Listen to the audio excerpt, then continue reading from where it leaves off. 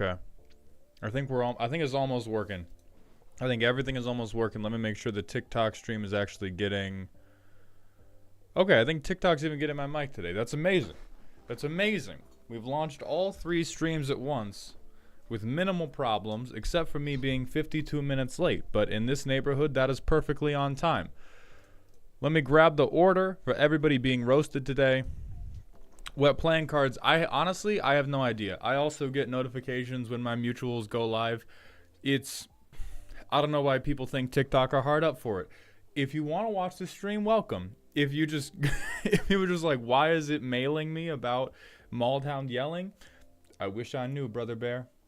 I wish I knew. What's up, Silver? What's up, Terrence? Dark, hello. Emperor Tromadlov Drolmai, welcome to the stream, my friend. Dumb Dom 4 videos. Troper didn't hurt me. I had a good time playing against Troper's deck. I think it was Shoulda that hurt me, because Shoulda, no mic sound on TikTok? That can't be true. I'm seeing it pick up.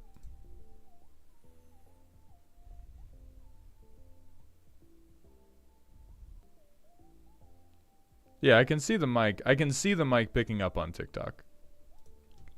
Anyway. Shoulda, after talking mad shit about how Tarkir was going to take my head off, had me randomly choose the deck they played, and simply killed me with a Dalek deck. With a Grixis artifact beat me to death Doctor Who ass deck. What's up, Helios? Thank you for coming to this stream. Oh, thank you so much, baby. I love you. My love has brought me coffee. This is phenomenal. Tuesdays are going to get kind of weird now. Tuesdays are going to be both Magic stuff, and then I'm doing World of Warcraft stuff on the back end of it. It's now a kissing stream, Dark. What's up? Shadow Sunder, thank you for the Twitch follow. Welcome to the doghouse, my friends. So let's get the early questions of how do we get a deck review out of the way early. Where the hell did I put this slide? All right, so we're about to hit a new month, which means deck reviews are about to open yet again. There are 2 ways to get into the deck roasts. The first way is to be a Patreon member. This is available to the $25 and $50 tiers. However, the slots are first come, first served, and if you don't get a slot, you are never getting your fucking money back. I used to be totally willing to refund these before I told people openly we're capping the slots. Now that the spots are openly capped and I am not forcing you to sign up for the Patreon tier, if you sign up for the Patreon tier and you don't get it, that is too bad. There are other benefits you can reap from the Patreon. But if you want a guaranteed deck roast, you have to purchase a commission through Ko-Fi. This is different than a donation. If you just send me $25 on Ko-Fi, apropos of nothing, I'm keeping that shit. There will be a limited stock item that goes on sale this Sunday at 12 p.m. Pacific. So noon Pacific time this Sunday. 18 deck roasts will be for sale on ko-fi.com/malltown. And if you purchase one, you will get a Google form that enables you to submit all of the deck roasting information, and I will schedule you via email. This is also the form that the Patreon members are working from. The Patreon signups are going to open Saturday at noon Pacific. This is because the Patreon members get priority scheduling, so I need to get their decks first so that I can begin building the schedule with them in mind. The shit sells out really fast, so another thing we're going to be trying next month is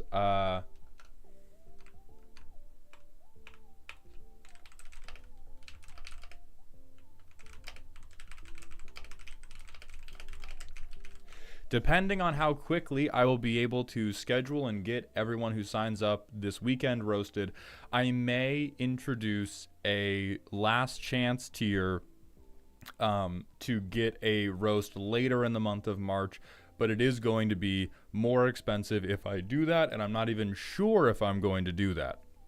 Toxic Reaper, the deck roast streams typically happen Wednesdays and Sundays. We do them more often depending on my travel schedule. Like this month has been This month has been super fucked up because of MagicCon Chicago, and I had another event. So when events are happening, we'll be like, hey, can you do Monday? Hey, can you do Saturday? Like I stream most days of the week. And so really, you know, the better, we will figure out a time. You're creating an incentive for yourself to roast more efficiently. Good choice. Yeah, I mean, so the issue with that is, Dum Dum, is even though it's like, it would be great if I just, it would be great if I just did every roast was like 15 minutes of me being like, haha, elf. And then I moved on. I tried to do that the first month, and I was not as proud of them. Some people still liked them. Like, I got some good stuff out, but I didn't feel like it was my best work. The roasts have gotten a lot better now that I take like a clear fucking half hour on every deck. And so I can't just open the floodgates, because eventually they will stop being enjoyable. Like, I will just hit my like internal limit of how much shit I can realistically talk at any given, you know, in one given week or in one given day. So we're never going to, I don't think I'm ever going to be able to just be like, hey, as many as you want at this price, unless that price was like, you know, a clear fucking $1,000 and I was just getting massaged in a hot tub the whole time I wasn't in the roast stream, which that is a ridiculous premise. So we're not doing that either. Clunky Man, thank you so much for the $1 super chat on YouTube. Welcome to the dog pile, my friend. I appreciate that generosity.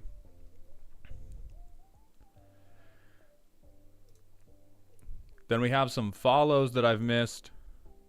Baked Pie 27, Walkery, Shadow Sunder, who we did get, Null Front, and Garkala. Thank you all for the Twitch follows. Welcome to the doghouse, my friends.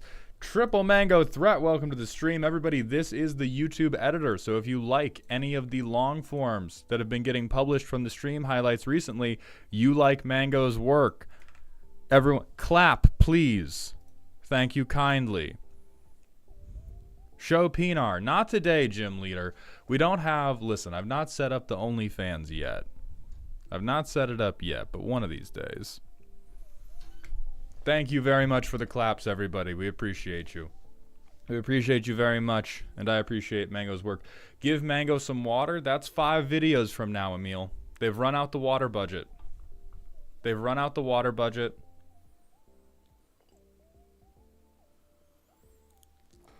Do you have an idea of how much more expensive the extra commissions would be?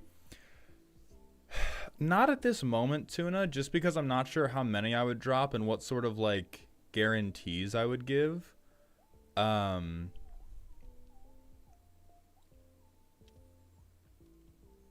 not sure. It would probably be like $40 or something. When is Mango allowed to go outside and play? I don't know, Mango. Where are my next 5 videos? You can answer that question. Where are my next 5 videos? Why don't they have 500,000 views apiece already? That's totally on you. It's not on me. It's never my fault. You have that power, Mango. You want to go to the park again? Get me my million. Troper, thank you for the 100-bit cheer, my friend. Here's more cash for the water budget, Mango. I appreciate that generosity. Welcome to the dog pile, my friend. Havoc Pineapple, thank you for the Twitch follow. What's up, Zach Dressing? Alec, man, no, I missed the Hashaton question. Let me scroll back up.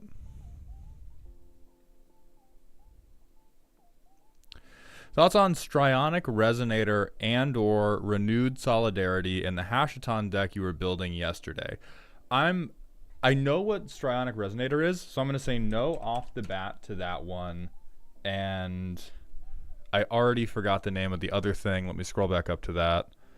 Strionic Resonator, Renewed Solidarity. Okay. Let me check on that.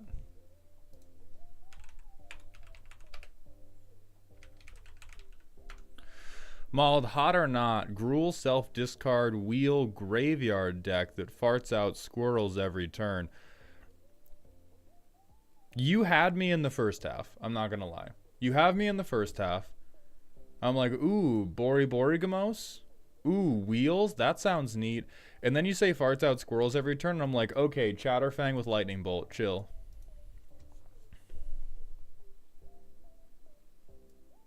Oh yeah, the new 3-mana token doubler. So these are good cards that I'm not going to put in for a little bit of time, if ever. These are what I call second order synergies. Second order synergy is my official name for any type of card that is like win more. And I try to only put them in at the very end if I am extremely confident the deck does exactly what I want it to do. Because Renewed Solidarity only does anything if I have Hashaton out, if I'm able to discard a creature, and I have the mana to use Hashaton to make the token. If I do not have all three of those things happening, Renewed Solidarity does dick all for me. And so I'm very, very hesitant to begin putting those cards in the deck until I'm just like 100% yes. I'm going to keep Hashaton on field, I'm going to have a draw discard engine, and I'm going to have the mana open to do the thing. And so it's also chosen type. And for Hashaton, you really just want like a bunch of, you're not racist. Hashaton's not racist. Hashaton is just all about big boys. Okay? He's just about big boys. You could definitely build a Hashaton deck. Oh, wait, is it a zombie when you... Hold on. It might be like the Scarab God thing where it always reanimates. Okay, it is a zombie. So it does work for that. It's not the... Does not fall victim to the racism clause. Regardless, I'm only going to put this in if after playtesting more of the Hashaton deck, I'm like, yeah, every time this shit is going to happen. And even then, I'd only put in like one copy, and I would just try to grab it with like Enlightened Tutor. Tony Luna, this does work with doubling season in a super fucked up way. Hey Mauled, regarding my custom card from yesterday, would moving the cost from to 1 to play, 2 to fortify, or 1 to fortify desert be good to keep the card as uncommon? Yeah, I think you could do...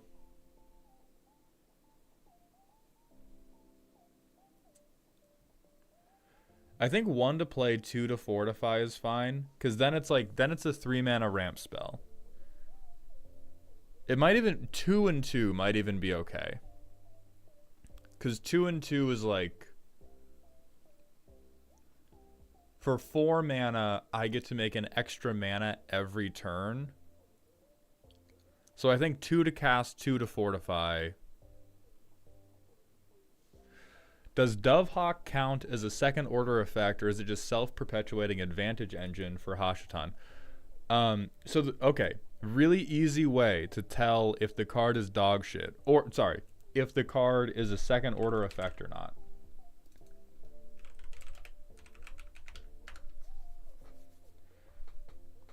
How many things do I need to make this do something? You always want to check, does this do something with my commander? Because those are some of the most reliable effects you can get in this game. If Hashaton is out and I play Nesting Dovehawk, does anything happen? The answer is no. The bird might poop a little bit, we might hope that it goes in our opponent's eyeballs, but nothing happens if you have this card in Hashaton. This card only does something after we've played Hashaton and Hashaton's ability has activated, which requires any combination of other cards between like 1 and 2 or even 3 other cards to make that do the thing. Now, it's a very good win more card, but it is win more. Like, it's really good at extending your advantage because it's giving you an additional token of whatever the fucked up thing is every single turn, which is good. It's still a second order effect because it doesn't fucking do anything by itself. It doesn't fucking do anything with your commander. It only does a thing when you get all 3 of the stooges together. What if you discard this card and make a token of it that populates itself that turn? I mean, you're still just describing, I need a bunch of other things to happen. Like, you're laying out, like, we're still in... I'll file that idea away under fairy blowjobs and bags of money.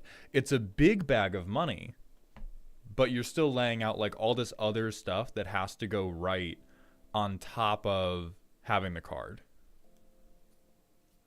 It's not one other thing, Bolus Brigade. It's Hashitan out, it's have a way to discard, and it's have the mana open.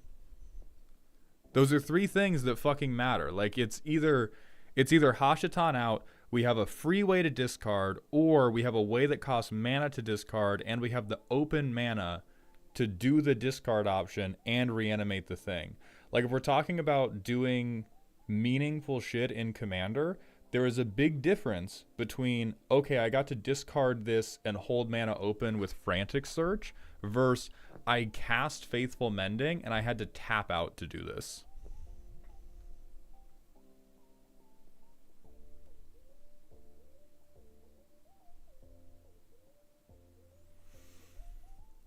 So is there a difference between this and the other effects that draw cards or Massacre Worms the board, since you're going to need the engine for them to do anything worth the mana investment? I think there's definitely a false equivalency happening there. Oh no, it's not supposed to be tagged World of Warcraft. Hold on.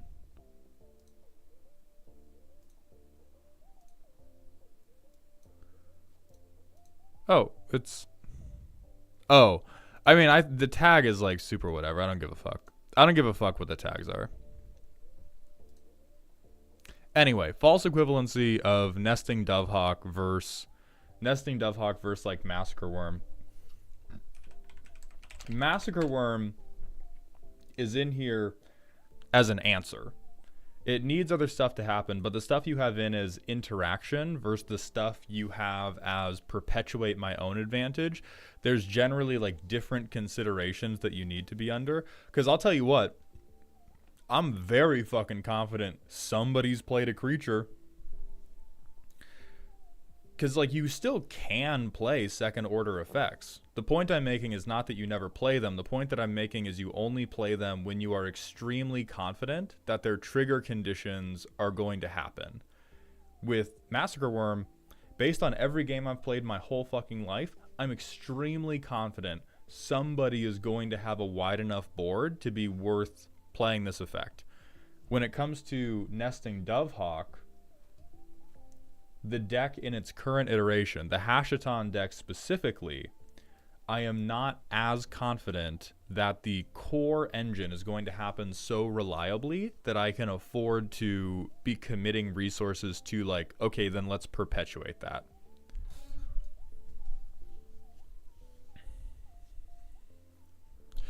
Like another really simple question you can ask to determine whether an effect you think is second order is worth keeping is, what if shit's going bad for me? If shit's going bad for me, they're like sniping Hashitan off the field, they're somehow preventing me from activating his effect. Nesting Dovehawk doesn't really do a lot. If the game's not going great for me, hard casting this motherfucker still probably does something. Danny UG, thank you for the 8 months in a row with the Prime sub. I appreciate those Bezos bucks, my friend. Take my Bezos bucks and give me more Commander goodness, you wonderful maniac. I'm going to do my best, but first, let me grab today's order.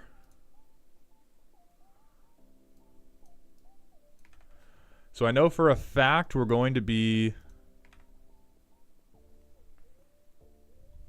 Oh, hold on. Let me redact a last name here. Okay. So we've got Jarthur, Arlaz, Bolus Brigade, Makiru Koritaigo, Justin, and Turtle Stew. Dungeon Masters Consortium, thank you for the 700-bit cheer and kicking off this hype train, claiming the top of the pile for today once more. Hope you're doing well, boss. I am.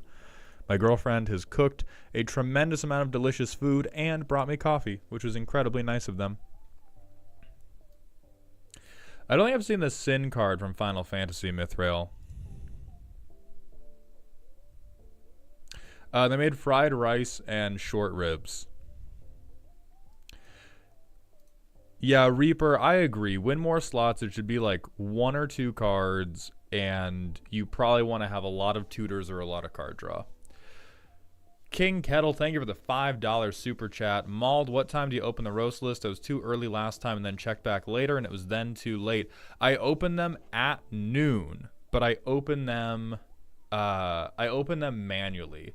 And so it's noon Pacific, but sometimes it's not like noon Pacific 0 seconds. Sometimes it's noon Pacific 15 seconds. Melon, thank you for the 200-bit cheer. Welcome back to the top of the dog pile. Who needs to pay taxes when we can bid war for sure? Okay, so Justin, I do see you here. Wonderful. So Justin is here. We're looking for Jarthur. I believe I saw Bolus Brigade. So we're looking for Jarthur, Airlaz, Makiru, and Turtle Stew. Jarthur, thank you for the 50-bit cheer. Loud and proud, my friend. You do currently live. Dungeon Masters Consortium, thank you for the 400 bits. Bidding for the boss's affection. Who's my good little goon? Welcome back to the top of the dog pile. Kuro, thank you for coming by the stream. Enjoy your food, my friend.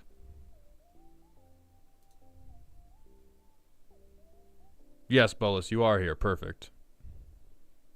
Turtle Stew is also here. What is the donation tier to eat over at your home? Nope. I'm not even opening that can of Massacre Worms. Bazinga. Fuck you all.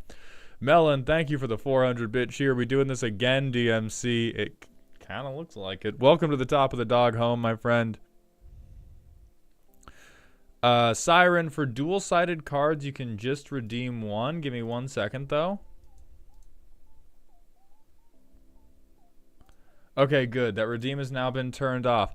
The custom card review will be back on Saturday when we're doing the next World of Warcraft stream. But these streams I already vamp too hard to allow myself to do custom cards on top of it. Now for Twitch chat, we're about to kick off with Jarthur's deck roast for the day, but before we do, because I have my ad manager set to minimum, it's going to try to fuck you all up with mid-rolls and pre-rolls. We're going to do one big manual ad break, and then after that, we're going to get into the roast without the pre-roll demons. Holy fuck, Dungeon Masters Consortium, thank you for the 2,000 bits. Sure, we're doing this, boss. We're now kicking off a level 2 hype train, and we're already to level 3 just off of that. Thank you so much, DMC. Let's talk whole.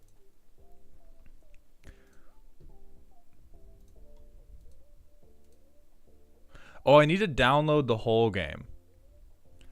Mauled Sleepover Party should be like a channel points reward for like 500 billion. Dark, thank you for the Twitch Prime sub for the 7th month in a row. Welcome to the dog home, my friend. I've done this 7 months now. Would you be willing to share Z's cooking? Absolutely not. I'm eating all of that. It's all fucking mine. Z is such a goddamn good cook. I am not sharing. Ha420 weed number. Thank you for the Prime sub for the 3rd month in a row. I appreciate those Jeffrey dollars. Resubbed and the ad still played. Rigged. I don't know what to tell you, man. I will have some people tell me that they just never get ads when I hit ad, even though they aren't a sub. And then some people are like, oh yeah, I subbed, it hit me anyway. Twitch hates you. I don't know what to say. Melon, thank you for the 2,000 additional bits. Welcome back to the top of the dog pile. I'm already ignoring my Capital One late bill. What's one more month? That better not be true. And Wall Snuggler, thank you for the 5 community gifted subs. Welcome to Dog Heaven, my friend. You are now a Seraph in the Dog Angel hierarchy. I appreciate that generosity very much. We've got a random smasher pass from Calyx and a drink water from Blue Jay. Blue Jay, I appreciate you looking out for my health.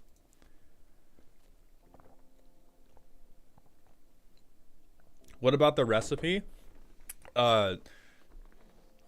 So Z is both Mexican and indigenous, which means no recipes exist in our house. They just grab shit. They measure with the heart for every goddamn thing they make. We do not have a recipe. If you asked them, I'm sure they would be like, oh yeah, I could give you a recipe, and they're just gonna point at a lot of shit and be like, yeah, you put all that together, and then you sear it, and then you finish it off, and you're gonna have no idea what the fuck they're talking about. Dungeon Masters Consortium, thank you for the 500-bit cheer. My top of the pile once more. Did you check out Colossal Whale for Hashaton? Let me see if he has that shit on. He do have that shit on. Okay. I will definitely put this in at least the lower power version. I think that's pretty good. I like that a lot. Thank you. Melon, thank you for tying the top of the dog pile. DMC, I offer a dual top as before. 2 tops, 1 stream. My treat. Jordan, thank you for the 5 gifted community subs. We are now up to a level 6 hype train, my friends. I appreciate this generosity so much. Jordan, welcome to dog heaven, my friend. Melon, thank you for the 100-bit cheer. Psych. Colossal Whale seems more to be on that shit than the other way around. Bolus Brigade, thank you for giving me the first joke I will say every time I resolve Colossal Whale. DMC, thank you for the 200. I do not accept this heresy. There can only be one top goon, and it is currently you, my friend. Stormtide Leviathan?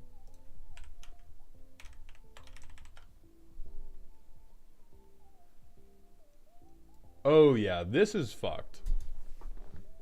I mean, this is like... This would be... Nobody's gonna believe me when I say this. I'm gonna try to build a CEDH deck for Hashaton, and what I mean by that is I'm gonna take an accepted CEDH list, and I'm gonna put this shit in it. And we're just gonna see what happens.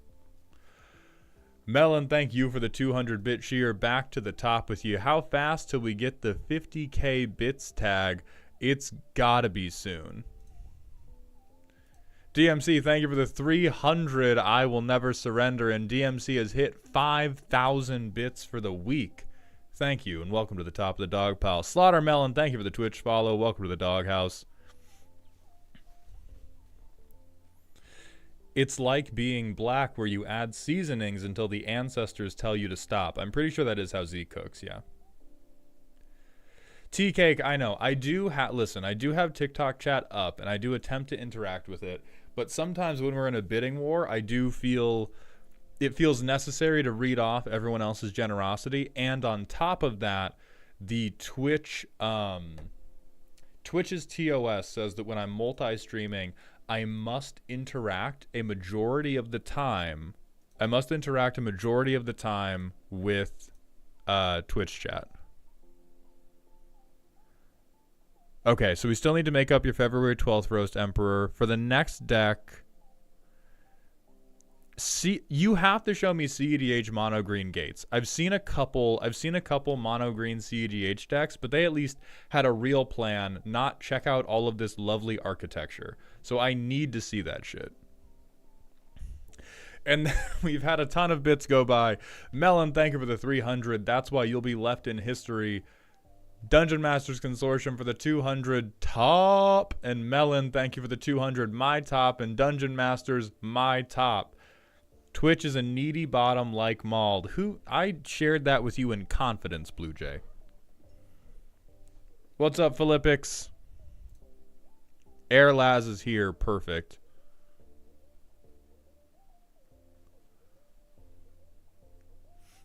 All right, now we're back to the compiler. Sorry about that delay, Emperor, and everyone else on YouTube and TikTok chat. But regardless, so Twitch's TOS is I cannot show other chat on the screen, even though I'm allowed to look at other chats, like on my end of it, and I'm not allowed to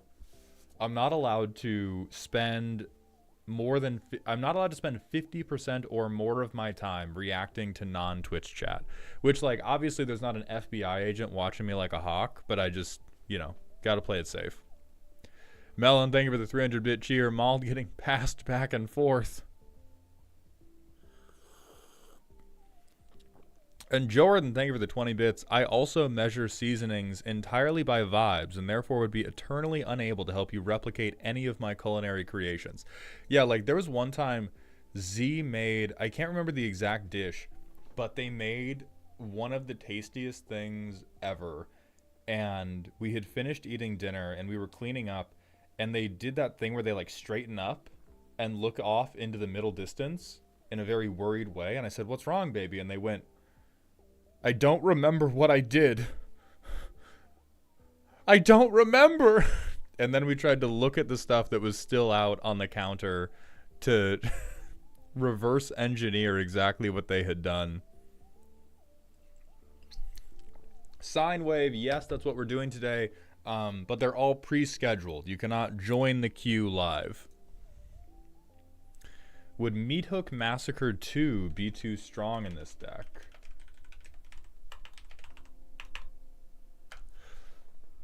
DMC, thank you for the 500 biddies.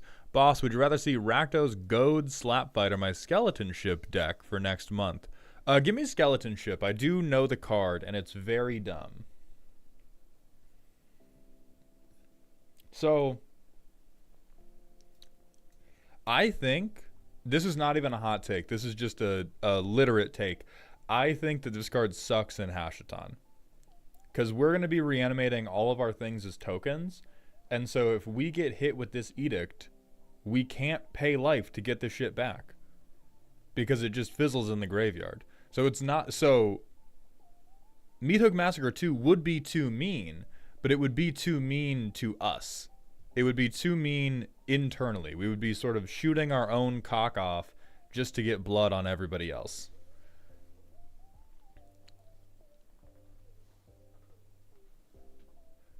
What do you think about an Arcane Storm deck that uses a Roby who split the heavens as a win con?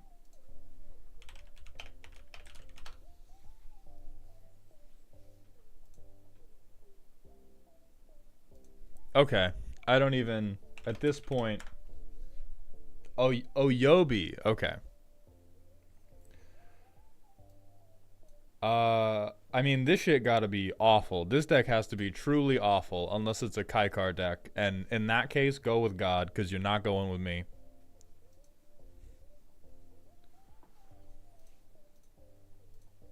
And Justin, it can keep the commander alive, but it keeps the commander alive at the cost of just blowing out everything else we do. Like, so for... I'm gonna be straight up. For any amount of mana that this would be worth casting...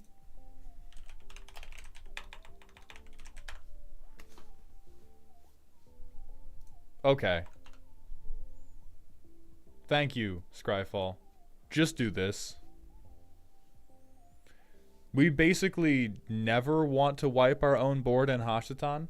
Like, there's never any reason you want to be doing Aristocrats in Hashiton unless the Orzhov tumor has grown so large that you can no longer think of anything else. Most of the time, we want to be establishing, like, really good value pieces and then clearing the way for them to beat people down. And so, symmetrical board wipes, whatever.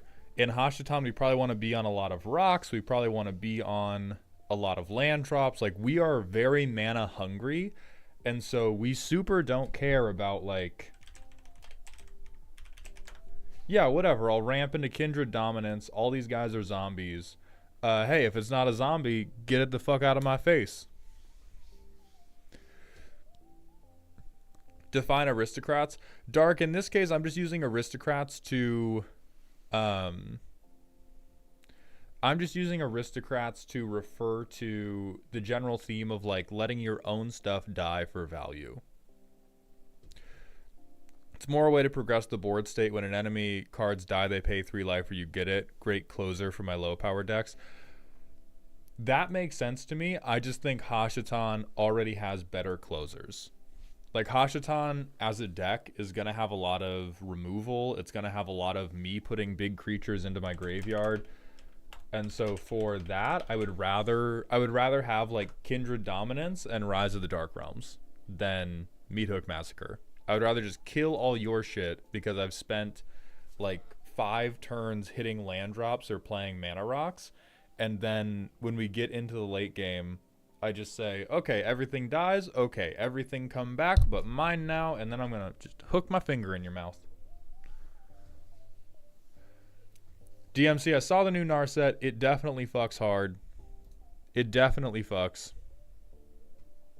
Spellbreaker, we will be putting Overlord of the Flood Pits in. That dude's fucking cranked as hell.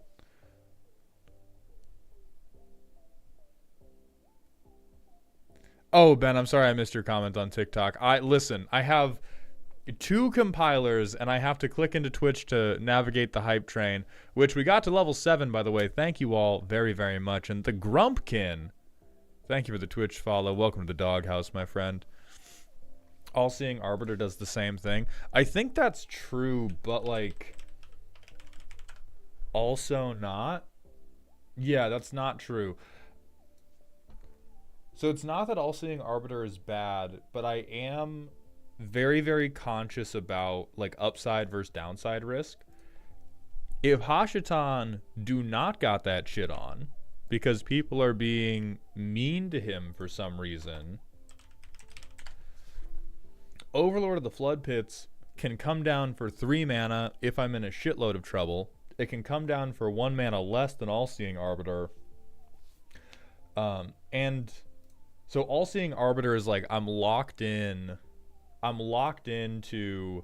hey, this shit coming down with Hashatan, FR.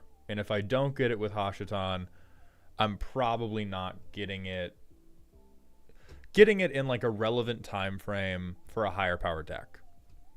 Overlord of the Flood Pits, if I'm having like a bad fucking time, I can, if nothing else, drop this for Impending. So you've been talking about 4s, but what about if the win is with Dragonstorm? I mean, you don't get to talk because you're in the group of people who already knew each other. You are excluded from the 4 hate because that shit was also hilarious. And you had Psych Rift.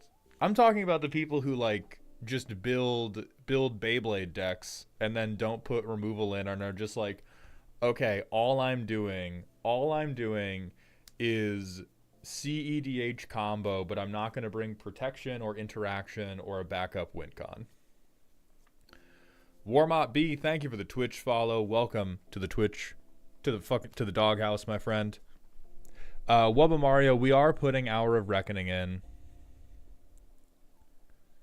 What about, does Mind Unbound? No, this is fucking horrible.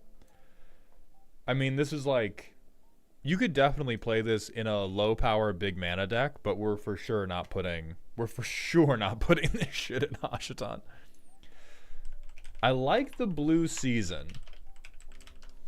I do like that because we're making a lot of fucking tokens. We're making a lot of goddamn tokens. And so Axie Edge, thank you for the Twitch follow. Welcome to the doghouse, my friend.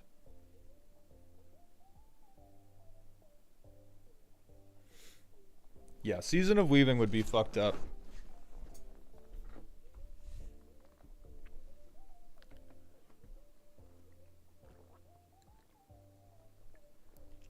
We could definitely be on Living Death as well.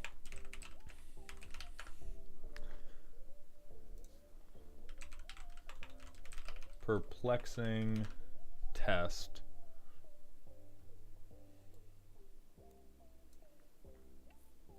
Yeah, 5 mana. See, the thing is, I hate token players. So the idea that an Elf Ball player, or not even an Elf Ball player, but like a Selesnya Elf player, would catch a break off any of my board wipes, it disgusts me. Don't you exile your discards with Hashatan? How does Living Death help? No, Emil, you've fallen prey to the thought that Hashatan is fair. You've fallen prey to the foolish thought that Hashatan gives a shit about the rules of Magic. You just make a token copy. They left that exile clause right the fuck off. So Hashatan do in fact have that shit on, and he have that shit in the graveyard. Will, I don't hate you, but I only have so much air in my lungs. What did I miss?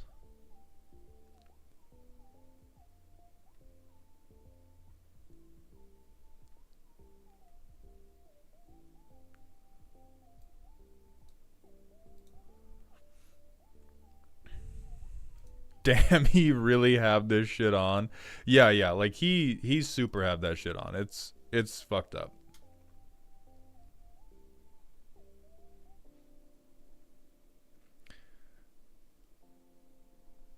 Jui, thank you for the Twitch follow. Welcome to the doghouse, my friend.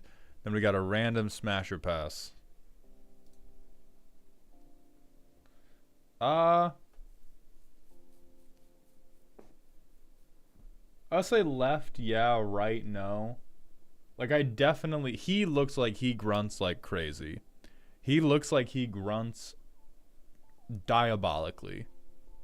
I'll put up with a lot, but I will not put up with the level of old man noises.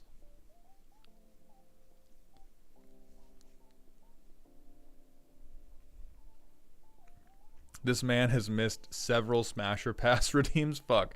Simple Fiddles, thank you for the Twitch Prime sub. Welcome to the dog home, my friend. I appreciate that generosity. And those Bezos bucks. Welcome to the dog home. Okay, so we have, let's see. 1, 2, 3. We have 3 more random smasher passes to do, and then we're going to get into Jarther's deck. Walkery, thank you for the Prime sub as well. I appreciate those Jeffrey dollars. Welcome back to the dog home.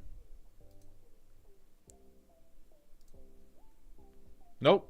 Hard nope. I know for some of you, this is how you want to die. I choose life.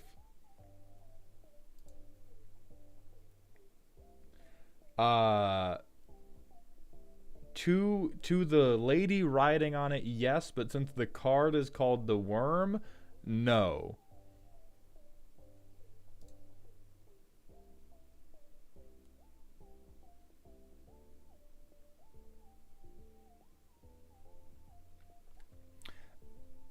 Okay, we're gonna do an alt art check.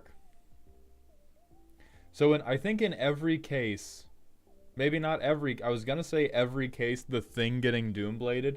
In almost every case, the thing getting Doombladed, yes.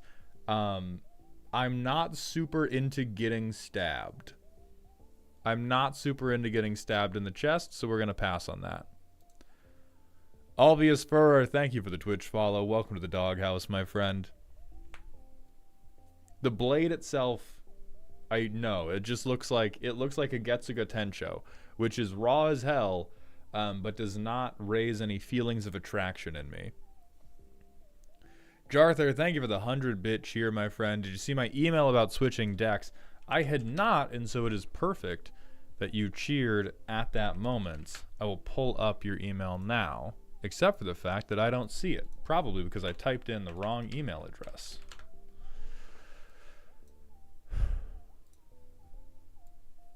Perfect. I see the link to the new deck, and I have it copied. So for those of you who have not been here before, the way this deck roasting is going to work is my patrons and Ko-Fi supporters have sent in a deck list, a primer, and a power rating. We do not accept 1 through 10.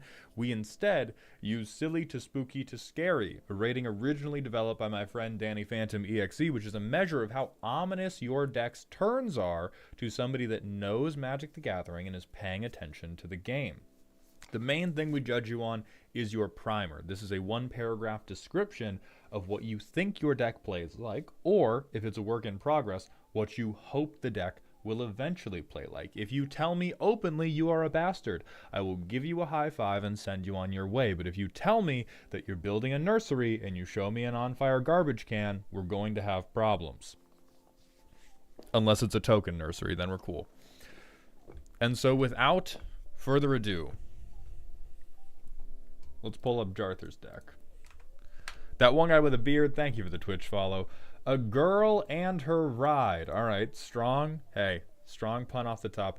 Don't worry, the island is still just a fetch land. Fairly simple vehicle/mount beatdown deck with +1/+1 synergy to keep the beatdown going. And yes, it's a dual commander deck. How early are you okay with Final Fantasy Commander submission, or more generally cards that have been spoiled but not released yet? I think I'm fine with that, but as long as we just say it ahead of time in the deck's primer or something, so that anybody that doesn't want spoilers can do it. Hold on.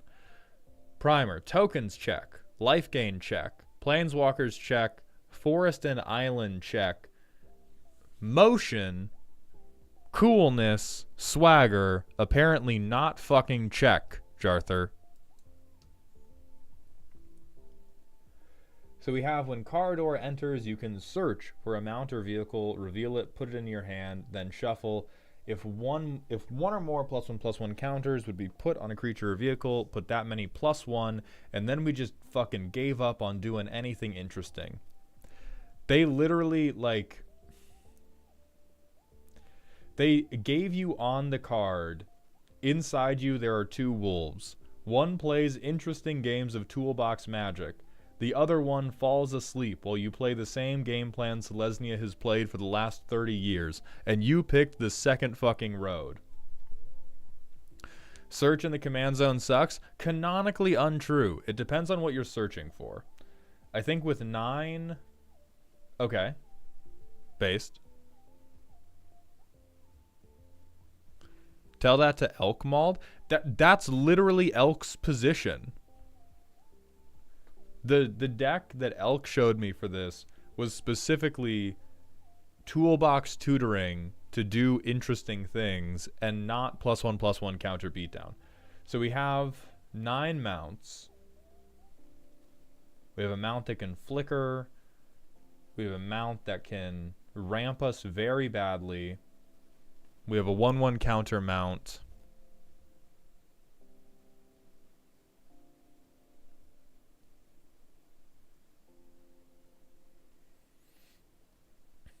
We have a relatively bad 1/1 counter mount, and then a stronger 1/1 counter mount. K Mr. K, thank you for the Twitch follow. Welcome to the doghouse. Shit ass, fucky ass planeswalker. Then we have Miriam. Okay. Yeah, you're normal. You're incredible. I trust you. I definitely trust you to do normal shit that doesn't make me angry. With Helm of the Host. What is this? You didn't even tag this cowboy hat. Which is fucked up of you, because you could have.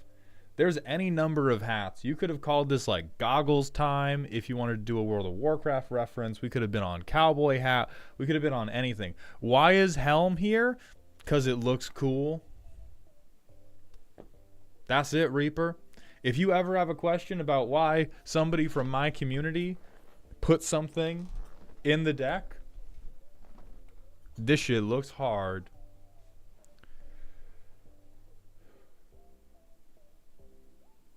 Three pieces of protection interaction. Okay. End step. Untap each other artifact creature you control. It was very morally upstanding of you to make the deck worse, first of all.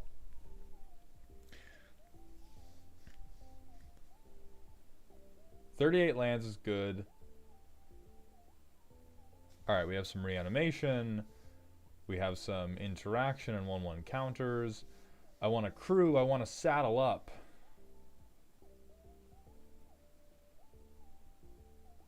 Then we have a ton of ramp. So... Alright, so hold on. Let's see how much other ramp we have. Okay, and we do have at least 12 vehicles. But one's a mana rock. I swear to fuck, if you tutor a mana rock to hand with your commander, I'm leaping that table instantly.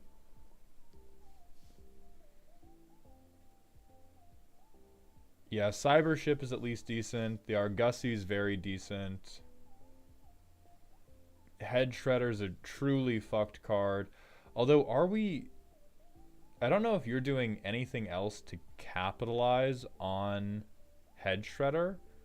This doesn't seem like a deck that really wants to be milling. Like, World Wagon for sure. This card is completely fucked up. And then, how much mana do you think you need? Like, first Selesnya deck that's ramping too hard. Jarther, thank you for the 100-bit cheer. Nah, usually 2 specific targets. Yeah, I feel like once we... I mean, once the Golden Argosy is in the deck, fuck basically everything else.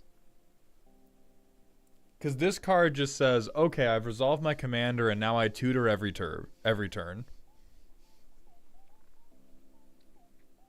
And hilariously, we're ramping crazy hard for basically no payoff.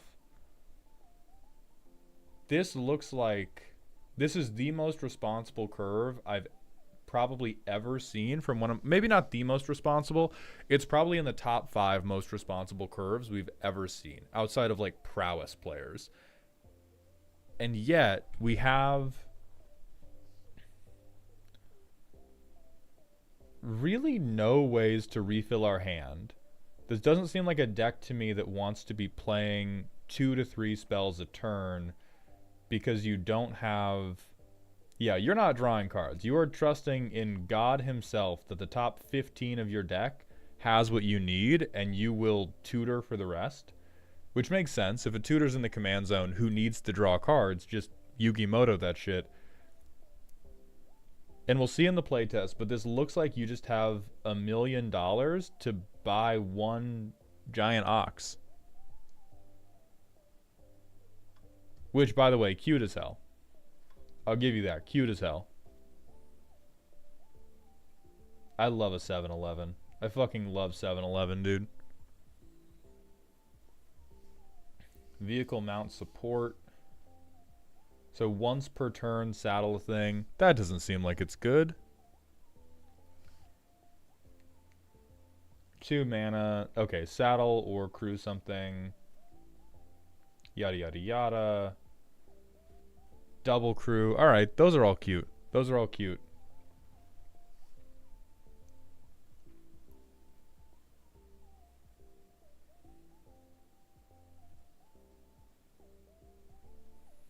Okay, let's see how it actually plays. We have a shitload of 1/1 counters.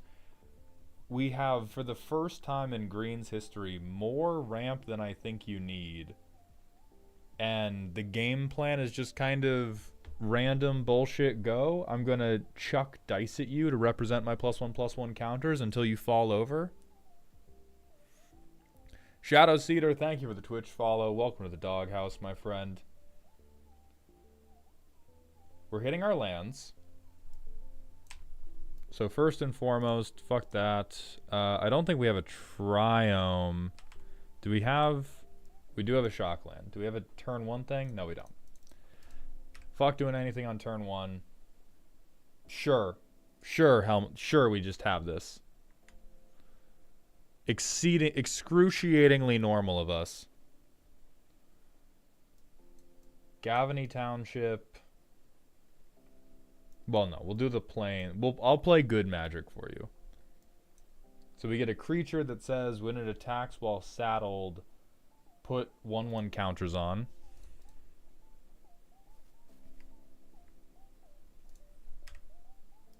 Then our next turn, we do nothing. We hang out.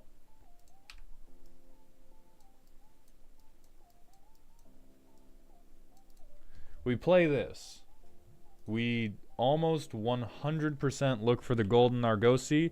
I cannot imagine a single line of reasoning you could tell me that would be better than, hey, let me tutor a new card every single fucking turn. Thank you, Justicar. Now let's see what we do with it. So we get to crew Legoran. We swing Legoran. We get to put 2 1/1 counters on this and the Argosy. Not horrible. Hi Prim, thank you for the Twitch Prime sub. Welcome to the dog home, my friend. I appreciate that generosity and those Bezos bucks. Turn 5.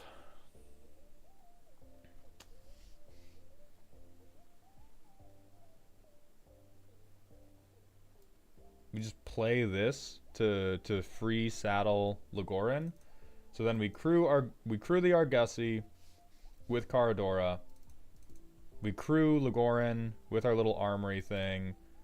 We have a 5/5 flyer and a 7/11. Now we have a 7/11. How's Argosy in play? Because I'm cheating at Magic, so we would have held Legoran back actually. But Argosy gets played this turn still can't go out. Well, which that actually kind of sucks how slow that is. But we still swing this, and now that would get Argosy up to 2 in the first place, but this one does get up to 4.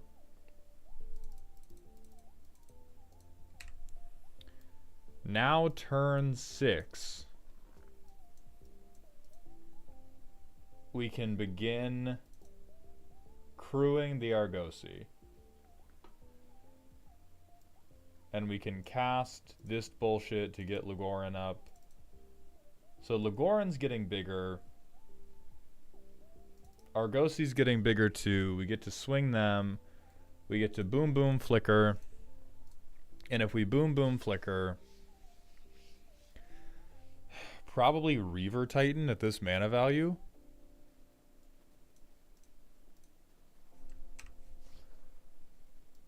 And then we just keep hitting our land drops. We Reaver Titan.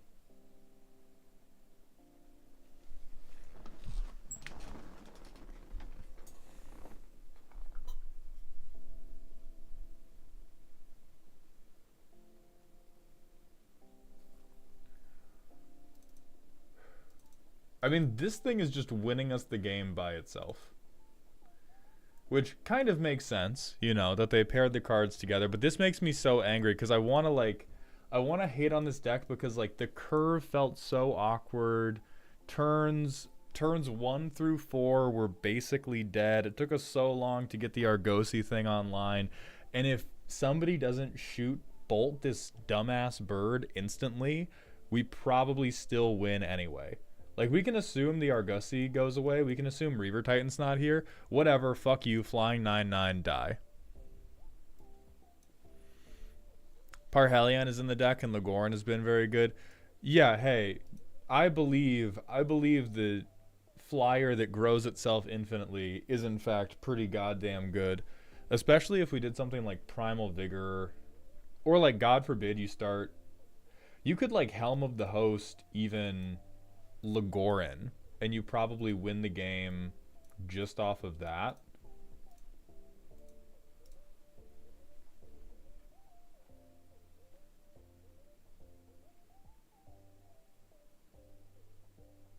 Okay.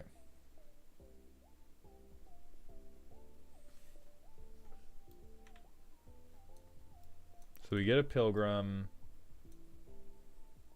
We do nothing. We get this. I mean, we go for the Argosy again.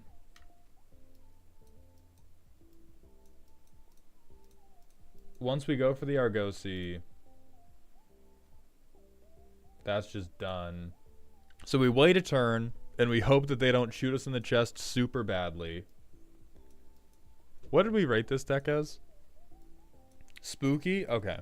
Yeah. Spooky's about right for this. And then, just like for the hell of it, at least Caradora gets shot, right? At least Caradora gets shot. It doesn't matter because we are one of the few green players that has ever played a realistic land base.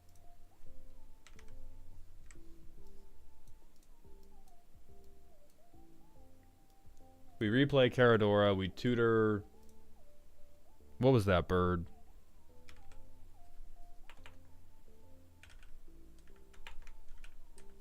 Legoran. Tutor Legoran. Attempt to crew Argosy.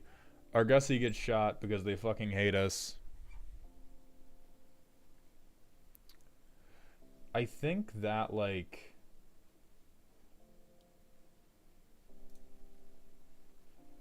Unfortunately, the deck works. And God, do I fucking hate it when a plan comes together for Selesnya, because you all never earn it. I think what's holding this deck back is legitimately, like, doubling season and Velocipede. Particularly because you have a tutor in the command zone. I think we have to own the fact that we're just cheating at the game at this point. As soon as it says, I get to do basically whatever I want because my command zone is always going to give me exactly what I need, we just need to be about our fucking business. And the things that go well for you, you don't actually top end very well. You aggro extremely well.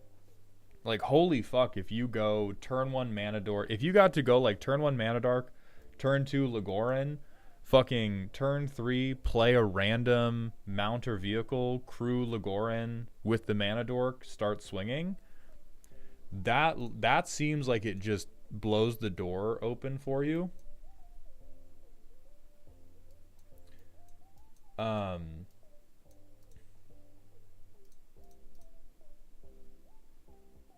Lumbering World Wagon is in the deck for sure. And so I think instead of these things that are like, if I'm already winning, what if I like...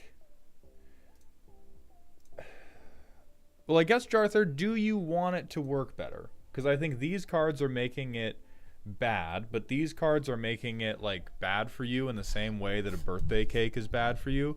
This card is for sure like doubling season and less so Velocipede, honestly, but to some degree Velocipede, I think are like power fantasy cards rather than cards that are actually moving the deck forward. Like Legoran is a motherfucking house in this deck. Bounding Felidar, definitely a fucking house in this deck. Parhelion just is vehicle.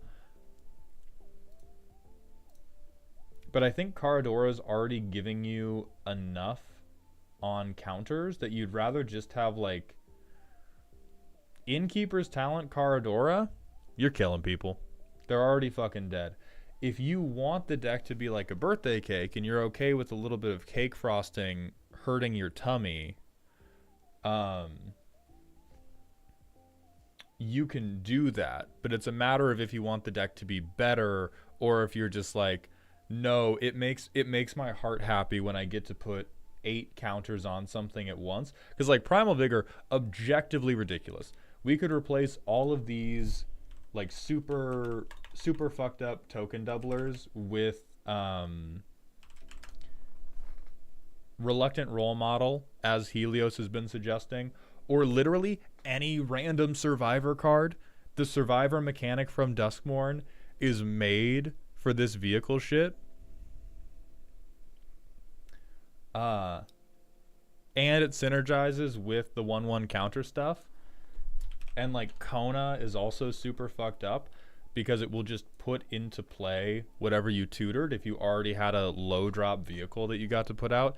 And so these cards are just straight up. I'm not going to use the word strictly because everybody uses the word. If you use the word strictly better or strictly worse in Magic the Gathering, the semantics police are dispatched to your location to blow your dick out. Oh, Kona is in already? I mean, if I didn't draw them naturally in the 2 playtests I did, are they?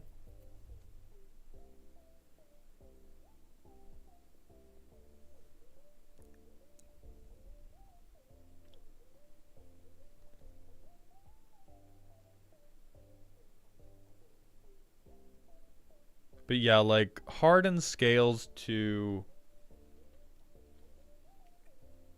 Okay, it is already in here. Perfect. Yeah. So if we look at other survival stuff, right?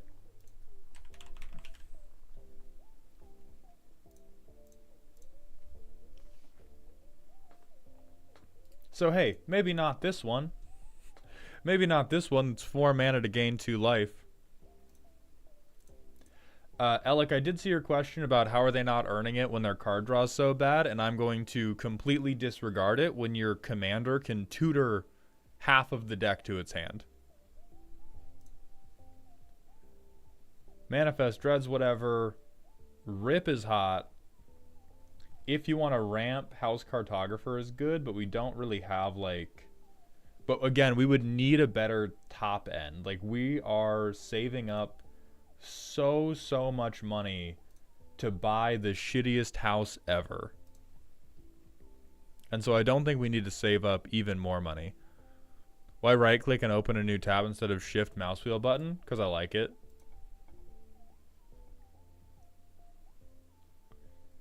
This guy kind of sucks, but is honestly like very on brand for what the deck is doing. I don't think we want to animate our lands.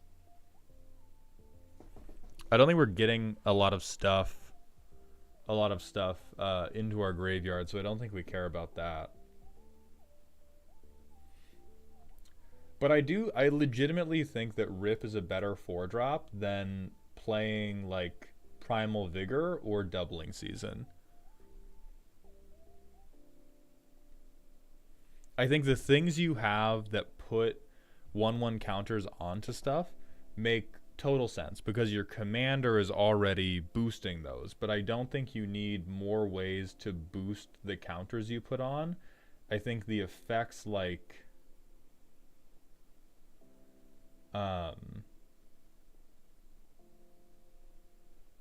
Lagarin are where it's at. You will take over it. Listen, I just came off of a weekend of only playing commander. If you stick on turn 2 or turn 3 a creature that just grows for the rest of the game, you can take over an entire fucking game. How else are they supposed to do 1,000 damage? I'm glad you asked.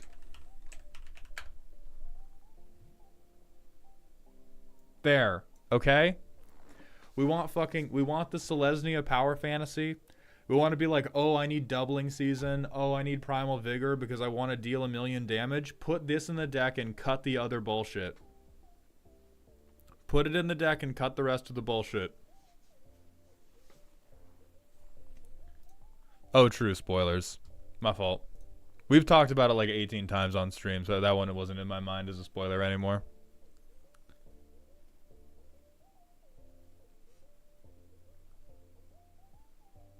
Reconnaissance is good to save our attackers.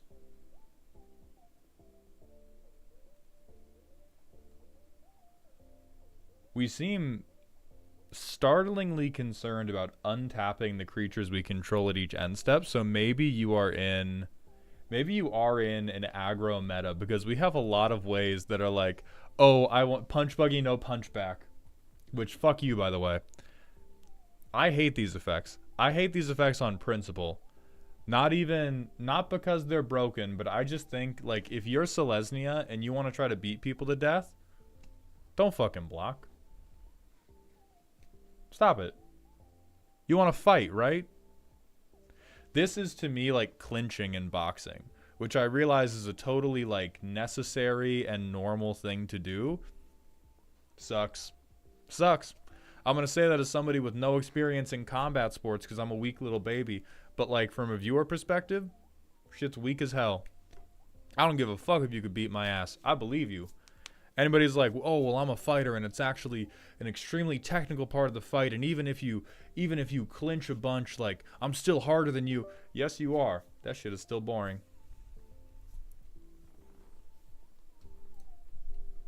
Check out Masako the Humorless. I feel like I've seen that card before. Yeah, this is weak as shit. If you want to swing out, get hit.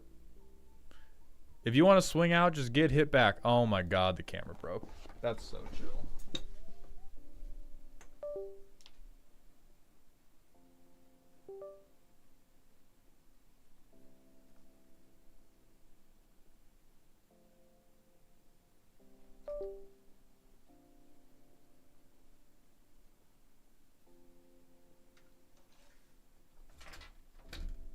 Hold on, everybody.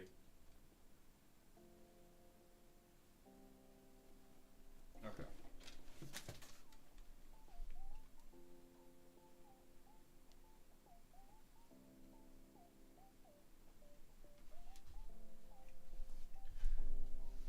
The camera ran out of battery, presumably because I was sabotaged by an op. So I'm going to grab a charger for it, and we're going to be PNG tubing for the moment, which is super fun because last night, before going to bed, I was looking around at all my stuff, and I was like, ooh, my camera's on. I better turn that off so that it doesn't have any battery problems tomorrow. And lo and fucking behold,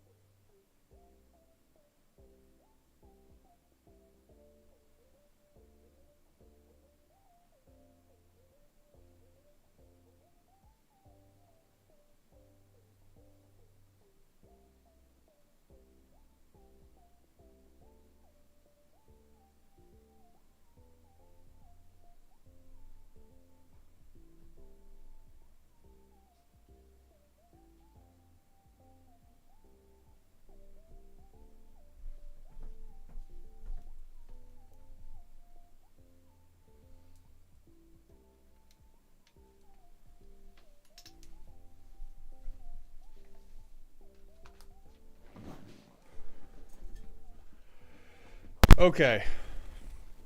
We're back. The camera's not going to be back for a moment yet.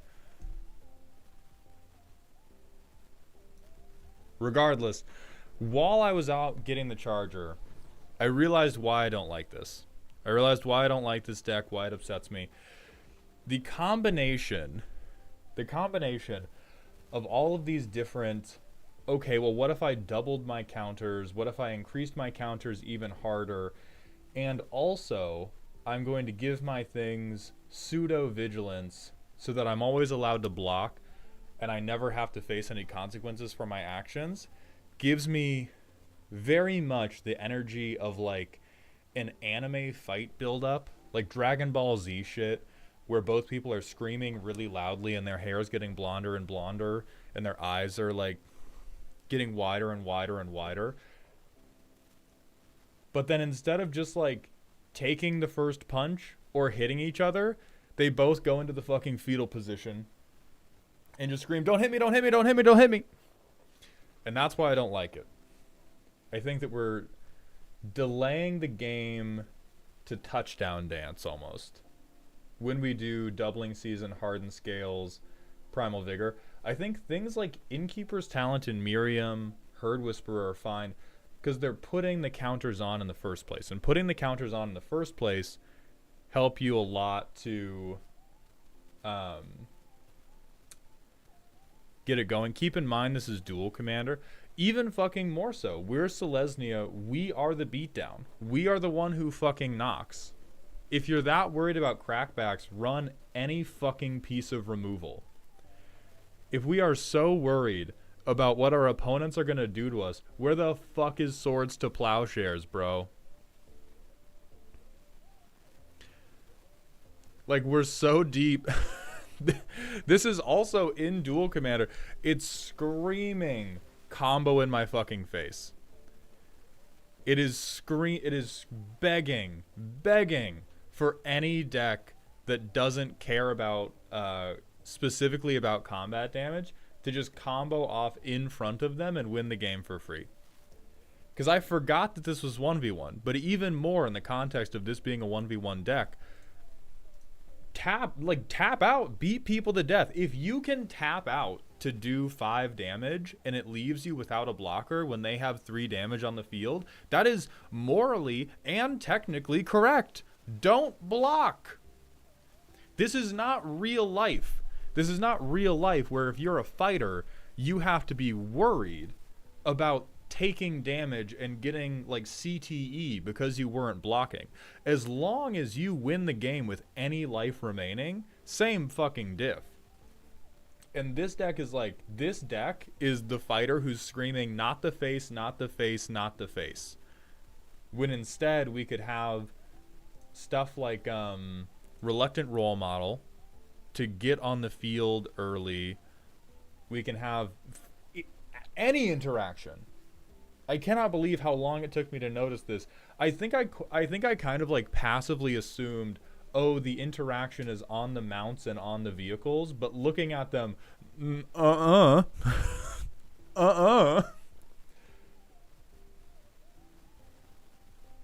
like on Sky Sovereign, kind of on the 3 damage, but we have plenty of God, what's the kidnap spaceship? I think it's like unidentified hover ship or something. Yeah. Like, look at this. We don't even have to depart the vehicle theme. We can get a flying creature that we can put counters on to kill somebody, and we can abduct them. We can abduct them, and then we can probe the player that we took the thing from.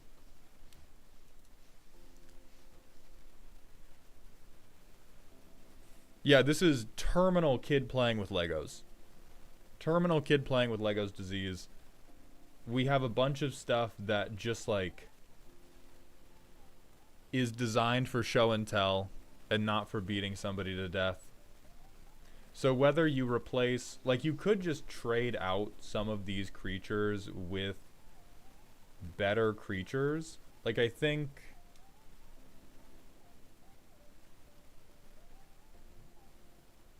I mean, Seraphic Steed is actually fine in it's fine. It's fine in Dual Commander. And again with the untapping. Again with the untapping and the not the face, not the face, not the face, when instead we could just straight up kill a man and it would handle all of our problems. I'm going to demand that you cut this, re-centralizing this around being dual commander. Holy fuck, do you not have time to on turn 4 tutor a 3 mana rock to hand? Like, I realize you're trying to double dip here, and the thing is, like, double dipping, not actually a good thing. Sometimes it's good, like with peanut butter and chocolate. You have, like, Taco Bell Diablo sauce and then a little puddle of pee is what Cultivator's Caravan is. I know it says vehicle on it, so you're like, wow, goddamn, I could tutor it. We have so many other things we would rather tutor. We have a million other things we're going to want to tutor instead of this, and we want to be ramping on 2. If you have a 4-mana commander that you want to play on turn 4, 100-bit cheer may have changed a couple already for the survival cards. Hell yes, Jarther, that's what I like to hear. Funky Fresh Fish Frank, thank you for the Prime sub for the 9th month in a row. Our Prime babies come to term. I'll be handing it to Jeffrey for disposal. Still loving your shit, man. Excited for more WoW? Yeah, I am. Next WoW stream is this Saturday. So, Alec, man, multi-purpose cards are not bad, actually. It's just there is a limit to how bad they can be at any one thing for the multi-purpose nature to make up for it. With Cultivator's Caravan, it is bad as a mana rock for this deck because we are only 2 color. So it being any color, not actually that important to us. We really want to play our commander as soon as possible. So it being a 3-mana rock is pretty bad when we already have enough lands to be confident that we're hitting our land drops. Because this basically means turn 4, we're going to play our commander with 1 extra mana. We would always rather have this be a 2-mana ramp spell to potentially play our commander on turn 3.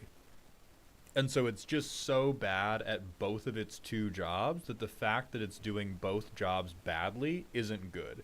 It's like, if you're on your grind set and you're fucking up your job at the Foot Locker and fucking up your job at the Taco Bell and you get fired from both, that's not a good grind set.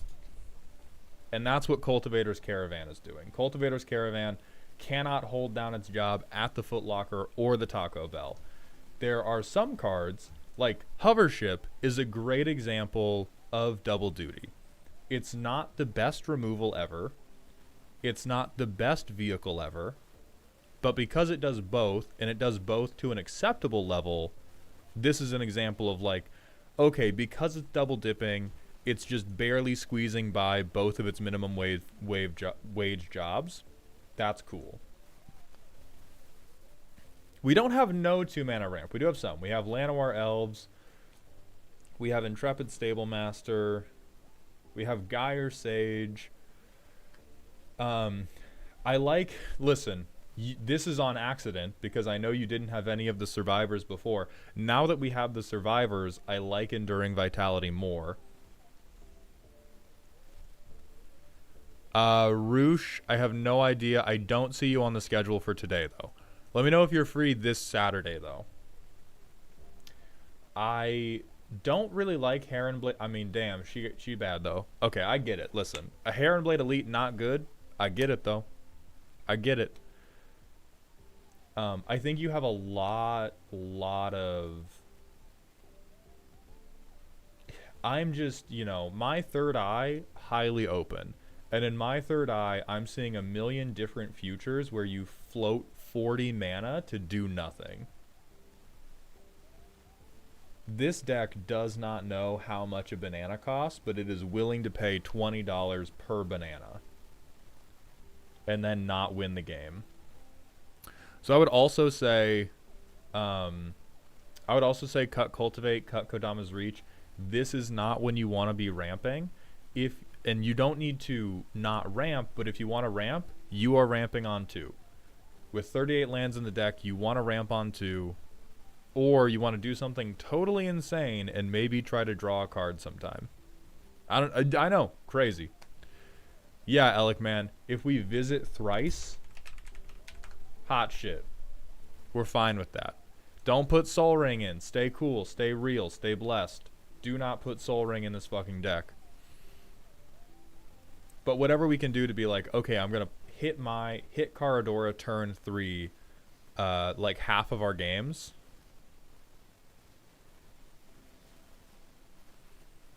I mean, Boxy, Bristly Bill is like, straight up, you could put Bristly Bill in every green deck from now until the end of time, and it would still play fine. God could come down from Konami Studios, because God is Yugi Moto, and he could snap his fingers and say, in every deck that runs green in the world, I have replaced a random card with Bristly Bill. Every deck still plays fine. Oh, Soul Ring's banned in Dual Commander. Perfect. Hot as fuck. Good. It's banned because Dual Commander's based. I love it.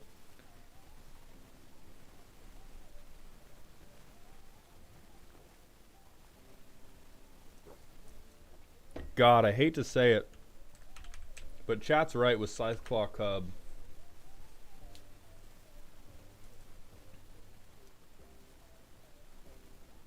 Huh?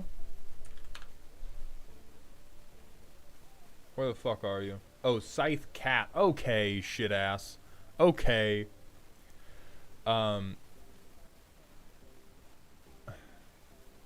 Like, honestly, this is fucked up for a 1v1 situation, even if we never hit the double. I don't care if we never hit the double in our entire lives. Just having landfall big trampler, they have to remove this or they die. Truly, they have to remove this or they die. You play your commander, and it's 2 1/1 counters every time a land comes down. Yeah, remove it or get killed. Get shit on, bro. Tough.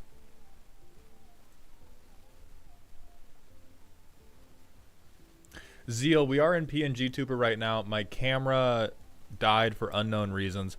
Also, oh my god, I missed this on YouTube. Artemis Blake, thank you for gifting 5 subs on YouTube. Welcome to Dog Heaven, my friend.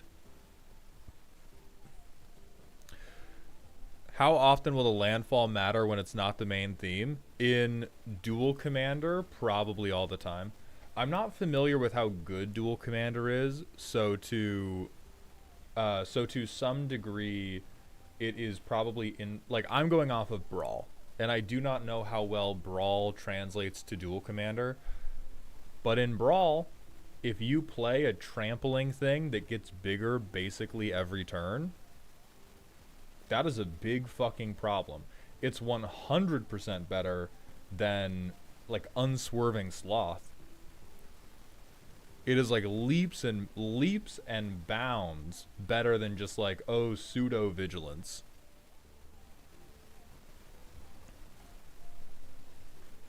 Vyashno, thank you for the Prime sub for the 2nd month in a row. Welcome back to the Dog Home, my friend. And Terrafon, thank you for the tier 1. Welcome to the Dog Home. Bogdan Danbog, thank you for the Twitch follow. Welcome to the Dog House, my friend. Yeah, there's SRAM, but it's not a whole lot. We don't have to be like, we also don't have to be crazy worried about draw. I've said it once or twice, but the reason I'm not going insane on the lack of card draw is we have a command zone tutor for a thing to make our commander continue to tutor. I think every game is, if you could cheat at Magic every single game and stack the deck, you would just go, okay, turn 3, you would go turn 3 commander, tutor Golden Argosy, turn 4 Argosy, tutor whatever I want. We have Intrepid Stable Master. I think this is fine. Peter J, thank you for the Twitch follow. Welcome to the Doghouse, my friend. Yeah, Renacide, we're on PNG Tuber. And Will, I explicitly did not forget to turn my camera off. Because I stopped streaming yesterday at like 10 p.m. And it was at full charge because it's plugged in while it films. And I went, time for bed. Better not forget to turn that off. And like seared into my brain the memory of me turning the camera off. And now it's fucked. Comrade Gorbash, thank you for the 100-bit cheer, my friend. Welcome to the dog pile. Emil, I do like unlicensed hearse. Jarther, depending on how like meta you want this to be, this is such a crazy good answer to blow out specific types of decks and will grow relatively quickly. Grows pretty fast. There's a couple people where this just boop pops their toenails off, no problem.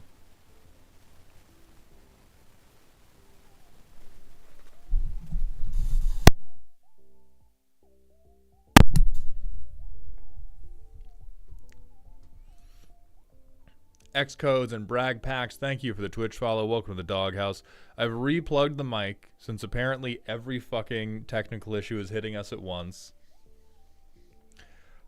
We need to hit the next manual ad break, but let me put this deck on the personality matrix, and then we will be moving on to Bolus Brigade.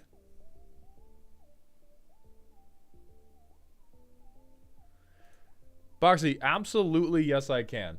Unlicensed hearse is something you tap on their end step. Like, you tap unlicensed hearse once on their turn, over and over. Hearse is a fucking goated card. We do not need to be, like, double tapping it for hearse to be a playable ass card. Random Smasher Pass as well. Nope. Don't even know what it is, but nope. I am not in the kelp vine.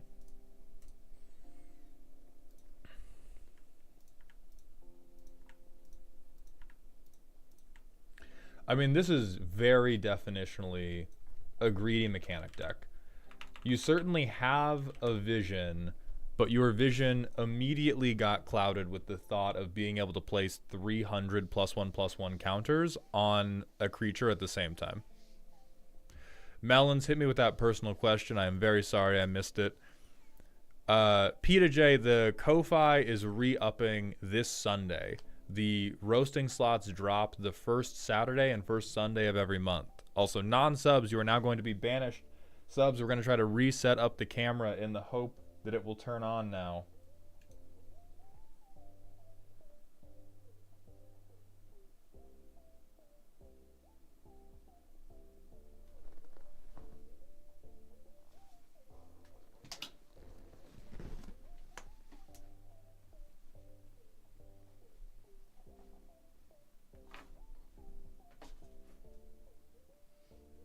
Okay, we can do this. I believe in this family.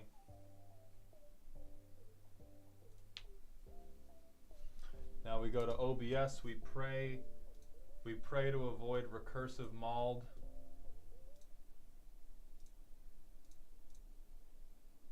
Okay. We're back on. The camera is showing mostly charged. Captain Pottery, the chart is not currently published online anywhere.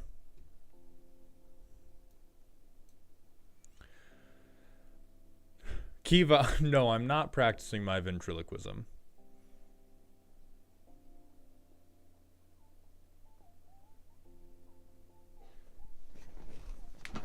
Okay. So Melons Away asked about niche Magic formats. I guess we have to wait for the ads to be over because they're not a sub, so they said they got hit in the ad break. So we'll wait for them to come back. But how do I feel about formats like Arch Enemy or that rogue-like one someone made? Also, Renaside and Peta J, thank you both for the Tier 1 Twitch subs. Welcome to the dog home, my friends. I appreciate that generosity very, very much. Is the new personality matrix going to be permanent, or will you go back to the old one? Whitebread, I'm probably going to shake it up whenever I feel like it. I feel like if it stays stagnant for too long, people try to submit decks aiming for a particular spot on the roast matrix, and I don't like that. I want to keep you off balance with where I end up placing you.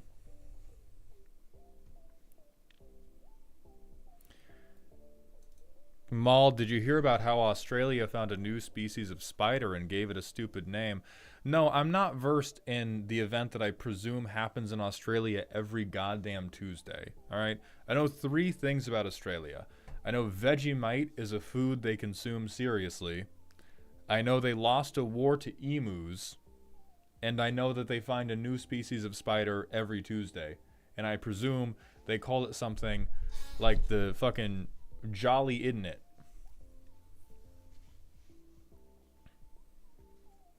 It's called the Newcastle Big Boy. They're just fucking with us at this point. They're just fucking with us, man. Synergy007, thank you for the Twitch follow. Welcome to the doghouse. All right, the ad break's over. Melon's away. Now we're going to do the personal question. How do you feel about custom commander formats like Arch Enemy or the roguelike version somebody did? Broadly, I like them. I've played a lot of custom commander formats. A lot of them are very fun. I think some of them are really big reaches that come from... some of y'all got good hearts and bad brains, man. That's how I'm going to put it. I think what some of these custom commander formats do that is not problematic, but lame, is they try to turn Commander into something it's not. Like, people play Commander and they have a really good time, and they're like, wow, Magic is awesome. That means it can probably replace every interest and form of socialization in my entire life. And then when Commander can't do that, they go, oh, well, that's because casual Commander's bad. If I just make my own sub-format of Commander, it will be perfect and complete everything I want to do in my spare time. And I want to be clear that that's not even most of them. It's a very small minority of them that I think do that type of thing. But God, when they fucking do. God, when they do. Because I've sat down with some people who were like, oh yeah, let's try out my custom Commander format.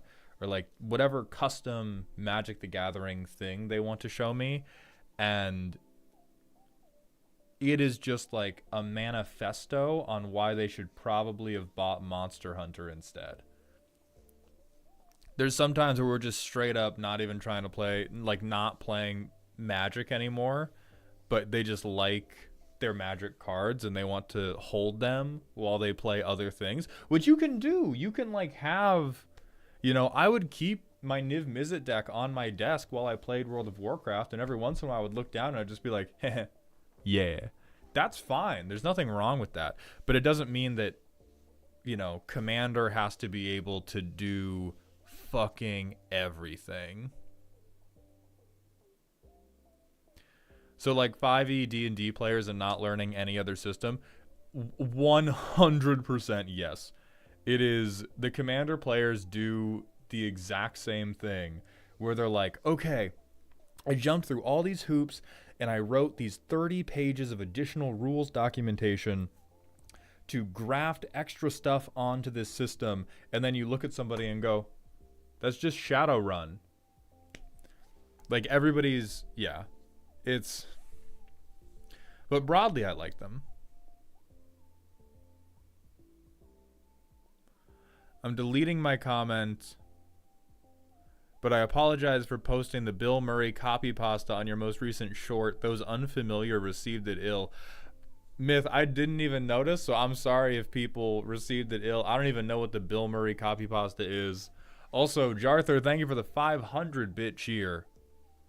I appreciate those bits very, very much, my friend. Thank you for the rose. Time for mutant sleep. Sleep well, my friend. I'm going to look this up off screen. Bill Murray copy pasta.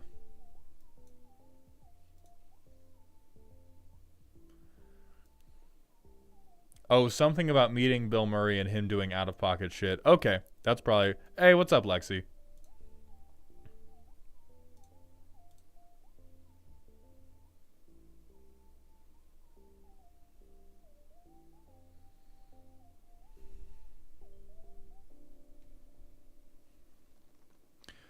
What is actually the difference between the versions of playing Magic like Commander? I'm pretty new as all. I just play on my phone.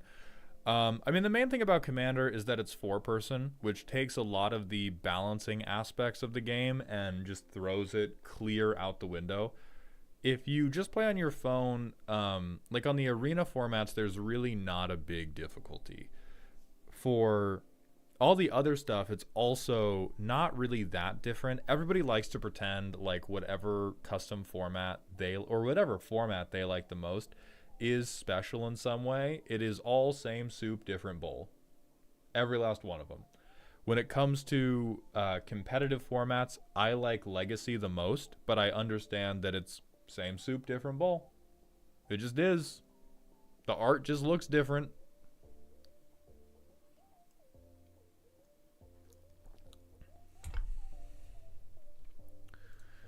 All right, so Bolus Brigade, you're definitely here, right? I feel like I've seen you message mere minutes ago.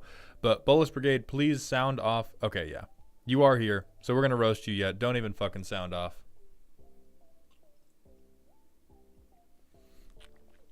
Unpopular opinion, Explorer/Pioneer is useless at that point, play Modern. I mean, you're wrong up until like a year ago. Up until like a year ago, you were wrong. Now I pretty agree. Now I pretty agree that, yeah, all this shit doesn't matter. Just play Modern because everything in Pioneer is so powerful.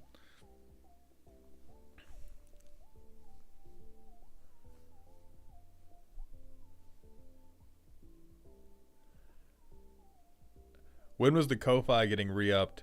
Sunday at noon Pacific.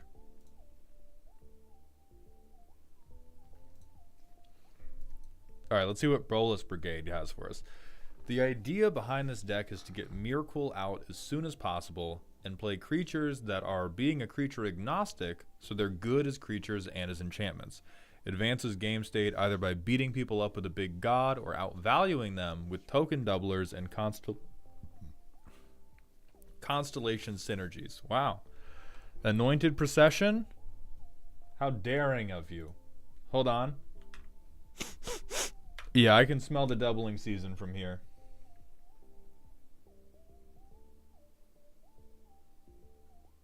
Oh my god, they didn't do it. We do have parallel lives though. So doubling season for 1 mana less. What's up, Kilala? The flight home was pretty good. Okay. So we have Merkle, which is 7 mana. Whenever something dies, you can exile it. If you do, make a token that's a copy of the card, but it's just an enchantment. Responsible removal, good. 7 pieces. You are definitely playing a slow game, so this does make sense. What? We want to be spooky. Okay, so probably not like full into stacks.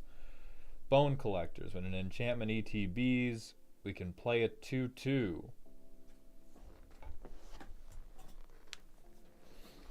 It's a bad deck day. It's a bad deck day. Okay, we got it. Archon of Sun's Grace. Alright, enchantment enters 2/2, flyer with lifelink. That is meaningfully better. Baelmerk Leech. Each opponent loses 1. Yeah, Destiny Spinner definitely does it. Caretaker's Talent. I don't know if I believe in this as much. I feel like, what? Fucking, we have black. We don't need this. We don't have to harmonize. We can just play good card draw. We have fucking... We have this. But pretty art. Oh, my fault. Hold on.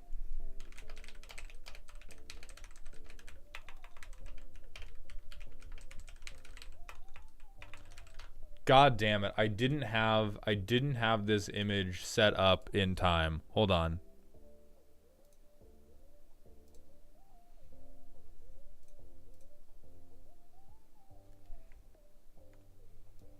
Sorry, I forgot about the most important thing. The art does look cool. This deck has been fact-checked by real Mihawk dick riders. Good job.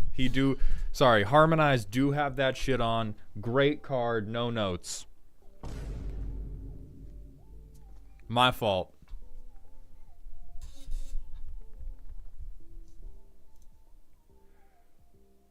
Obligatory. Okay. Okay. You have Soul Ring. Go fuck yourself.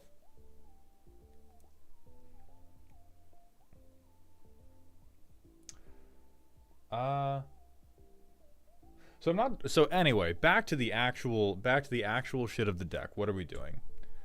We want to draw a card off of our things dying.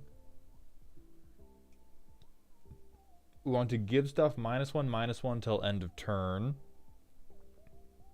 Yeah, draw a card makes sense.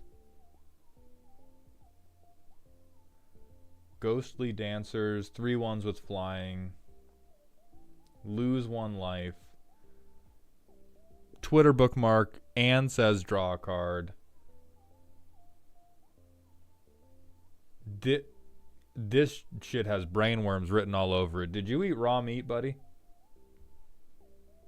This card looks like you said enchantment. Like you just walked boldly into the LGS and said, show me where the enchantments are. Show me where the cards that say enchantment are. And you just bear hugged them into a shopping cart. I flatly refuse to believe that we are ripping out so many enchantments that we even are able to reanimate. And I also just don't believe that you want to be on Reanimator. We love Victor Nation in this house. Sorry, I forgot. I forgot that we've been fact-checked by Mihawk Dick Writers. That's my fault again. You do have me there.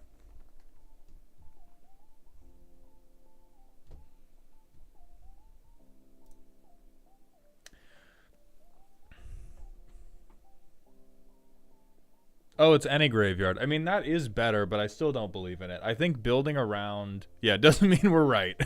It is any graveyard, which is better. It still does not mean we're right. Guess I'll die.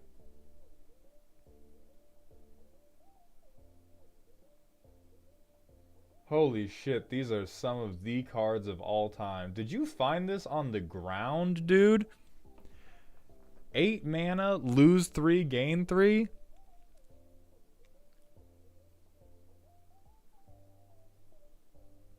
I mean, they said they want to play, Mercule as soon as possible. A tough spot that Mercule is in is he is 7 mana, do nothing, and also he has to be on the field before your deck can do fucking anything. And so it's... I get that the deck kind of wants to be a mana brick. Like, I think this deck wants to just have, like, half of it is 1, 2, and 3 mana ramp. And then the rest of it is just, okay, I slam in a massive shithead every turn.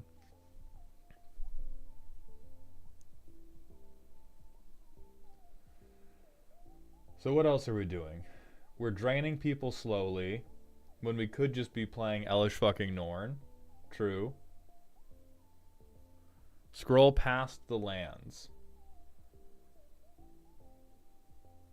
When we die, our bodies become the grass. Yeah, so we have some ramp. Good. I think we do probably want even more. Like, straight up, this is a deck that wants to get greedy. This is a deck that wants to go like, hey, bitch, turn 1, Llanowar Elves. Turn 2, Farseek. Turn 3, Skyshroud Claim. Bulls, don't try to defend this shit-ass deck with I have an infinite mana combo and this is an outlet. Okay? You can't...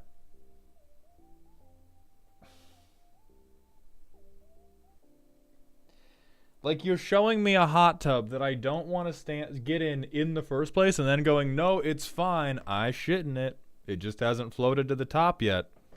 If you tell me, okay, we have an infinite mana combo and this is what I'm surrounding it with, all you've shown me is that you have the shittiest combo deck in the world. I do not care what anybody says. I do not care what Wizards ever says about this. I do not care what your playgroup says about it. As soon as you start including 2 mana combos, or not 2 mana, 2 card combos in your deck, or even 3-card combos if the third card is a win outlet, you just have a combo deck. And then we have to start looking at the deck from the context of this is a combo deck. And once you begin telling me, yes, I have Avatar of Woe in my combo deck. I have Hot Abzan combo tech, Barrington Medic, which is another infinite.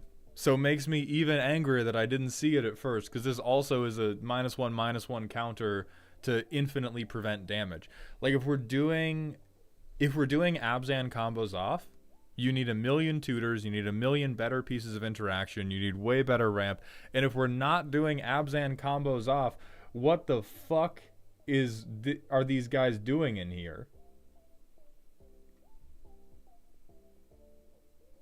Yeah, this guy. Check Cinderhaze Wretch and be mad. Hold on.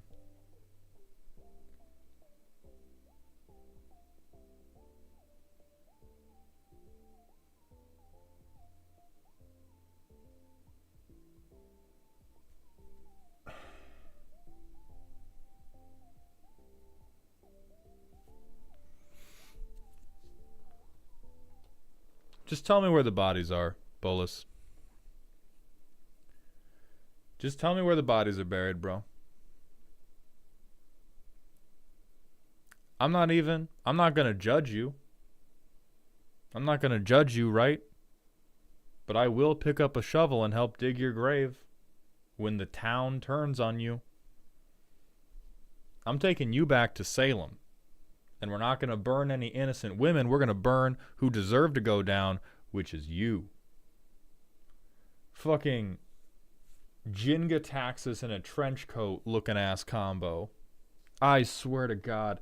So this is what I'm saying when I'm saying like decks need to be about their business. This is the on fire garbage can that you're telling me is a nursery. Because playing, what is it? Mirkwood Bats. Playing Mirkwood Bats and playing I force you to discard everything on my turn until the end of the game are such different vibes to be on.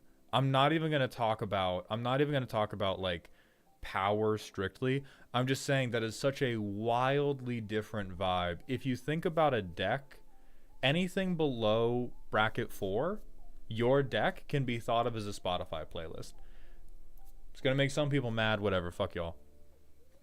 But if you're playing below bracket 4 or maybe bracket 3, if you're playing like silly or spooky decks, they are to some degree a Spotify playlist. You are trying to have the deck be a specific kind of experience, and you are in some ways holding back specific things in order to achieve the experience you want. And the only experience I can see with Cinderhaze Wretch is a frowny face, particularly compared to things like Mirkwood Bats and Comball Profiteering Mayor. Like these are extremely slow and steady win cons that are not particularly aggressive, and then boom, fuck you. Boom, fuck you, bike lock on your whole life, Elbozo, get shit on, Riz, YOLO, those aren't from the same decade. Any other number of, like, child gamer words. And, like, the same goes for Belladros Witherbloom. This is a pet card. I know you put a leash on this man and walk him every night at 7 p.m. so that he's sleepy enough to go to bed on time. This is the cutest fucking card I have ever seen in the deck. And to combine it with a Barrington Medic lock is just... I'm not even going to be hateful about it. I'm just like, that's weird, man. Straight up, that's weird shit. Like, we're...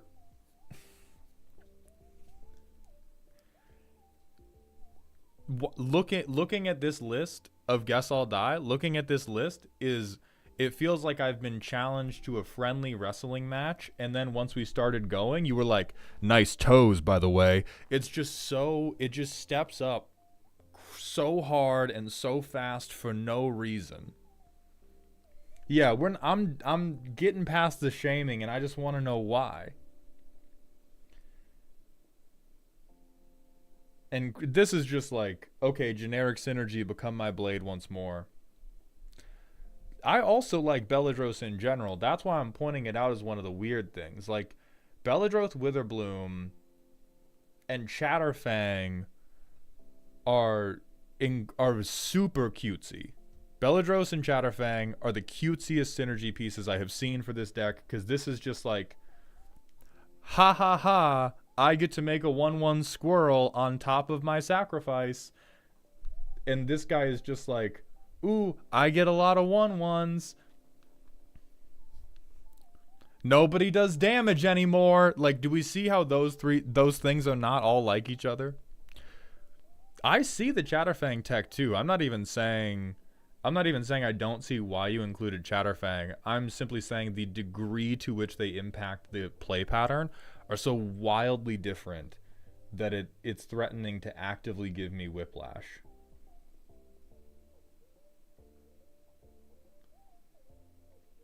Because I think decks with the Mercule Infinites super can exist. It's crazy to me that you're not playing Control on top of it.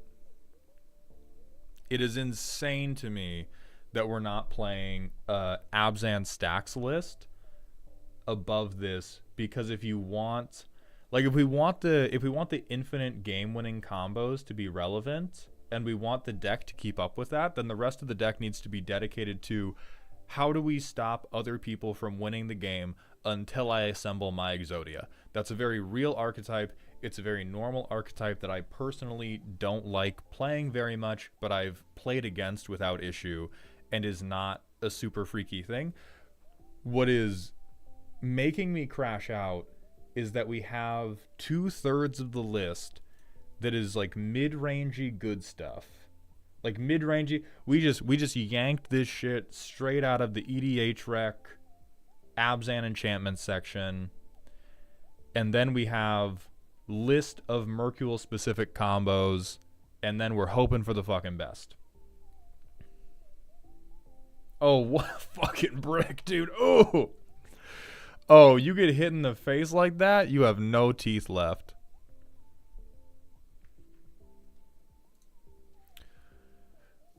Where's the line of control and combo drawn, and how does control work in Commander to begin with? So control in Commander is typically just combo, but late game. Most control decks are, I want to combo off, but I'm going to combo off in a specific way that needs a lot of setup, and so I play control to prevent other people from winning the game until my combo's ready. That's really it, is I'm doing combo, but my combo can't go off with Necropotence. And so I need to slow everybody else down until I can assemble. Yeah, Mercule's very good hate bears.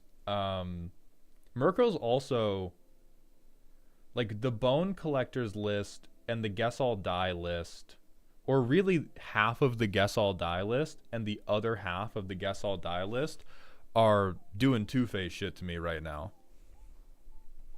Meth heads before and after dark.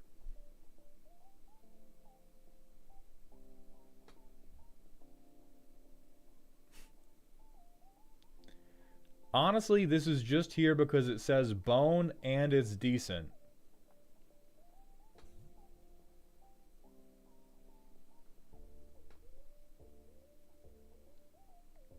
How are we bringing... This is what I mean with the weird energy. How are we bringing the haha bone and haha nobody else has any cards for the rest of the game into the same deck? That's awesome. It's also crazy fucking good in Abzan, but we're gonna leave aside the misrepresentation of decent. The attitude, the vibes of, honestly, I put this in because shit says bone in it. Real as hell. to follow that up with here is my infinite mana combo and multiple outlets to bike lock the game for eternity. Like, you are the interior designer for Purgatory with this deck. Okay, this is just the love seat that you've put into Purgatory. But let's see you playtest. Okay, we got Bloom Tender, which is going to single-handedly win the game for us. I'm making you take a damage even though you don't have to because I hate you.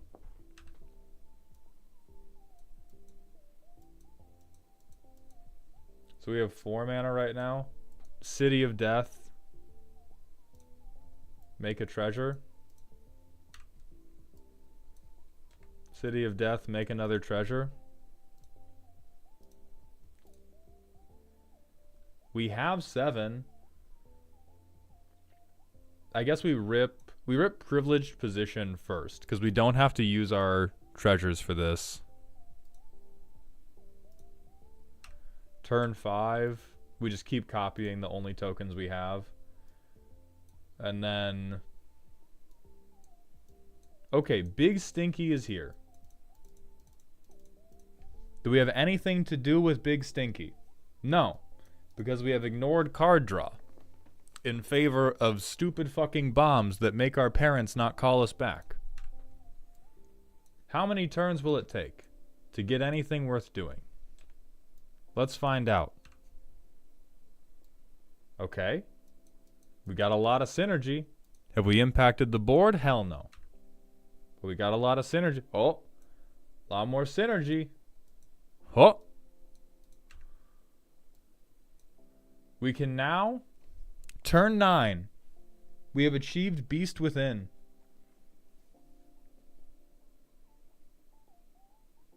Legitimately... I am Beast Withinning my own ghostly dancers so that Hazel of the Root Bloom can begin doing something. At end step, I will copy ghostly dancers and I will just start shitting out 3/1s. Let that be a cautionary tale that the best thing this deck did in the playtest was turn 9 Beast Within my own shit. We may in fact be a little overladen with synergy pieces. Okay, Soul Ring. Hey, good start. Soul Ring is a great card. That would have been played turn 2. Turn 3, we drop Hazel.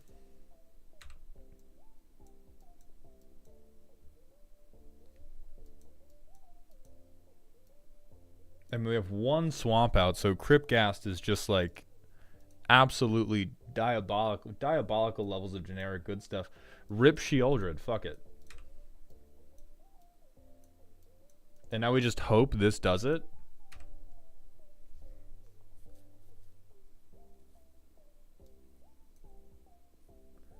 Okay, single combat is actually going to make something happen for us, because now we can pick Mercule and make token copies of everything else. That card is going to single-handedly save the game for us.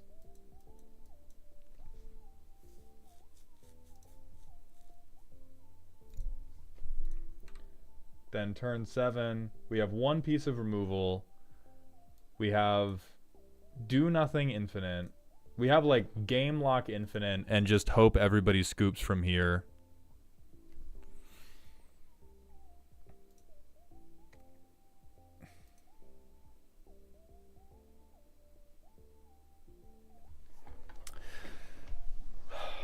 I think really right now, any hope you have of presenting a like cohesive experience is getting interrupted with, hey man, this card's good.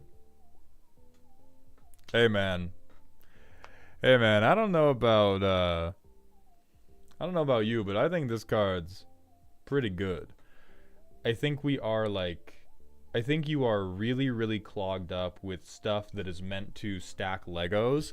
Because both playtests, we were very much at risk of never being able to turn a goddamn thing into an enchantment token, and assuming that other people are going to do our job for us is really bad unless your friends are really, really stupid. And if they are, rip to them. You gotta help them be different. But there's things like, first and foremost, I'm begging you to either need to cut the infinites or the deck needs to be so much better. I almost said infinitely better. But then the editor would have put it in the YouTube highlight reel and I would have become the pun guy. We have one repeatable sack outlet. We have hitting ourself with a board wipe. Now the pick one on single combat and Dune Blast, those are clever. I will respect those. But we have one repeatable sack outlet, 2 board wipes. Oh, alters as fucking sorcery. Oh my god. Okay. So we have 3 things that can... We have 3 things that can make our deck begin happening. And the rest is like people have to blow removal on us when they know we're getting the thing back twice. Which is dangerously close to beating up children territory. We have High Market and Phyrexian Tower. Okay. So 1 repeatable one.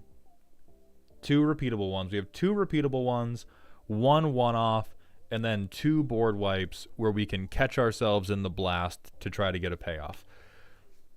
Which is, like, statistically, you are most likely to hit those less than 1 time a game.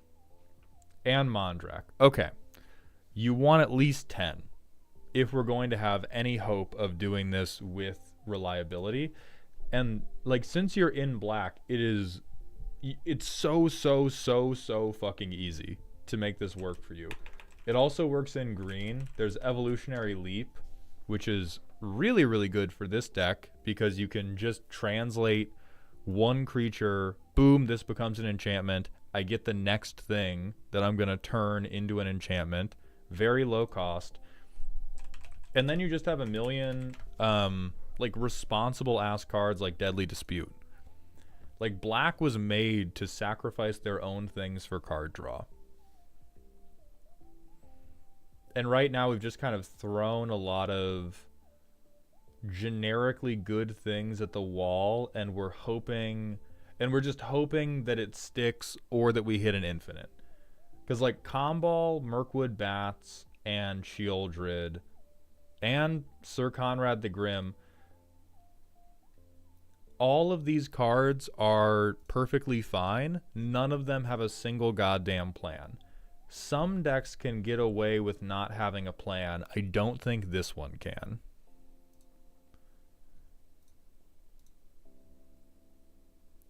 They're being a creature agnostic. There's plenty of things that are being a creature agnostic. But it's still, like, the output of them being a creature agnostic is just, I hope this effect matters type of thing. Like, yeah, Cryptghast doesn't care about being a creature. You got 2 fucking swamps, dog. He doesn't care about being a creature, and he also does not care about your land base. How many other swamps do we have? Okay, 3rd swamp has hit the tower.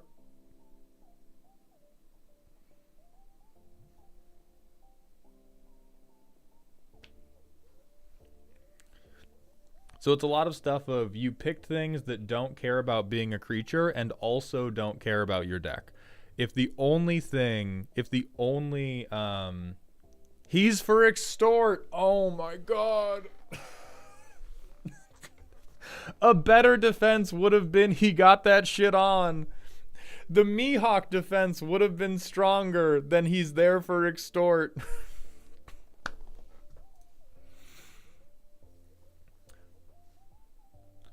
But I think that even more highlights the disconnect between we're trying to chip damage everybody with extort, we're trying to chip with these like 3/1s, we're worrying about maybe making 1/1s to chump block with or control the board by sacrificing them.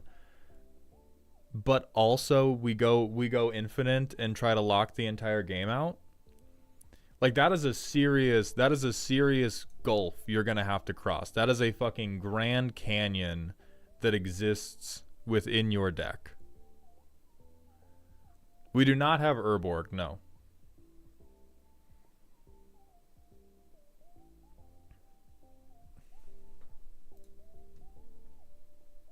Like I think it would really behoove you to decide if you like you need to decide how you want to win. This to me looks like a deck that was built from the perspective of I looked at Merkul, I saw non-token creatures die and become enchantments and become tokens, and I'm going to build up from picking things that go well with enchantments, go well with tokens, and go well with dying, rather than what can I do with this that wins a game of Commander. And a thing a lot of people get wrong is they think if I'm building for lower power, I need to not build around a win condition. The first thing you always do, no matter what power level you are building for, is figure out, can this win a game of Commander? Skippy and Advon, it is actually me. But when I'm in the middle of being mean to somebody, I am bad at checking the other chats. But anyway, no matter what power level you are building at for Commander, you need a way to let people out of the game. The worst thing you can do is put people in a 3-hour Commander game where nothing is happening. And the only eject button we have right now is our 3-card infinites. And if those are going to be our only win cons, the rest of the deck has to fucking keep up with those. If you want the win con to be, I'm going to drop a million 3/1s with flying on the board, that could be a win con. Like your win con does not always need to be, if I play these 3 cards, I deterministically win the game. That's probably what you should do if you want to be a scary deck, or for the WotC brackets, if you want to be bracket 3 or bracket 4. Yeah, your win con should mathematically win you the game once you assemble it. For bracket 2, bracket 1, or for silly or spooky, you can just be like, oh, I'm going to have a preponderance of flying creatures. A lot of flying dickheads who kick you in the head, yeah, that'll probably win a game of Commander, particularly in low power. So you could say, I want Ghostly Dancers to be my win condition. You could say, I want some combination of like Ghostly Dancers, Caretaker's Talent to be how I'm winning. And then the rest of the deck needs to rhyme with that. They don't all have to be the exact same strength as Ghostly Dancers because we still like some variants, but the rest of the deck needs to rhyme with what you're building the deck around doing. And I think if we check the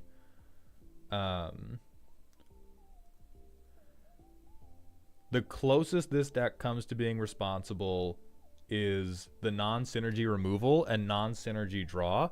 But what is hilarious about that is that Abzan is perfectly crafted to have a ton of synergistic removal and draw. Like, we have no ways to sacrifice our permanents, and fucking bone shards exist.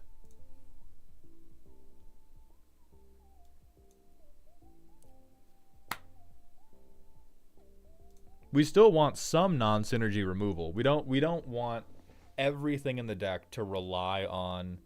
We don't want everything in the deck to be a second order synergy, but like there's so many things that are specifically good in the deck.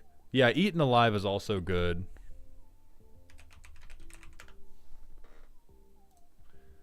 Spirit Dancer getting murked is also an infinite.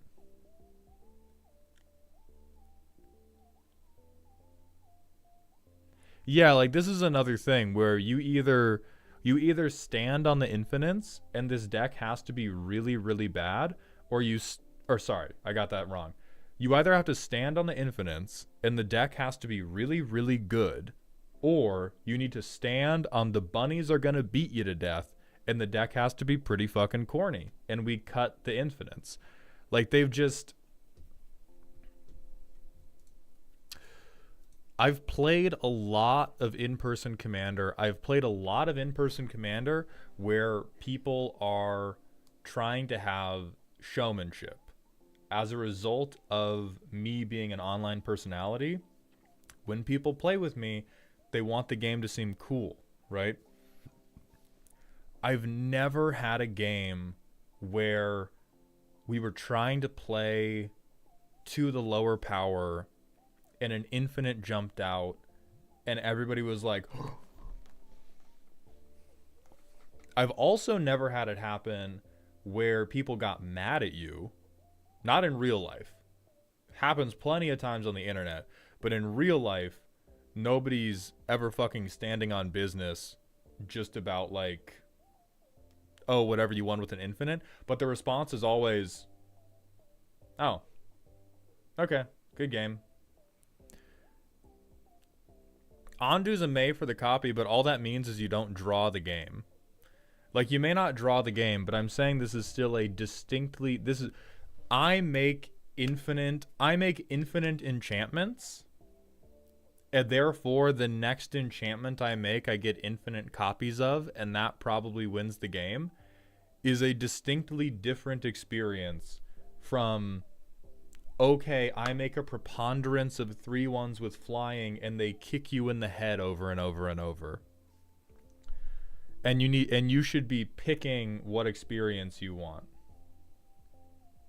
Right, not nothing, but once you sacrifice Ondu Spirit Dancer, and it sees itself entering as an enchantment, it's going to continue making new enchantment copies of itself that will, once per turn, copy itself entering, and you can make infinity of them. And then you can't copy anything else that turn. Once you decide to stop copying them, you need to wait a turn cycle, which for some people is an important distinction about how cringe an infinite is. But it is still, I make infinite enchantment copiers, therefore on my next turn, the enchantment I play will get infinite versions of it.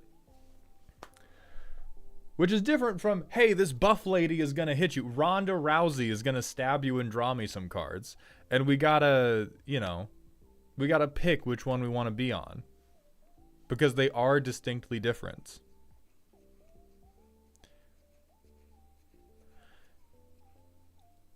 In my playgroup with infants, we just have that person leave the game and we play for a second. I've heard of that being the solution a lot. And so, yeah, so Bolus, I would pick whether you want to be like, if you want your games to end with you going, oh, hey, I got it. Do you have a counterspell? That's valid. We may never ever get along, but that's totally valid for you as a person. But if you want that to be the deck, we gotta talk about some of this shit, brother. And if we don't want that to be the deck, then we gotta talk about some of this other shit, brother. Because they both say enchantment on them, but that's like, there's more to it than that. And then there's a ton of, if we want this to be lower power, we probably want it to be more heavily laden with synergy pieces. And we want like, ooh, okay, I'll sacrifice a creature to exile your creature, but I get mine back as an enchantment. Value. That's a totally fair way to play Magic the Gathering. And if you want it to be infinites, you want to be like, okay, turn one, Enlighten Tutor. I don't know what you would get, but you would get something like that.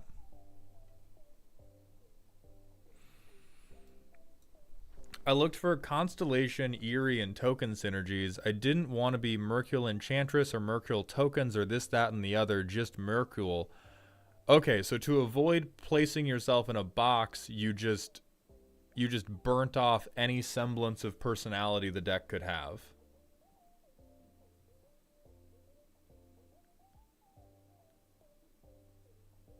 That's an interesting tactic.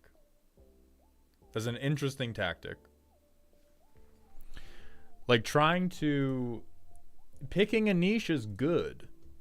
Like, picking a niche is, it's kind of like jazz music, where if you wanted to get into playing jazz, and you just picked up an instrument and went, okay, jazz is from the heart, I'm just going to begin hitting notes, it's probably going to sound like shit. And it's probably going to sound like shit basically forever.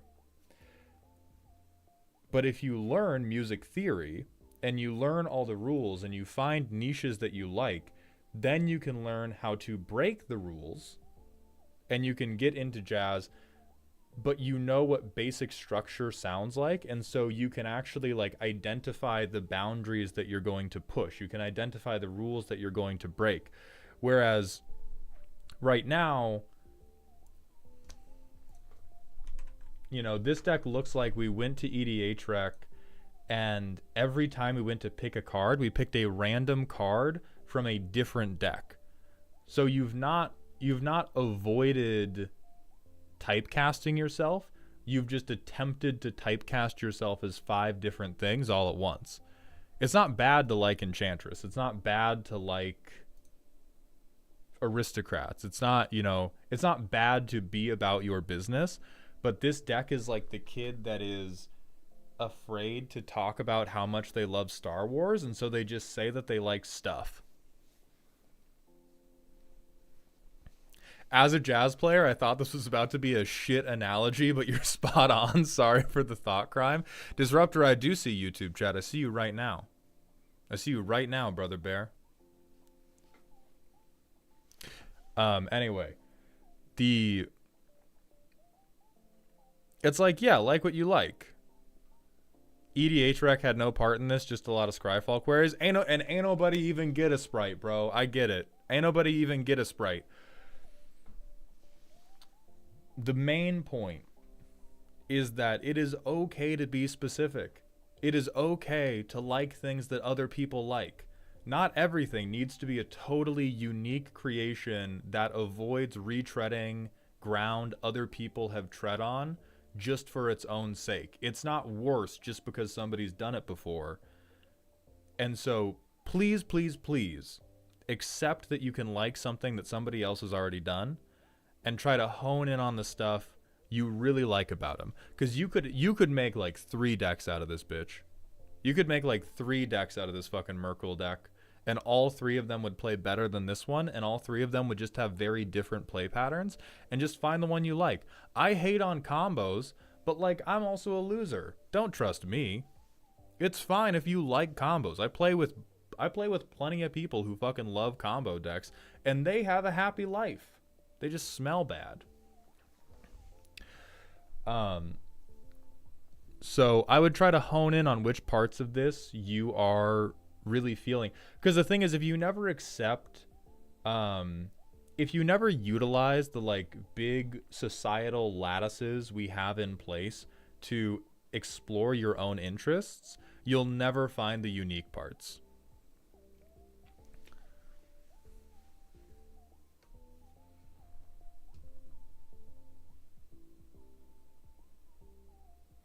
How do we get on the list to get our deck looked at? First and foremost, Stingy Wizard, thank you for the follow and the Prime sub. I appreciate those Jeffrey dollars. Welcome to the dog home, my friend.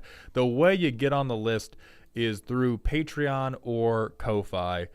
The signups are going to open Saturday at noon for Patreon and Sunday at noon for Ko-Fi. On Ko-Fi, they are commissions and not donations. You cannot just send me 25 and get on the list. You have to buy the commission from the store. Patreon, the entrance is not guaranteed. It's first come, first serve. They ran out in about 7 minutes this month. It is very likely that you will not get in if you are not very quick on the draw, so be ready for that. I won a game today with a Mind Skinner and a giggling Skitter Spike, man. Sometimes you find joy in shit that other people hate. It be like that sometimes. Yeah, like... Yeah, man. It's okay to like stuff that other people don't like. And I could definitely see this deck as being some type of like fucked up value drain thing. In which case, Sheoldred and Sir Conrad become way more real. Mirkwood Bats becomes way more real. I could see this as being more beatdowny, in which case Archon, Ajani's Chosen, whatever dumbass with the 3/1s, those all become way more real. I could see this as being Abzan combo, which is higher power but is also very real. And right now you just got the... I'm sorry to flashbang everybody with this, but this is the deck you're showing us at present moment. This is currently what I'm looking at.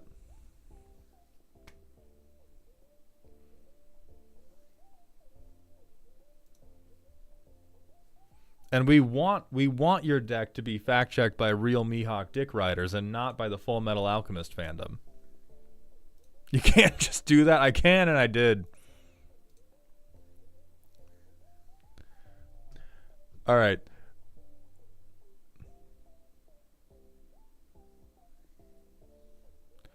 How many times have you played against an Ivy Gleeful Spell Thief deck in person? Would I be hated for playing it, working on my first custom deck?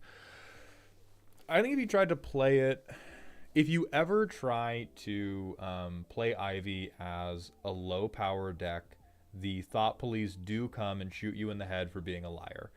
The first thing you need to accept about Ivy is that it's not low power. The second thing you need to accept about Ivy is you have to be okay with not doing anything all game. Some people pretend that they are. Some people will pretend that, that's just how the cookie crumbles. That's just how the cards fold. That's just how the poop squishes. And then if they don't get to do anything, they're like whiny and butthurt about it all the time. Ivy's super threatening, super powerful. Anybody in their right mind is going to kill her as soon as you resolve her.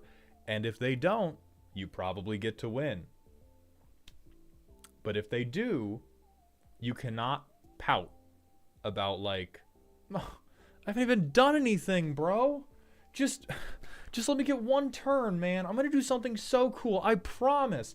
And then you like storm off, draw your deck, win the game with Thassa's Oracle, or whatever your version of it is. I don't care if it's Infect, I don't care if it's Combat Damage Voltron, I don't care if it's Card Draw Storm. Whatever you're doing, it's strong because Ivy's so good. And when they kill you for it, you have to be okay with that. Like, the worst experience you can ever have playing high power is somebody who gets legitimately heated about you removing their things. Do you mind pulling up Ivy? Yeah. We'll pull up Ivy real fast. The Grumpkin, thank you for the Twitch Prime sub. I appreciate those Jeffrey dollars. Welcome to the dog home, my friend. So Ivy is 2/1 flyer, but when anyone casts a spell that targets a single creature, you can copy that spell. So if you get one other thing on your board and then you get Ivy, you get 2 copies of every spell. This can go crazy with Mutate. This can go crazy with like blue self-targeting Storm. It can do some pretty fucked up things because doubling your spells is very, very powerful. And so you just got to be ready for people to not let you cook. And like, I like games where I am allowed to cook, and that is why I cook bad things. I don't particularly like the games as much where I need to be confident that the first value piece I stick is going to get removed, and so I play worse value pieces. If you don't like your value pieces getting removed, don't play the good ones and then try to like be on some, oh no, but it's silly because I have a ooze storm payoff. Just play worse value pieces, man. If the value piece is cranked, it deserves to die. And you got to be at peace with that. But the deck itself is fine. But like if I'm playing against someone who says, "Oh yeah, Ivy's in my command zone," I am going to mulligan to removal, and I am going to remove Ivy as soon as you play her. Every time, without exception. No matter what you tell me the win con is, no matter what you tell me like what bracket you think it's in or what silly spooky scary you think it's in, I've played against this commander enough times that every game will be, I'll go down to 5, I'll go down to 4, but I'm going to be able to remove your commander on turn 2, and I'm going to do it on turn 2 every game. And if you can't rock with that, then you just don't rock with the commander. But if you can rock with that, then yeah, that's fine.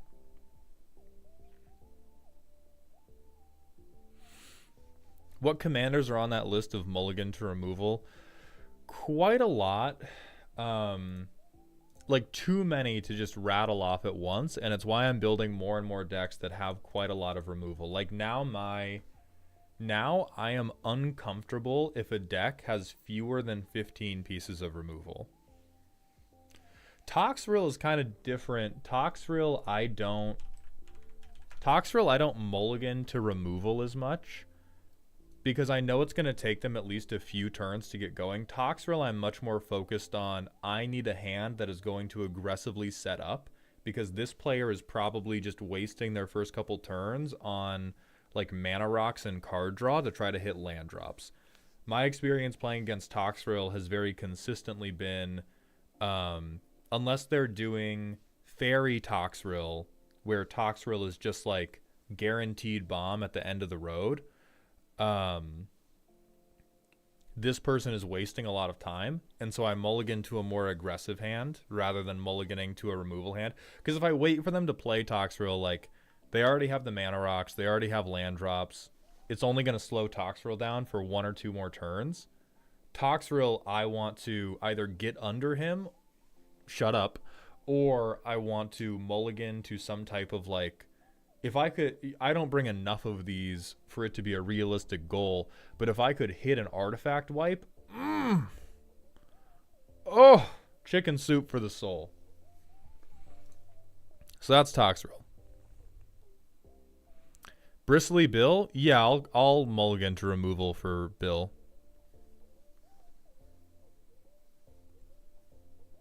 Why did you block me on Jerkmate? You got weird. That's why. Thoughts about Far Fortune End Boss Boss? She got motion. She got that shit on. She do have that shit on, but I would not be surprised if on her back there was a big L spray painted, because holy fuck does this deck suck. So we need to hit our next manual ad break, and then we're going to move into Makiru's deck. Makiru, are you around? If you are not, we will be moving on to Justin's deck. So Makiru, Justin, please sound off in the Twitch chat. I'm going to banish the non-subs, use the bathroom, and we'll be right back with more Commander decks.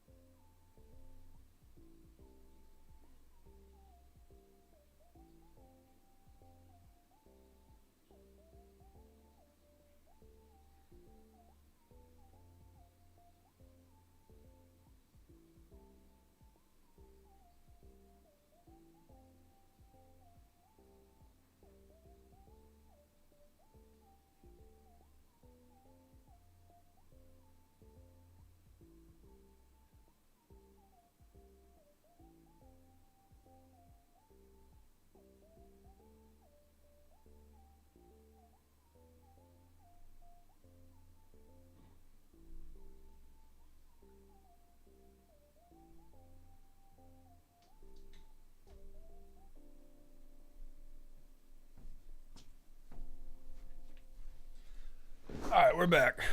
Magic Man, thank you. I'm glad you enjoy the content. Helios, you can... I think if you're doing a dragon deck, you can get away with a lower amount of targeted removal, because you're probably the issue. Like, just like real life, you're the problem. You're why things are bad.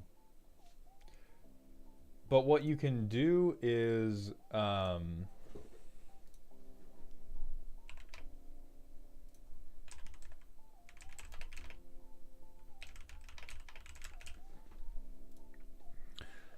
so let's build the flowchart.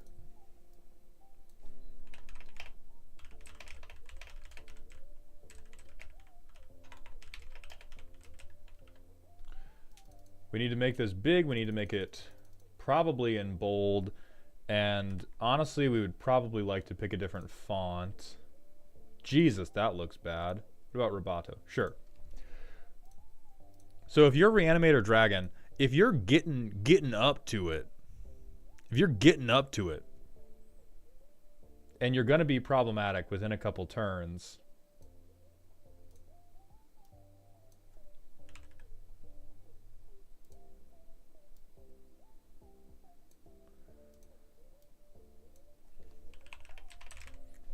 between 5 and 10 is fine. Maybe I'd place that. Okay. Hold on. Okay, there we go. If you're not...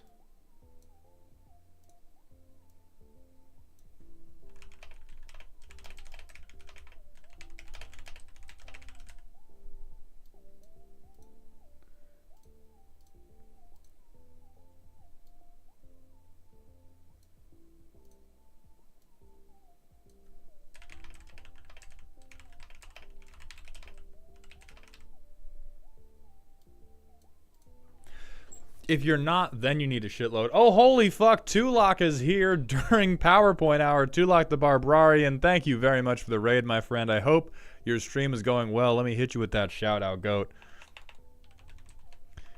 I am doing my best to make some powerful points. Oh, wait. Hold on. I did raid instead of shout out. That's canceled.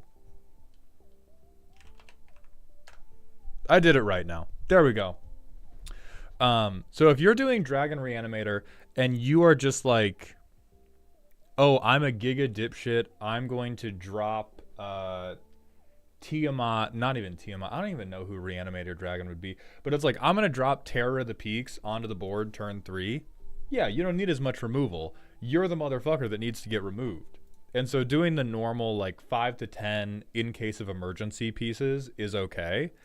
If your deck is slower, not necessarily worse, as implied by the PowerPoint currently, but if your deck just takes more than 4 or 5 turns to present something scary, you gotta show me the Swords to Plowshares right now. You gotta show me the Swords to Plowshares right fucking now. Yeah, Prince, I've been transitioning. Okay, first, I'm gonna get clipped. Saying I'm God damn it. We'll finish the sentence in a moment. We got to put Bolus Brigade on the PowerPoint. This is like the heart of chaotic mechanic.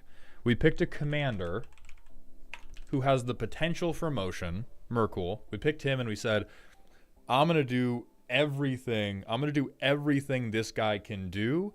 I don't care how well I'm going to do it. I don't care how committed I'm going to be to it, but I am going to special interest this commander and try to do it all with only 100 cards. So anyway, L Prince or I Prince on TikTok. I have been spending a lot more time trying to focus on long form content creation because just frankly, short form content does not pay the fucking bills unless you are like Danny Phantom. Because I've had the tremendous... Oh, it's lucrative! Good to see you again, my friend. It has been a minute. But yes, I have been posting less, and I have not been taking the time to set up multi-streams to TikTok either. So I've just been limited to like Twitch and YouTube because I'm a lazy son of a bitch. But I've had the benefit of talking to a lot more of like really, really well-entrenched content creators, and they've encouraged me a lot with respect to like helping me with short forms too. But the God's honest truth is, if you cannot guarantee that your video is doing 6-figure, if not 250,000 views every time you post it, and it took you more than an hour to come up or make the video, not worth doing short form. Akerall, thank you for the Twitch follows. Welcome to the doghouse, my friend. And so I've been focusing a lot on getting the long form stuff down, on streaming more, because that is the return on that is enough that I can be like, okay, this is my career now. This is like a thing that I'm doing the best that I can. Mauled, what do you think of the Command Zone's build template for Commander? They said 12 pieces of single target player disruption, 6 pieces of mass disruption. It's totally reasonable for a starting point. I think they said the same thing of, I think they said like 30 plan cards, which is very similar to Rule C in our PowerPoint slide. A lot of channels that put out deck building content, it really is, they're saying the same 5 pieces of advice 20 different ways. And it's just with whichever one of us you like hearing the voices of the most. But 12 pieces of individual disruption, 6 pieces of mass is fine as a framework as long as you do go back and adjust it. Like the best thing you can do when you're building a commander deck is kind of 5-year-old yourself and go why to basically everything. Like when you're playtesting, if you didn't put any blockers down, go why? Is it okay that I didn't? Was I ramping into something that's going to just like take over the game on turn 5 and so it's okay if I took 20 points of damage? If you had a bunch of removal in hand, go, why? Did I want to be holding up mana, or am I on a game plan that wants to be tapping out every turn to build advantage? If you are, then you can go like, oh, maybe I don't need these 12 pieces of single target removal. Are you do you think your deck gets countered by a wide board, or do you think it gets countered by a tall board? And that will inform whether you need more of that mass disruption or whether you need more of that single target disruption.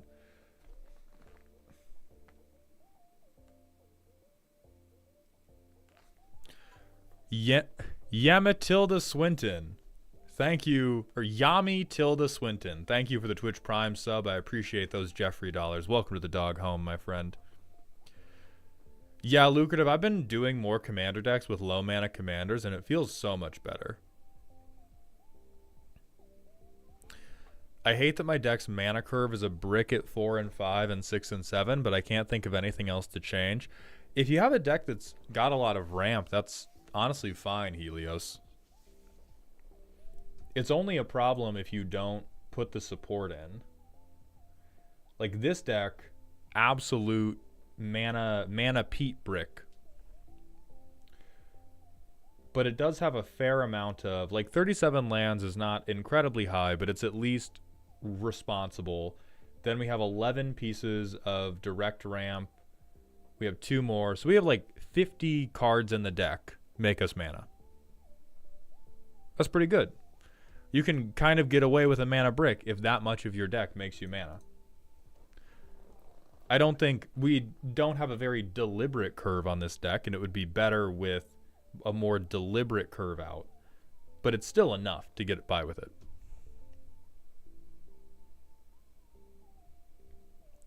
Run 0 interaction. If you lose, you get to play another game sooner. So that's a lie.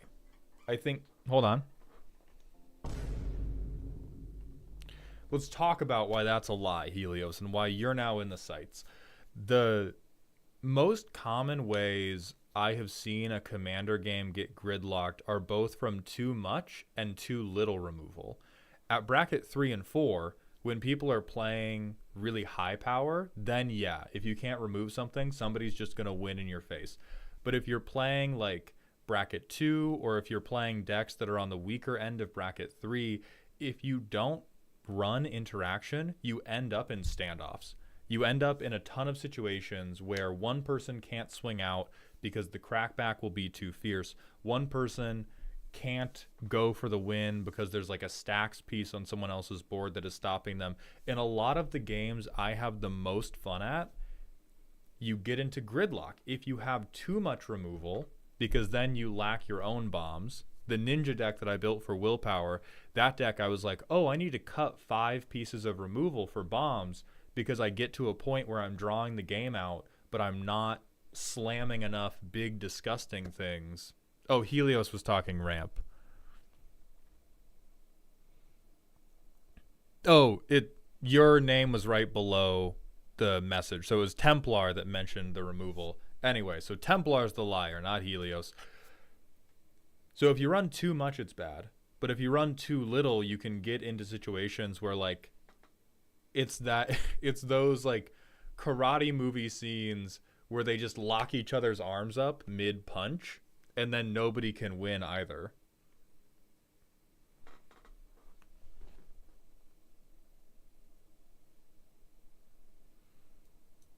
Yeah, Luke, that is a good point about group hug. Like group hug in too low power of a deck can really get you into a situation where like nobody can do anything because everyone is a superhero and nobody can hurt each other.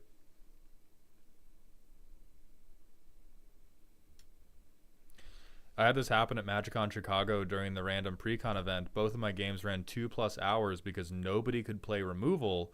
Games were fun, but man, starting an event at 3 and leaving at 7 was miserable for 2 games. Yeah, like that sounds super rough. That sounds super fucking rough.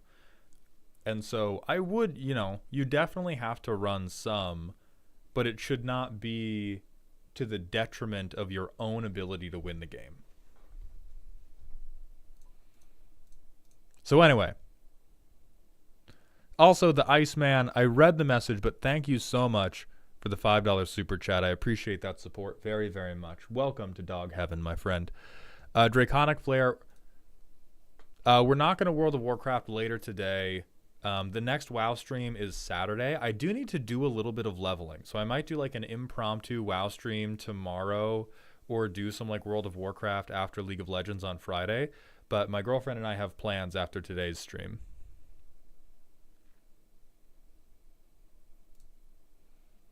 So without further ado, let's get into Makiru's deck. Diggy hole!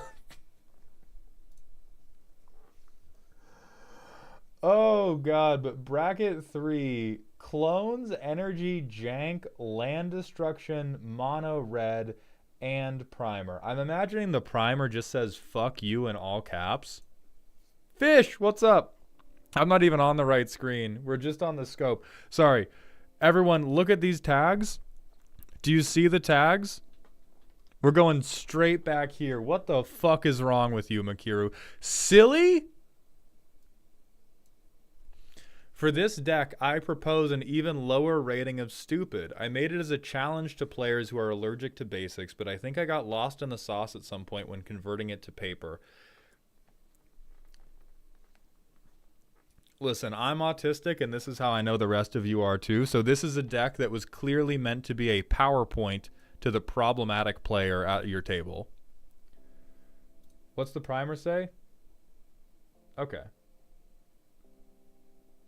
This deck was assembled by the fevered hands of a madman exposed to one too many casual Nykthoses. Real and true. Fact-checked by Mihawk Dick Riders. Amazing. In theory, the deck wants to punish people for having too many non-basics. In practice, it spins out until a doubler of some type is on the field and folds to a single Vandal Blast. Deck as displayed currently is how it is assembled. Items in considering are ones I couldn't get a hold of. Ran out of printer paper. I did have the strip mine style lands, didn't have them at final assembly. In the end, I just think throwing giant drills at people is funny because I'm hopelessly Gurren Lagann pilled.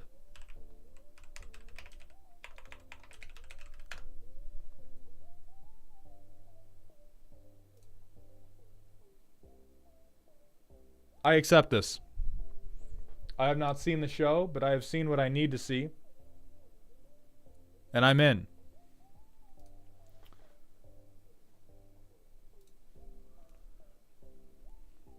Okay. So we have 5 mana.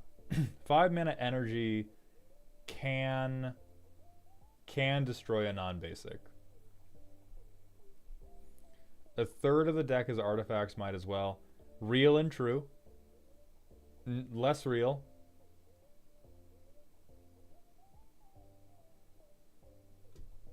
The barest form of interaction followed by 13 is crazy. Oh, it's bad interaction. Okay. That makes more sense. So we have enough.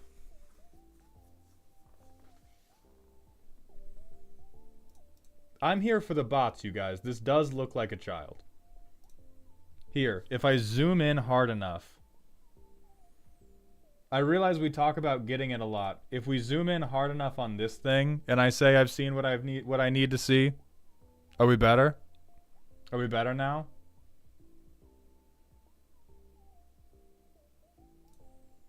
I've seen what I need to see. I've seen what I need to see. Where can I buy these fucking sunglasses?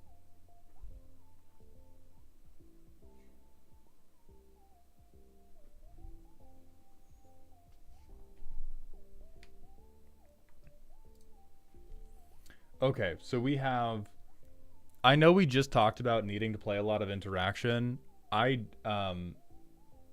Please fucking cut reiterating bolt.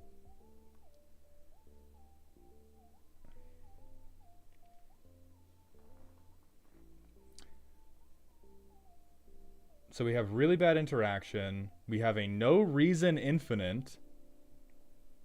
An attempt was made at card draw. Aetherworks fucking marvel. Monocolor card draw, whatever. Sure, unstable amulet. Wild wasteland, okay. Legitimate engine. Funny number, go up. Make energy. So this is mostly a truly, truly bad energy deck. We have 28 lands.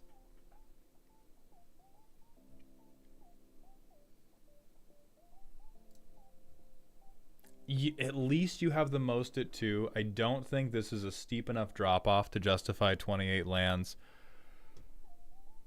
So this is a mono red energy deck that you built while you were in a bad mood.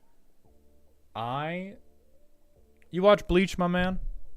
I'm going to sentence you to watching Bleach. You need to become a Vizard. And by become a Vizard, I mean, god damn it. Well, the fact that you don't watch Bleach is why you're wrong.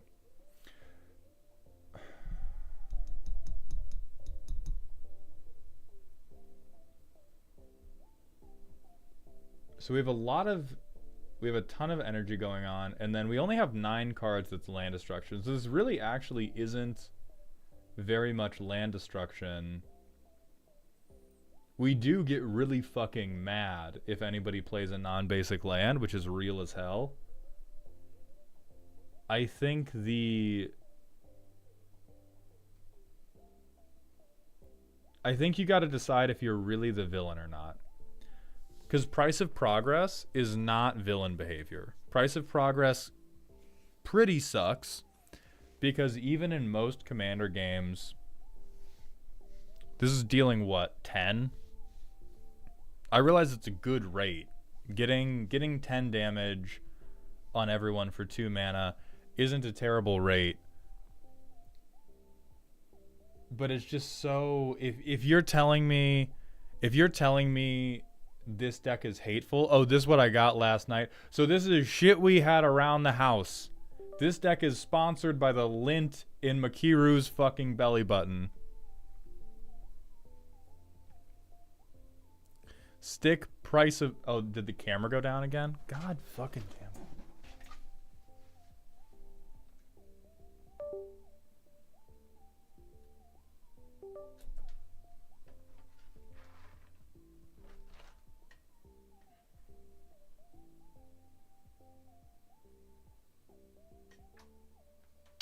I have no fucking clue. Alright. I'll try to talk in a tone of voice that is appropriate for the expression that is currently on the screen. Oh no, the 10 damage at a game last night. Yeah, so like 10 damage is not the worst if we can recur it, but when the rest of our deck is like hot trash, it's really not the greatest. Especially, I don't know what...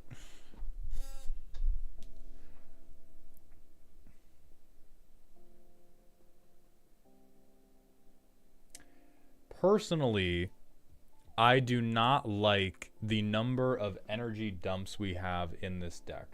I think the Motherlode is a ridiculous commander for this deck, but I'm going to save that smoke because you've said you're Gurren Lagann pilled, and brother, I get it.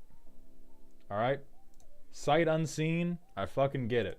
So you want to throw drills at people, and I am here to support that. But I think the issue is we have way, way better things to be spending our energy on than Galvanic Discard or Discharge, because mono red energy sucks crazy bullshit.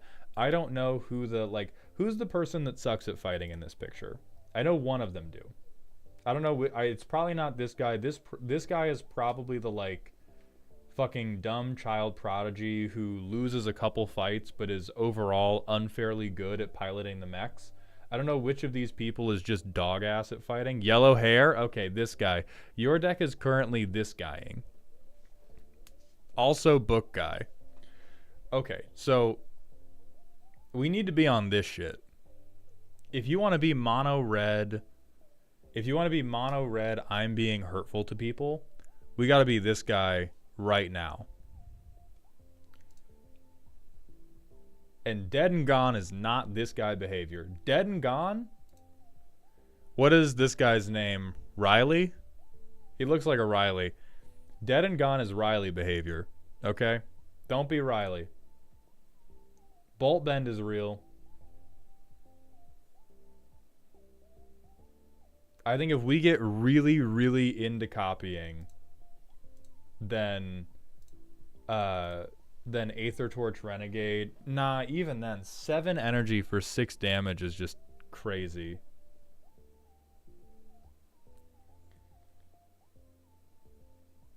I think reiterating Bolt, kind of the same thing. We're doing a lot of cutesy shit instead of just doing better stuff.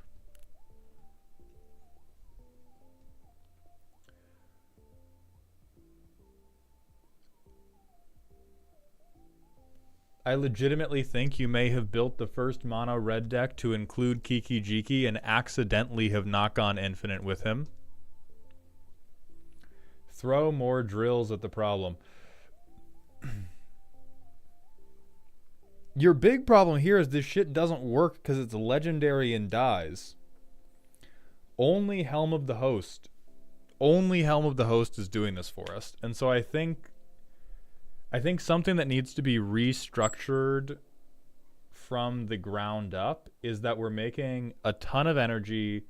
Oh, make more energy. Good for Galvanic Discharge. Excellent. We can deal 200 damage to one person's creature. Let me look at energy payoffs. Add symbol, okay. No, where's energy? It does generate a pile of energy. I just don't think the payoffs are there. Other than, like, Aetherworks Marvel. I think Aetherworks Marvel is fine.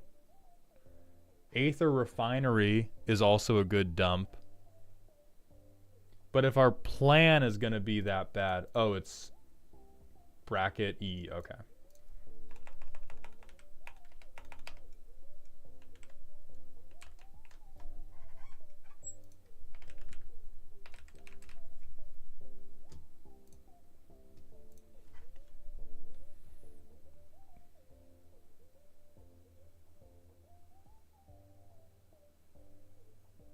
Okay.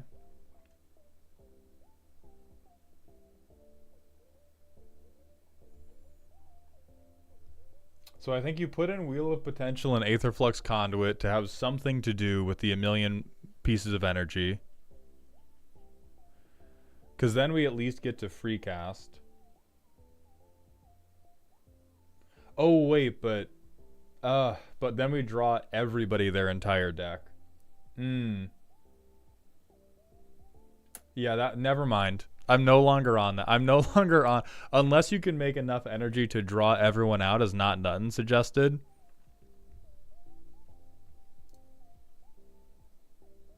I do talk about the things I didn't include in the primer. Oh yeah, this makes sense because your primer's a lie.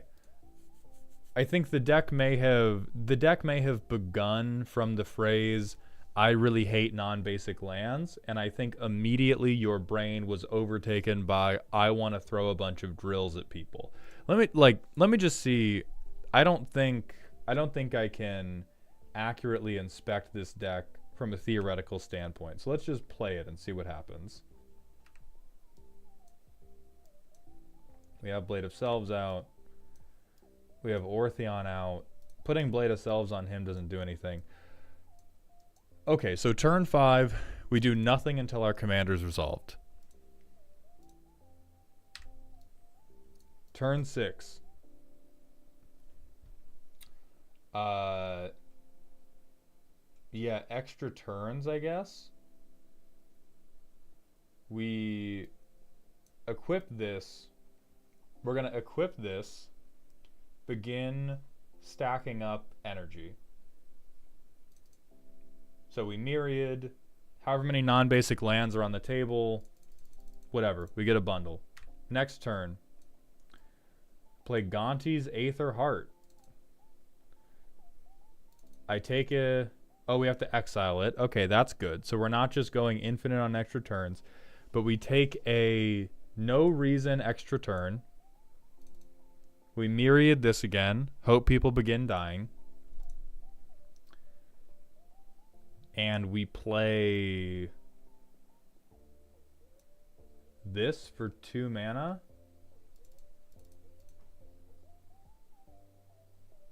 And we can like copy this again. On our extra turn,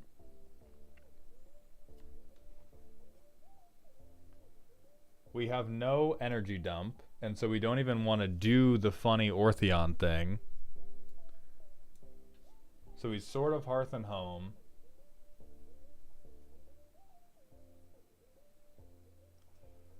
We can flicker our own commander, which we don't really want to do. We can Splinter Twin, which we also don't really want to do. And like best case scenario, we are allowed to just hit people. We are allowed to just hit people with our 8/8 and nobody ever responds to us and nobody ever board wipes us. I mean, yeah, we can smell the booster box all over this one, Mariku. I think this is also, or Makiru, this is why I'm so pro proxy, because I think any plan this deck had got immediately derailed by the fact that the deck had to be sourced from between the couch cushions. This was all singles, but it was single, but you said it was stuff you had on hand, right? How much research went into this deck? And while you're thinking about that, I'm going to accuse you of the same that I could get easily. Yeah. I'm going to also accuse you of the same thing we accused the Mercule deck of, which is that we did not think about how we were going to win. We just started thinking about all the different things that we thought would go well with this card, and then we began trying to walk all 5 of those paths at once. Because throwing drills at people, very notably, doesn't do anything, because we immediately sacrifice all of them.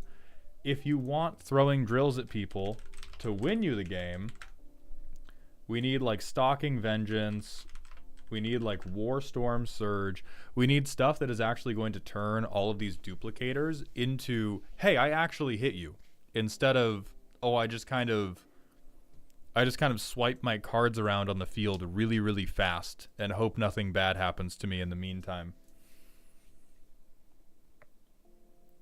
Whereas, like, I think we leaned really hard into all this other energy stuff when I think it's extremely possible for us to just say, this is my Gurren Lagann deck, I'm going to chuck a million drills at you, and you'll make enough energy to do the energy stuff you want to do by copying your commander.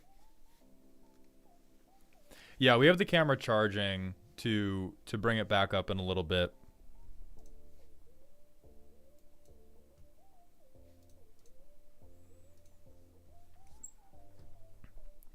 But we're very slow to get to our commander. Our commander is like the main way we're going to get anything done in this deck. So I'd really recommend having a good amount of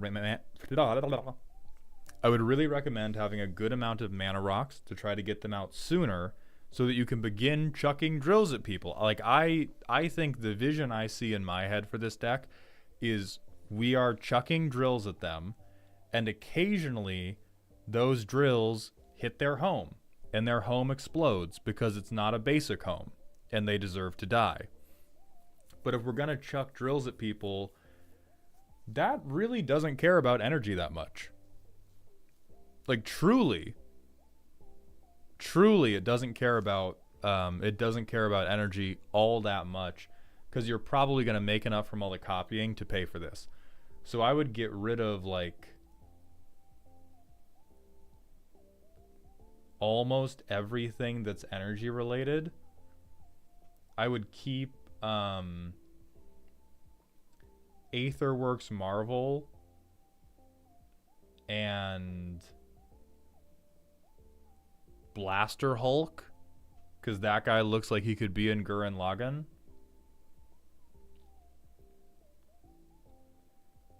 But yeah, like the extra turn stuff, Lightning Runner, Phyrexian Ironworks even, is just very not actually on board with what the deck wants to do, and it's, ho ho, it says energy! Yippee! And then and then you just gotta build a prison deck apart from this, because this is crazy hater shit. This is crazy hater shit, and I respect it, but you should just make a mono red prison deck that is all in on restricting lands and destroying lands. And after you play that deck like 3 times, maybe go outside and take some deep breaths and see what that does for you. Until then,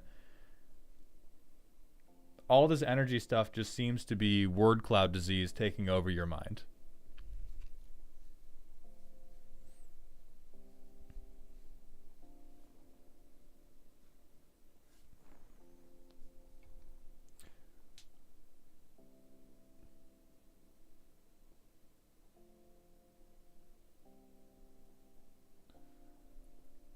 Because like Ortheon into slam a bunch of energy, slam Aetherworks Marvel because we're in mono red and we have no card advantage and we have really bad ramp.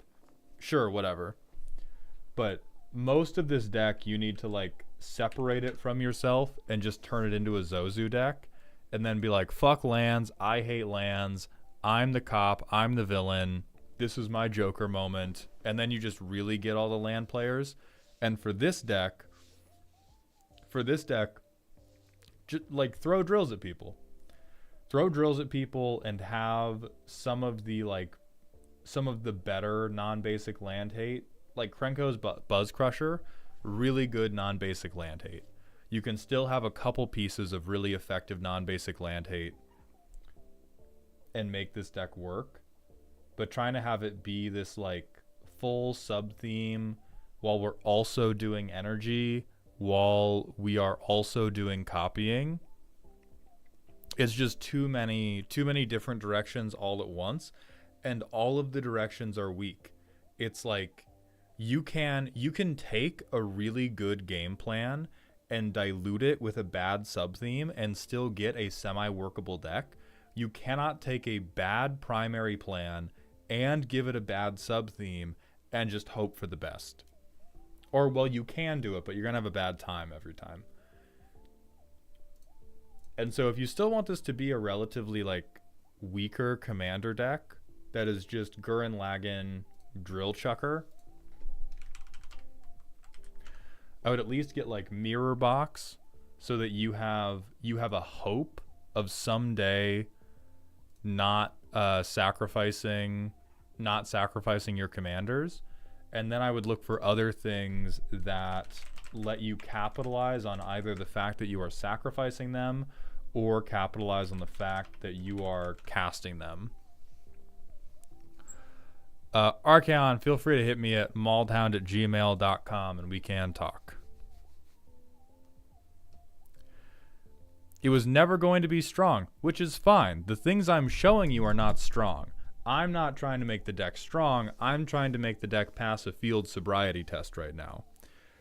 It's like I love building weak decks, but the thing people misunderstand about weak decks is when they aim for a deck where they're like, oh, I'm not concerned if it's powerful or not, they end up making wildly inconsistent and unfocused decks. And those are also weak, but generally for unsatisfying reasons. Because when you make a deck weak through inconsistency, you don't set yourself up for satisfying games, you set yourself up for non-games. I do want to win though. And right, this is why we're talking about Warstorm Surge and doing chuck drills at people. Because if the deck is a lot of copying, and on turn 6, you like play Warstorm Surge, and you begin swinging out with your myriaded commander, that will impact the board enough to try to get you to a game win. If you have Mirror Box out and all of those myriad commander copies get to swing and they get buffs, that will help you win. So that's what I'm talking about. Is like this is a low power game plan, but it's actually a plan. Right now we just have a big word cloud of things that are on the Motherlode's card rather than a plan. Ponapo, thank you for the heads up. I like half the viewers on TikTok are reporting a variety of different audio issues, and I'm not really sure how to fix them. Some people are saying they can't hear me at all. Some people are saying they can hear me fine. Some people are saying it's only static. Some people are saying, well, now you're saying you can only hear me through the left. I don't know.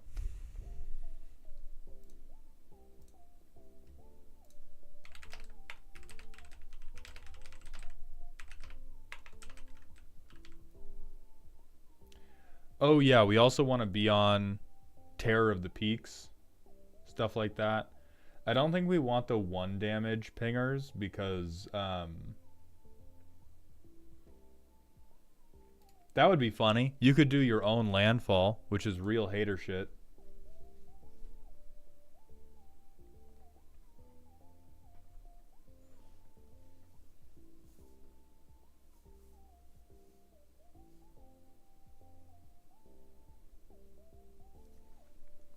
Yeah, I do think, listen, this is definitely unique, parentheses, derogatory.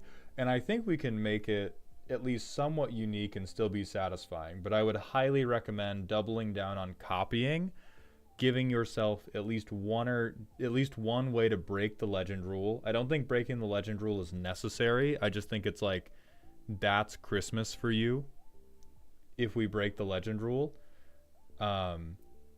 And then try to be on as many mana rocks as you can find for turns 1 through 3, and then give yourself some ETB triggers so that you can just like lay down a bunch of expensive shitheads that pop the board for a ton of damage.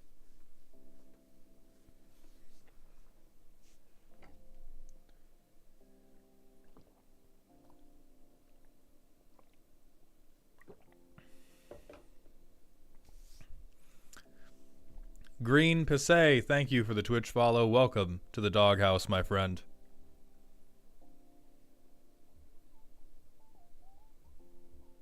Like, this would be a very funny thing to begin aggressively copying. Look at how it says artifact on it. Look at how mere readable it is.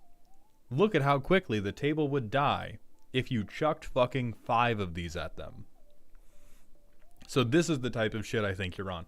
And this also is very Gurren Lagann-y, right? Yeah, lucrative. You got to scream into the void a little bit on TikTok chat. But honestly, it's all of the chats. Because I do try to limit these to like 40 minutes a deck. And if I start responding to every message, then it will be like a solid 2 hours per deck. But yeah, let me put you on game, Makaru. Like, I'm not saying give up on the dream. I'm saying double down on the dream. Might as well switch to Duke Older at that point.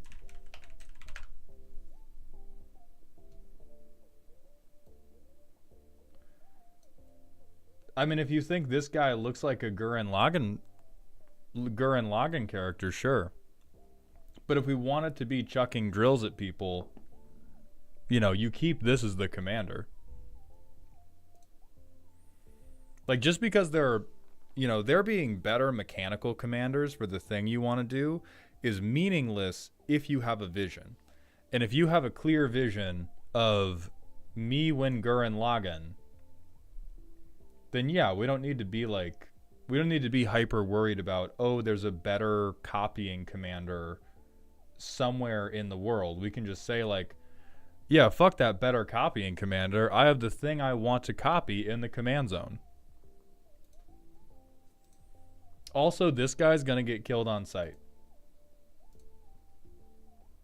This guy's getting killed on sight every time, and the mother load is not, and that is a meaningful fucking difference.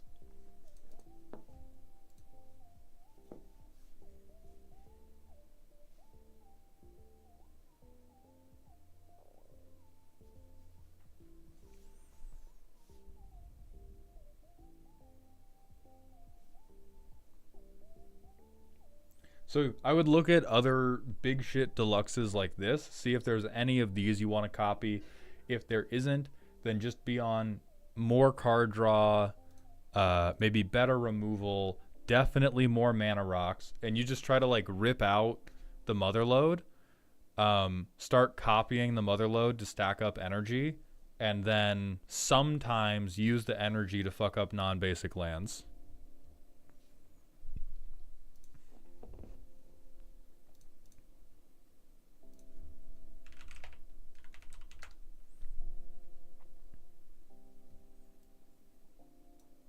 Oh, I mean, Norin Swift Survivalist is like okay as hell. He's okay as fuck. All right, next we have Justin. Justin, are you around? We need to hit probably just a 1 minute ad break, and then we can get into this next deck. So non-subs, be banished. Justin, sound off in Twitch chat if you are here. Yeah, the camera's down. The camera's down right now.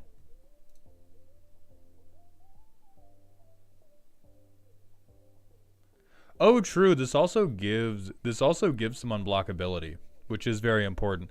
So I think that's another reason that the mother load stays as the commander. I think you have a ton of compelling reasons to keep mother load as the commander, and you have a pretty clear path to have a deck that can win at Magic the Gathering, or at least gets to participate. I think more important than how likely you are to win is how likely you are to have agency and matter in the game. And I think there's a path here for Motherload. Starfruit, if you want to submit lists for review, you need to either be a Patreon member or purchase a roast on Ko-Fi. Those commissions on Ko-Fi are going to open this Saturday. The Patreon signups open... No, sorry. Ko-Fi's on Sunday at noon. Patreon signups open at Saturday, but Patreon signups are not guaranteed, and they all sell out very, very fast.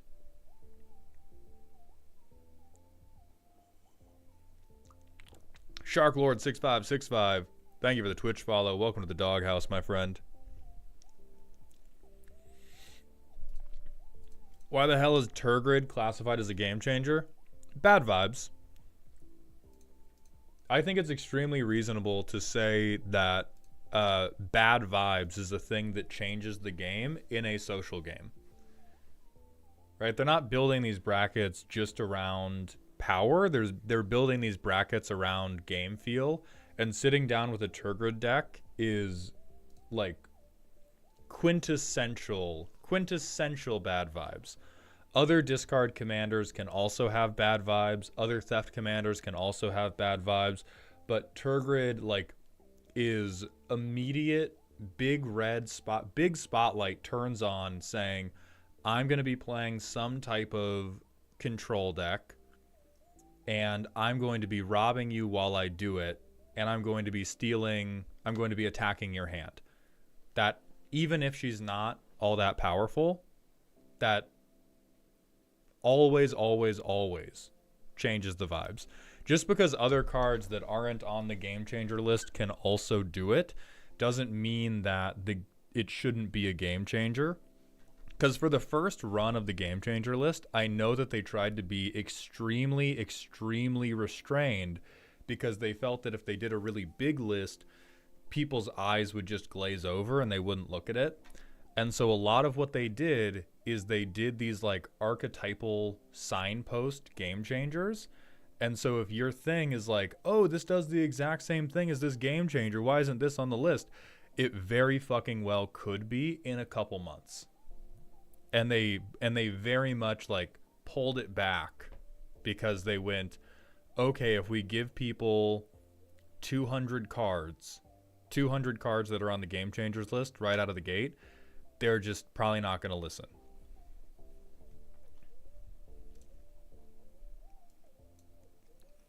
Archaon Co., thank you for the Prime sub. Welcome to the dog home, my friend. I appreciate those Bezos bucks. And we got to catch up on follows. Let's see.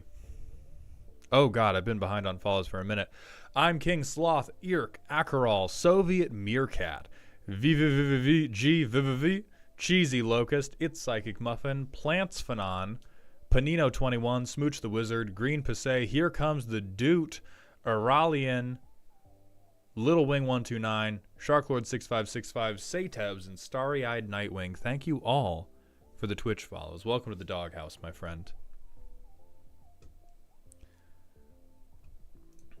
Yeah, Time KT. It's the game changer list has to be extremely restrained on purpose, because if it's not, it's just going to be too expansive to be meaningful.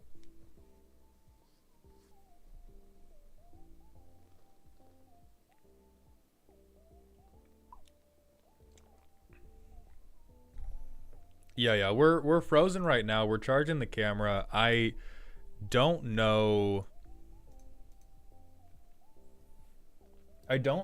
what's causing it to drain so quickly, but it is getting drained by my computer.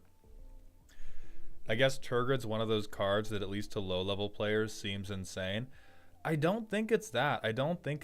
Like, there's certainly some people whose head explodes whenever Turgid gets played. But regardless of how powerful the deck is going to be, a lot of people don't want to play into the Turgid play pattern. And that is the vibes part of it. Your Turgid deck might not win many games. Your Turgid deck might not pay off very often. It may not even control the board all that well, but it is a play pattern that a lot of people super fucking do not like. And part of the bracket system is controlling vibes like that. They're not trying to control balance perfectly. They're trying to control play experience. And a lot of people with Turgid just have a straight up bad play experience, regardless of if you can beat it, regardless of how good it is into your deck. Maybe your deck is like, oh, actually, this is fine. I have a way to mechanically counter it. But it's 100% of, if we were sitting down for a game of Commander and you just pulled out Turgid wordlessly, I would be like, what the fuck are we talking about, bro? Like, if I pulled out a deck that I wanted to play and you pulled out Turgid, I would immediately change decks. I would either walk away from the table or I would immediately change decks to one that I thought could deal with Turgid.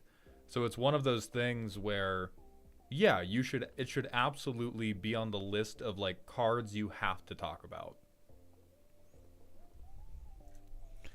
That doesn't mean that you should never play it, which is the point of the game changers list, just restricting it to certain other decks.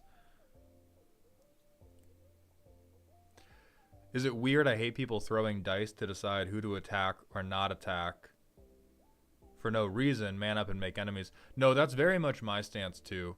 I despise trying to randomly choose who you're going to attack.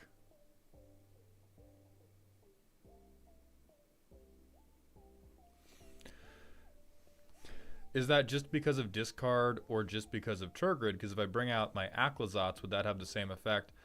I think people would have the same effect to seeing your Aclazotz deck after playing against it. For better or for worse, in part because Aclazotz, I spelled this so fucking wrong. Yep.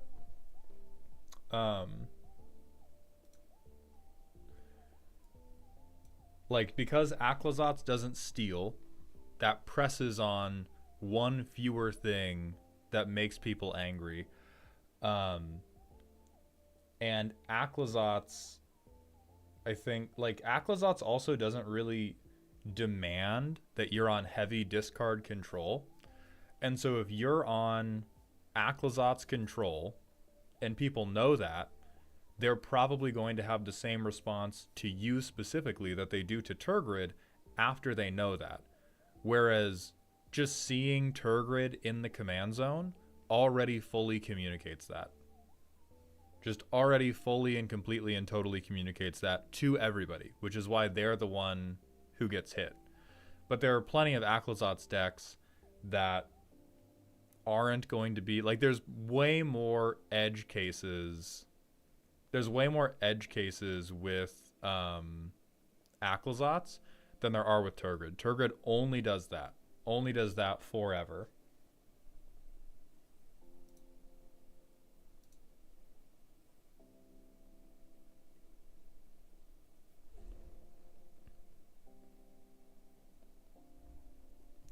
Gopnik Astartes, the two ways to submit a deck are either to be a Patreon member or to purchase a commission on Ko-Fi. The Patreon signups are going to open Saturday at noon. You have to already be a member at that time, but they fill up quickly. And if you don't make it in time, you just don't get into the list, and I keep your $25. For Ko-Fi, you are guaranteed a roast if you are able to buy one, but they sell out. Very, very quickly. I guess I'm out of touch because I see Turgid and feel like getting a free win. Gotta go. Have fun with the rest of your day. And I think it's less of like out of touch and just more about the winning or losing is disconnected from why they put that up. It was great to see you again. I hope you have a good day.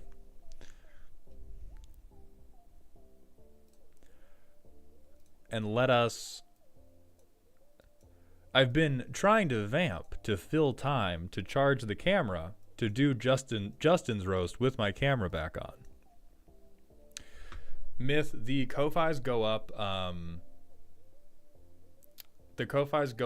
Sunday at noon. Do the submitted decks all have to have a theme and funny tags? No, I mean that's part of why we have the matrix. Now what I will tell you is if you submit to me a mechanically focused deck, like the one we just went through from Makiru, that's a chaotic soap opera. That deck was a very quick descent into madness that got out of control in 18 different ways and ended up with a very rough to play deck that we want to fix. So if you submit a soap opera or you submit a spiteful deck, there's going to be more for me to like razz you about. If you submit a mechanical deck, I'm going to be like, what the hell is wrong, brother? How do we fix you? Tags are like not required. So yeah, none of it's required. It's all just about what you want out of the experience. Softies, some people on TikTok have reported the audio being unbalanced. I have truly no idea how to fix it. I down-mixed it to mono. Softy, let me know if that helps. If that fucked it up, then I'm very sorry, but that is the only button available to me to press. Perfect. We're also, for anybody watching on YouTube and TikTok, we're also streaming on Twitch, which is the primary place to support me during the live stream, which again is very precious and extra. And so if you don't want to move over, don't feel pressured. But if you can, I appreciate it. Twitch, you also get the fucking PNG tuber right now.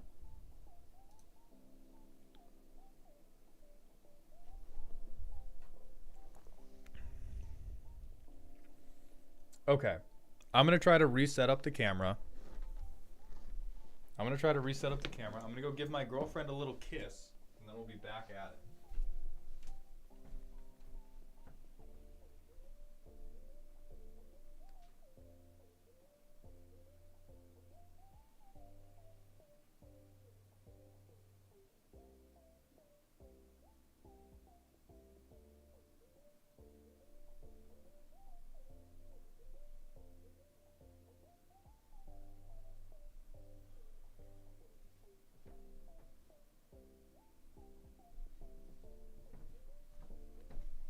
Okay, I believe in this family. I believe in this culture. I believe in what we have established on this stream, that this camera is going to stay on for the entire rest of stream, and it's not going to be a problem.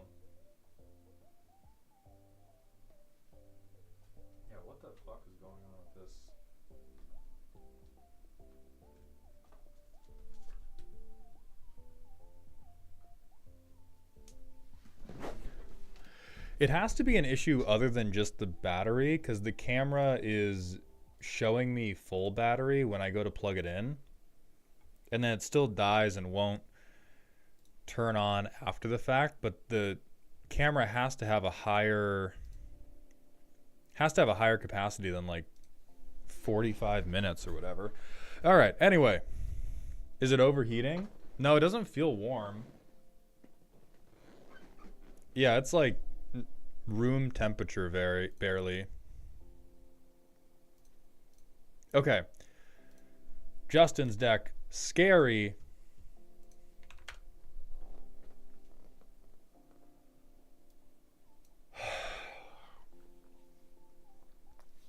Mods, engage the spaghetti monster protocol.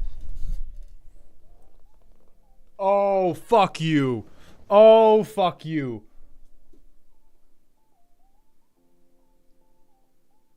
Oh my god, okay. I thought you were full of shit. I'll be so real. I saw Eldrazi. I was like, yeah, okay, what about Vandal Blast? And then you fucking picked a real commander.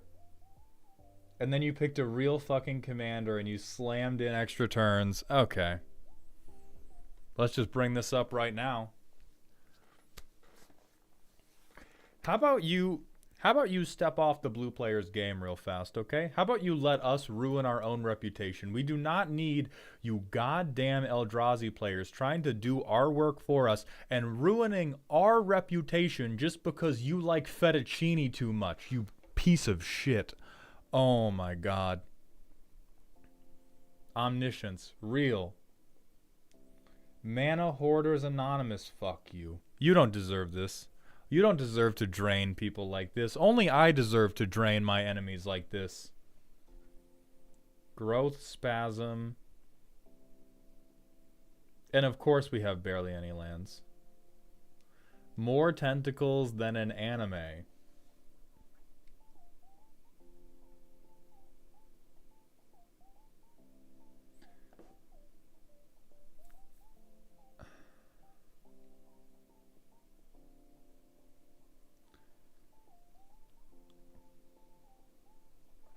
I'm gonna sound crazy. Why do these Eldrazi suck? Not this guy. Why do half of these Eldrazi suck?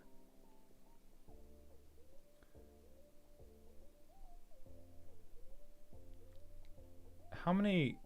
We're not actually on that many colorless spells.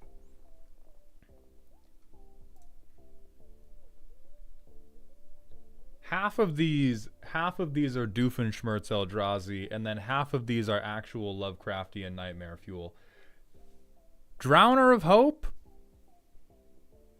Talk to me, Justin. Do you want this as a body pillow rather than as a card? Is that why you like this? You just like to look at it? Because make 2 1/1s that I can sack to tap a creature compared to Kozilek Butcher of Motherfucking Truth is insane work. Insane work when we're taking extra turns.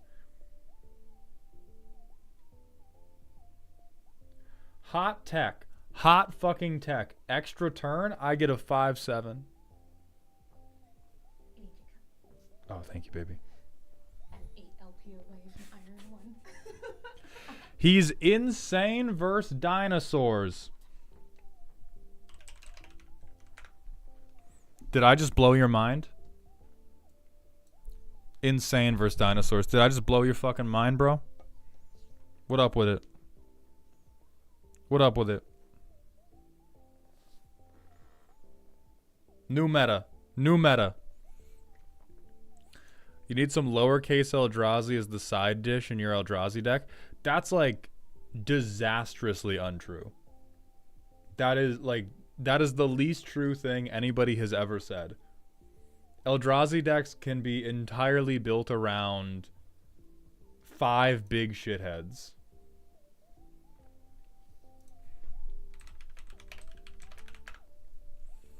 Boom. Boom. I have just blown out your 6 mana Eldrazi.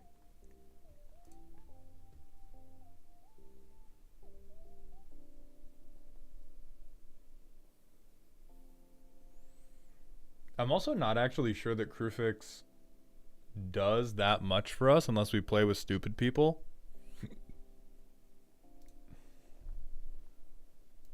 Like the... Yeah, hey, we missed our land drop. Unsurprising. We'll discard that to hand size. Boom, 1 island. Alright, we're representing Swan Song. We discard to hand size. We discard to hand size. We discard to hand size.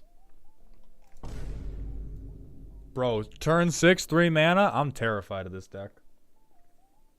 This is the scariest Eldrazi deck I've ever seen. We stick Kozilek's Unsealing. Prepare to lose. We're about to go crazy on the dinosaur player. We discard this. No. We're not at hand size. We're not at hand size. I can't laugh yet.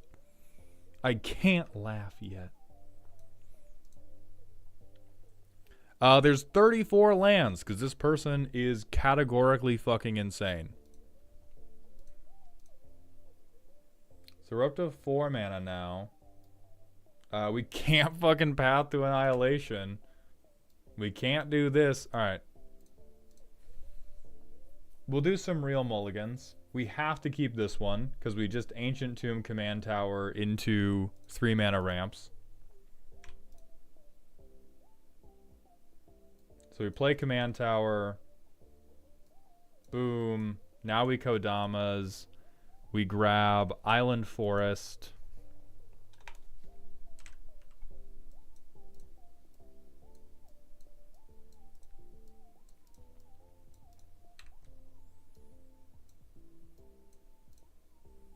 We grab Island Forest again.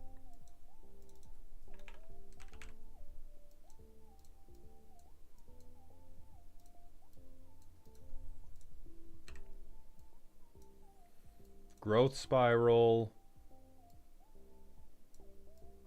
And we do all of this for the shittiest Eldrazi ever. We do all of this for a fucking 5/5, bro. Shout out my boy. Colossal Dreadmaw. Is this you? Is this you right now? So when we hit the ramp curve, we can absolutely get into irresponsible dog shit.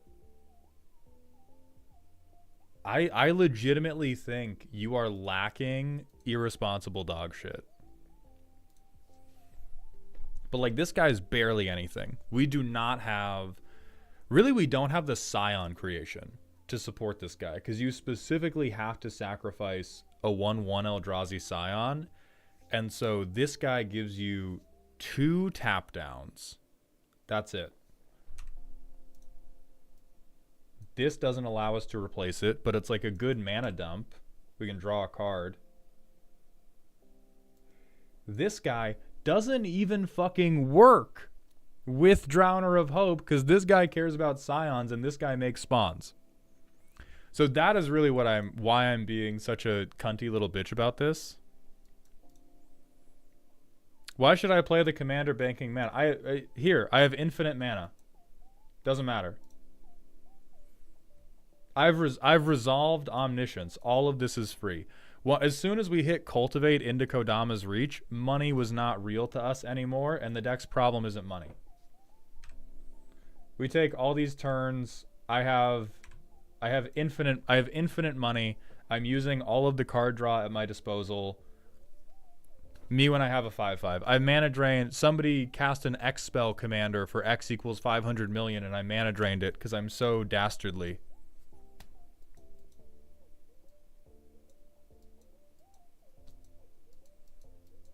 Right, I have nothing to hit with. I have no big hits in my graveyard off of Ugin's Binding. I've been drawing 2 cards a turn. See, now we hit the unreasonable dog shit.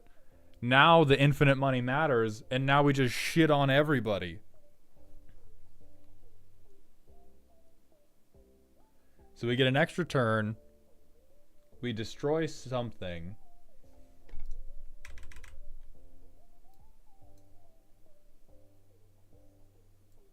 Kozilek's Command. Now all the extra stuff matters. Also, Again, non-voting the Drowner of Hope because it makes spawns and not scions. I have to go back to the list and find if we can actually make any scions.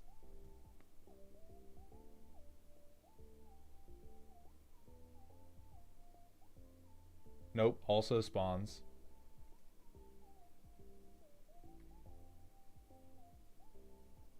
This motherfucker reads 6 mana, tap 2 creatures. In my scary evil Eldrazi deck, 6 mana, tap 2 motherfuckers.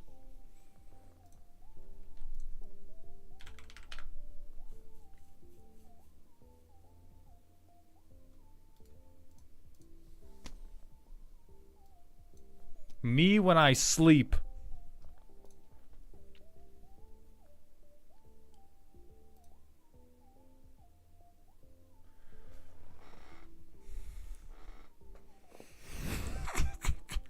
I'm busting up inside, bro. Okay, so we have at least one cut.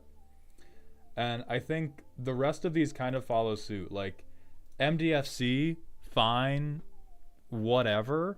We should just be running enough lands and enough ramp that we don't need to be trading some of our Eldrazi to be a land. But if this is going to be a land slot, sure, I will allow this. This irresponsible dog shit. Irresponsible dog shit. This one legitimately doesn't make sense to me. This one makes sense to me in a deck that wants to play as many Eldrazi as possible.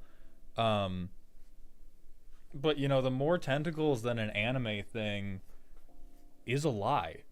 It's more tentacles than an anime, and about 10% as many tentacles as you would need for a good hentai. He's a trigger for Vortex. Oh, good. We can file him away with the fairy blowjobs and bags of money.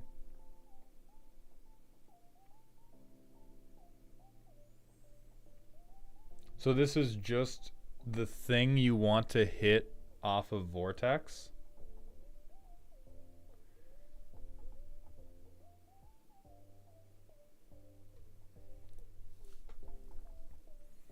Like, even Null Drifter, like, yeah, irresponsible dog shit, whatever. Eldrazi players gotta draw cards, and you're gonna have 7 mana if you just hit any of your ramp. And then the text on Reality Smasher, good, is a 5/5. Like, as the Eldrazi player, your deck should just be, with no help, wrecking the fuck out of the dinosaur player. I think you jumping through these hoops to try to shut down the dinosaur player is indicative of the fact that you are not coming into your own as the problem enough. This is also, I think, the only deck where Chimil is actually pretty ridiculous. Just play a massive shithead. That's my Planeswalker removal. Is ChatGPT feeding you these explanations? This guy is your Planeswalker removal. You know who your Planeswalker removal is? The 11 mana motherfucker who says I delete something from existence because you put me on the stack. Oh look, I swung at you. Sack your board, shithead.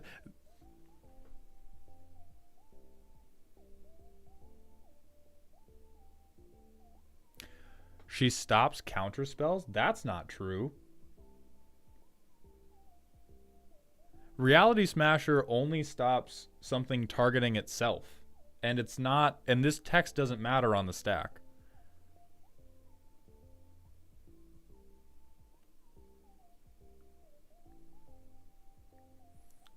Are we having a PBS moment? Did we misread Reality Smasher as whenever Eldrazi? Oh, Chimil. Okay. Chimil stopping counterspells is fine. I think Explore, Growth Spiral, fine. I'm also going to question Guardian Project. I think this is not a deck where you want to play a million dudes. This is a deck where you spend the first 2 to 3 turns ramping, and then it's just all fucking 7 drops. So I don't think Guardian Project will pay off as well for you as just something like do we even have the...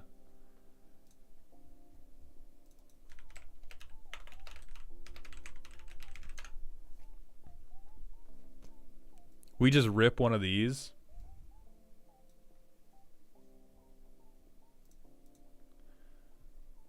Or, honestly, more realistically, why are we on Crewfix? Is another thing we need to explain to ourselves, because we have a very, very like weird game plan here. I barely ever get to attack with my Eldrazi's. Yeah, that makes sense. Our deck is full of crap.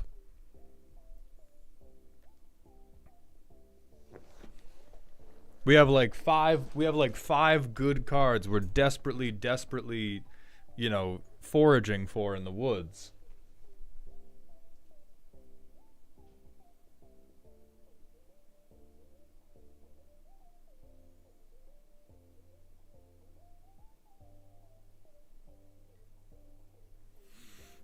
Because if we're going up into a meta where the average person we're competing against is placing stuff on the board faster than us, why are we not including colors that let us board wipe better? Or yeah, I mean, Cannon I kind of get because they obviously don't want to be on creatures. Thank you, baby. Careful, it's really hot, so let me set it on for you. It's I'm not the threat, boom. Yeah, Simic Eldrazi. Notable little bean.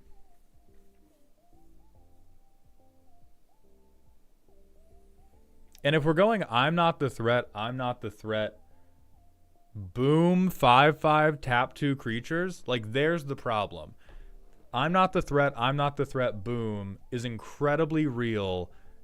But when the boom happens, the boom has to fucking happen. It can't just be like, I'm not the threat. I don't even know if that picked up in the mic.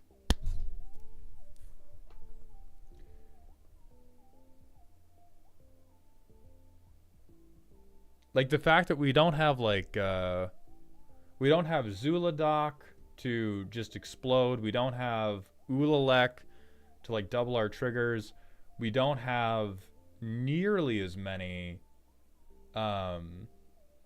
raise the Palisade ass effects as we need. Like we probably don't even want to be on Crewfix. We probably want to be on like Sultai something, and just have, or even Bant, and just have access to board wipes. Because if we're never getting to swing with our Eldrazi and we want to go, I'm not the threat, boom, the way we do that is not by being incredibly threatening and banking 20 mana. The way we do that is we have to control the board, and then we play things that don't lose to the average dinosaur. Because we don't have to fucking do that. We don't have to play things that lose to Gishath. We can play a deck where every single one of our bombs is better than Gishath. Timekit, Crewfix does give colorless mana, but if you have a commander with access to Simic, like we saw it in the last playtest, we run so many lands out so quickly, casting these is really not that big of a deal. We probably want to cut that. Holy fuck. We probably want more things like, and when I say more things, I mean like one or two more things that are like Sky Shroud Claim rather than like Wayfarer's Bauble. Like we want to have 4 mana ramp that are going to go super fucking crazy and accelerate us into every turn I throw down a bomb. Every turn I throw down a bomb. Every turn I throw down a bomb. Instead of 6 mana tap 2 is fucking sending me in a scary deck. Like let's play test it again. We have 2 lands, and we have this like, because I want this to be a counterspell and I want this to be ramp, we don't get to cast it.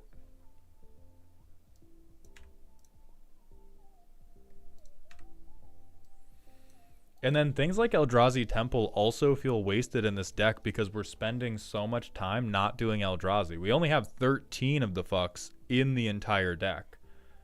And because we only have 13, like, you know, the mana we need is not Eldrazi Temple. The mana we need is like 3 visits, cultivate, Skyshard claim, spaghetti, spaghetti, spaghetti. Where is your Honda Civic engine, brother? You cannot be afraid of your own power. Like, what are the...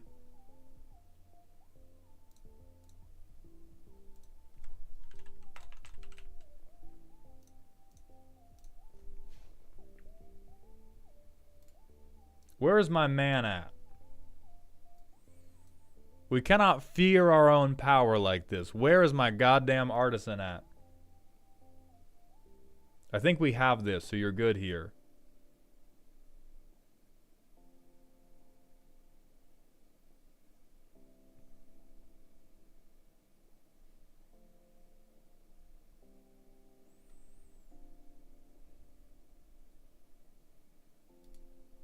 If we want a 6 mana immediate Eldrazi, this is so much better.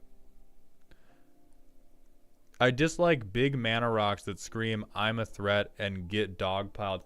I mean, that's what the deck is already doing. Like, the thing is, you're not you're avoiding being a threat by just being worse, which is not as effective as you might think. Some people can do it. Like, some people can do it, but you have to have a deck that is very, very sneaky. If your deck's plan is play Eldrazi, that's never sneaky, and you always have to just ram it through and make your opponents have it. But if you're like, you know, like Eldrazi, you never little bean, because the premise of the deck is you are the biggest bean in all of reality. And so in attempting to little bean, you're literally just like undercutting the deck. And even if you don't take Thrawn Dynamo, I think the same thing goes for turns 1 through 3 should always, always, always be spent ramping. And you definitely don't need 3 mana rocks. Like, if a 3 mana spell is, if a 3 mana thing is getting you mana, it should be getting you 2 lands. It should be getting you at least land drop for your next turn and land onto the field.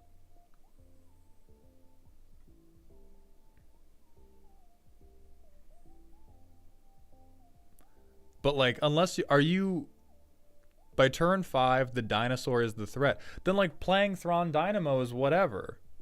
Because you play Thrawn Dynamo, and if you're worried about them dogpiling, you board wipe with your 8 fucking mana. Head ass.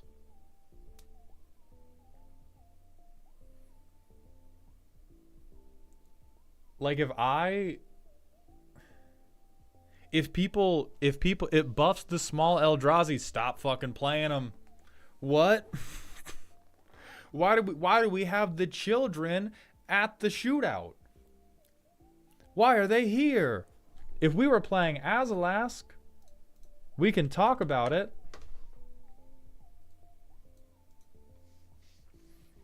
If we're playing this, then I will hear you out about small Eldrazi. But if you're talking about, yeah, we're buffing the tiny Eldrazi in my Krufix Mana Store deck, the 8-year-old should not be at the function. Because everything makes them. Okay. No, you're right. We're going to do quick count. Cards that make Eldrazi versus cards that don't make Eldrazi. Cards that don't make Eldrazi. The enchantment and the 3 mana 1 make thousands of sack tokens. Okay, so if I get 2 specific cards in my deck that I can't tutor for, then this 1 banner is really good. That is logic that I will accept at silly. It is even logic I will entertain at spooky. The only thing scary about that logic is whatever is going on in your head. We cannot be relying on, I'm going big and tall, but also I need to worry about my 0/1s becoming 1/2s.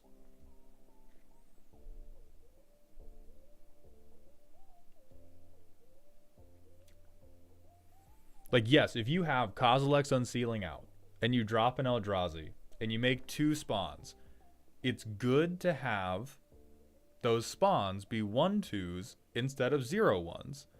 At the end of the day, they're still just fucking chump blockers.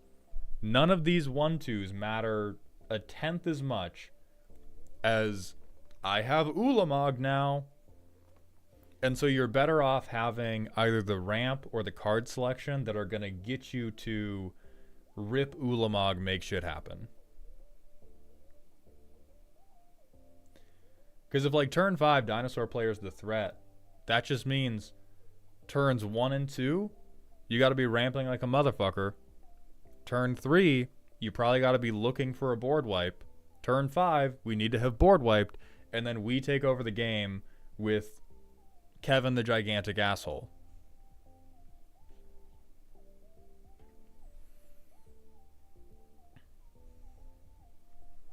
Yeah, I've not seen many dinosaur decks at scary tables. That's because dinosaurs aren't scary. Like this may be a case of misinterpreting their experience with spooky as scary. Because dinosaur decks are like those cartoon villains where their biceps are larger than their entire body, but if you just run around behind them, they can't turn quickly enough to fight you. That is the quintessential dinosaur deck experience. But this deck seems terminally uncommitted to its bullshit, and I think you need to be back on your bullshit.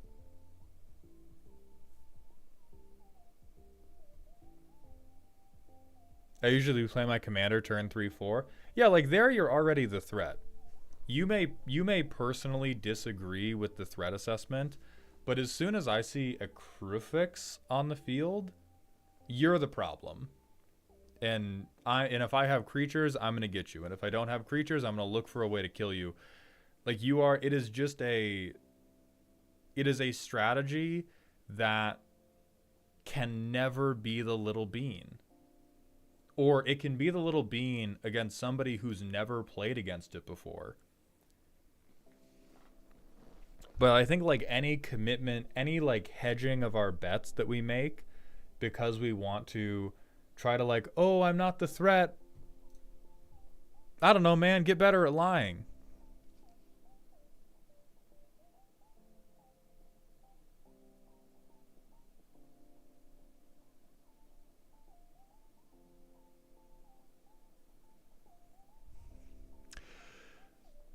Kush, thank you for the 500-bit cheer. I debated keeping this hidden for hot tech, but it needs to get fixed.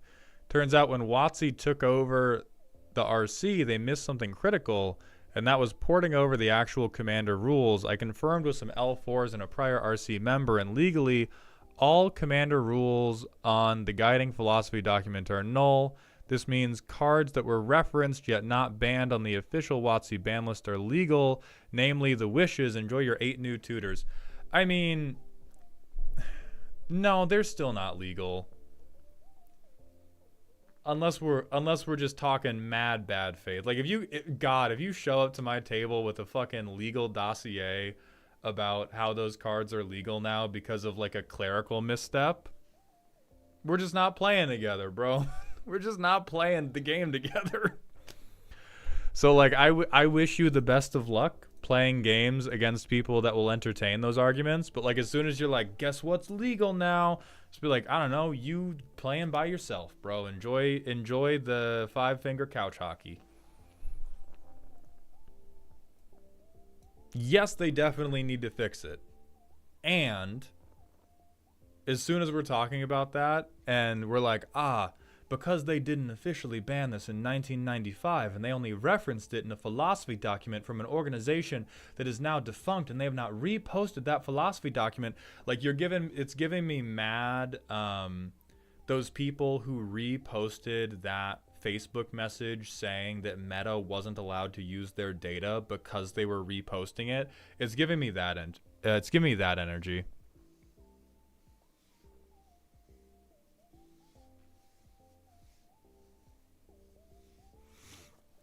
Yeah, Axiage, I see the vision. I'm going to ask everyone politely to just not debate the specifics of the rules, because I am standing on the specifics of the rules don't fucking matter.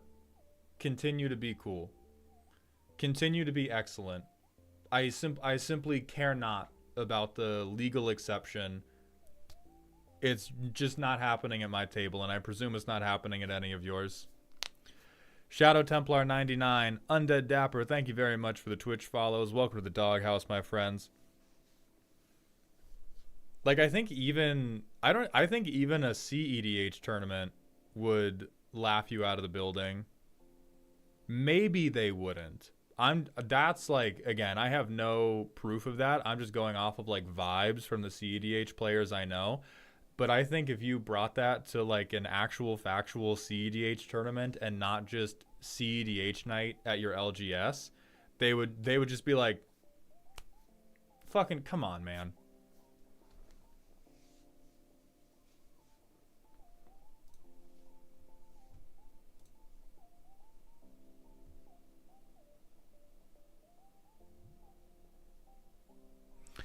I like the commander because my commanders always get swords to plowshares. Guess what you can't versus this guy?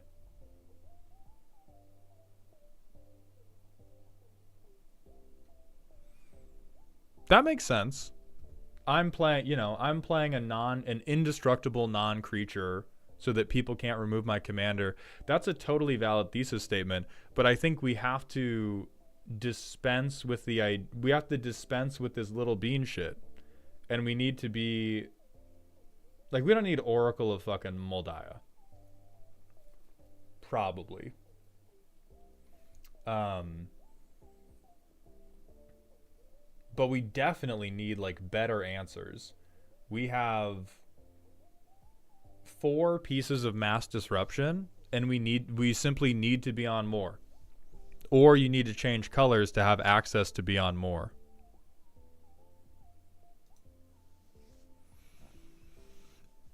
Karametra is also an indestructible non-creature. Karametra would be very real tech. It wouldn't give you access to blue, which is pretty tough. But getting a land every single time you cast a creature could be kind of interesting. You could do some lurking predator shit. Try to lurking predators out Eldrazi. That would be funny. That would be tremendously funny. But you do get board wipes. And like this deck, you need to have board control. Like I don't think Swan Song is a particularly good answer for this deck, other than to stop like the one combo player.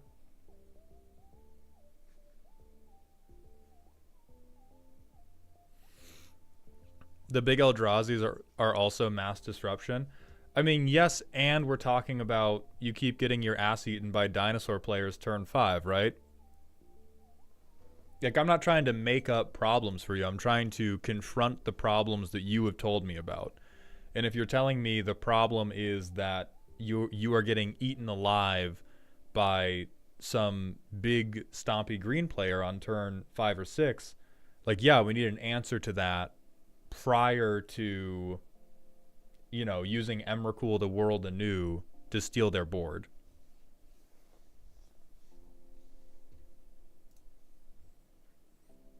Right, like Growth Spiral good here. Drowner of Hope, massive fucking waste of time.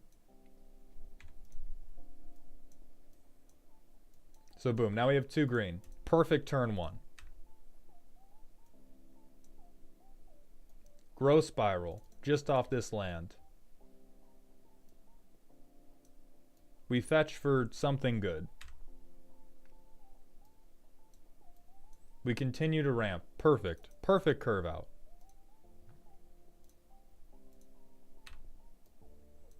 Land. Again, Drowner of Hope is like...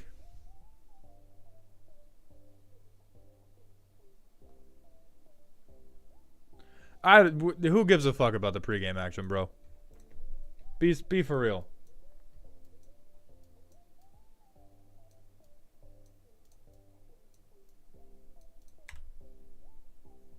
Guardian Project to trigger never.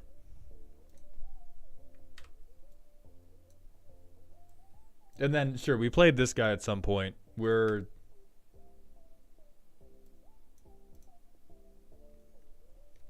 Yeah, I mean, this is the scary that we're on.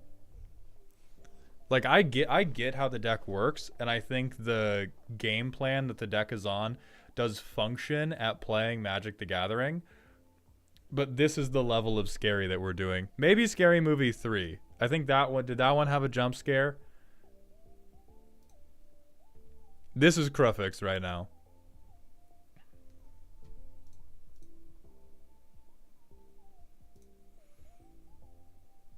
Like, I think we have, let's see. This Eldrazi matters, this Eldrazi matters, this Eldrazi matters, this Eldrazi matters, this Eldrazi matters, and this Eldrazi matters.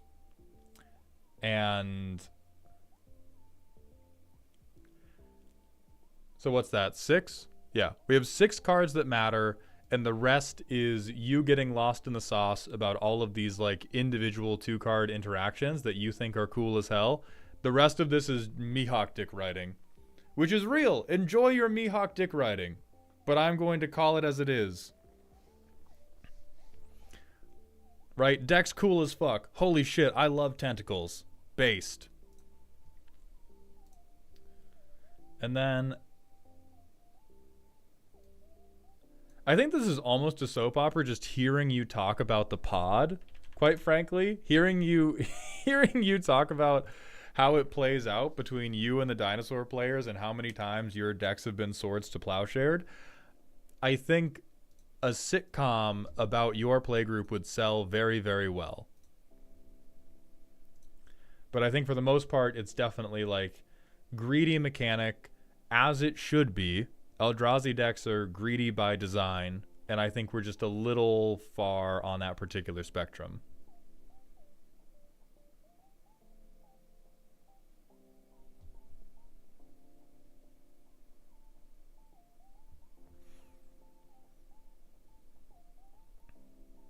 Yeah, I agree with Phelan. Even just something like, hey, we've dealt with the dinosaur player. Even if we don't want a board wipe, Defense of the Heart, who cares if you're the threat? They have 1 turn.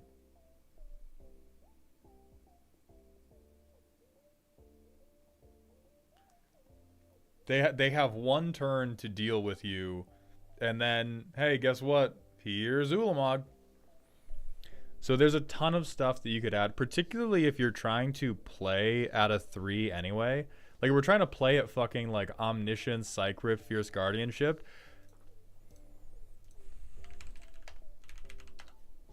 At least get some Eldrazi out in here. Huh? Oh, Wordly. Got it.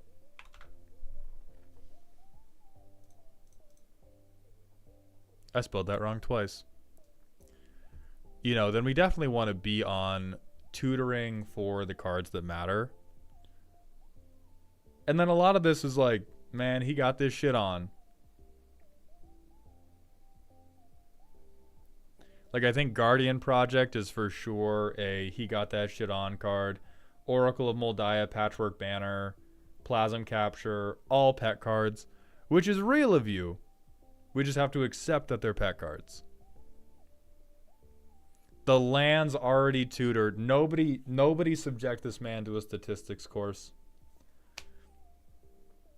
Where's the 1 tutor land that we're basing this on? Okay, Sanctum of Ugin, which requires us to cast a different colorless spell. Eye of Ugin, which requires 7 mana. My fault. I have 2 lands that tutor. I will simply draw them every single game. That is on me.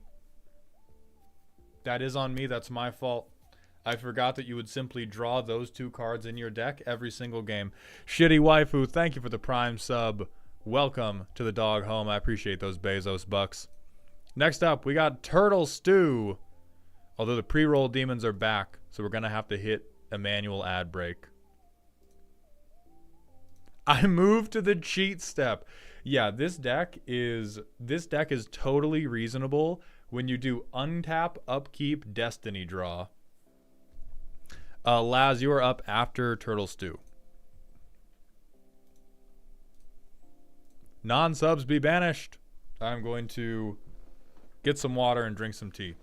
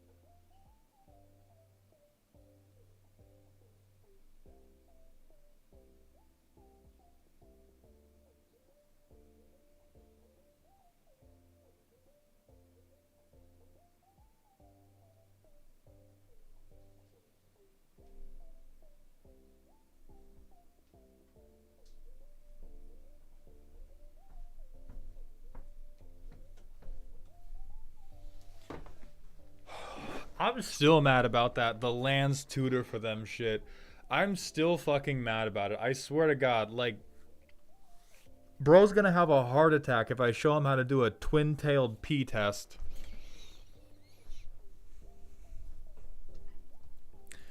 I do think I need more card draw, TBH.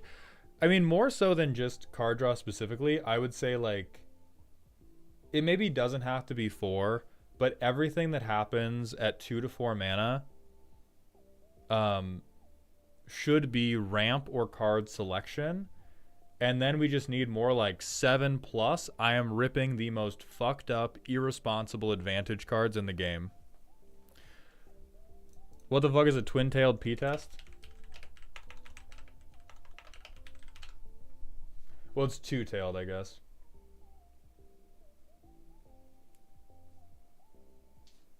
It's a thing in statistics.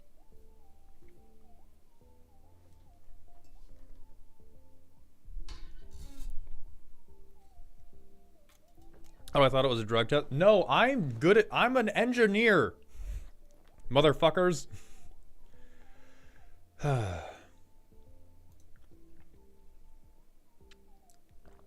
Alright, Stu, let me check on this camera.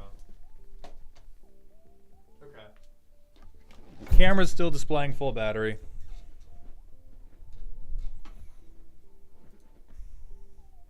Zenorum, thank you for the 100-bit cheer. Thank you for making my errands bearable, RN King. What's the deck right now? Well, we just finished up with this Eldrazi deck. We're now going to move on to Turtle Stew's deck. And thank you for kicking off that hype train. MD Suitor, Shitty Waifu, Crusher Dammy, The Morningstar, Frigio, Cheese Moon, Shadow Templar, Undead Dapper, and Zaffo. Thank you all for the Twitch follows. Welcome to the Dog House. 10 Mihail, thank you for the 100-bit cheer. MTG Deck Engineer. Yeah, I'm more of a yapper, though. Alright, Turtle Stew's deck is spoopy.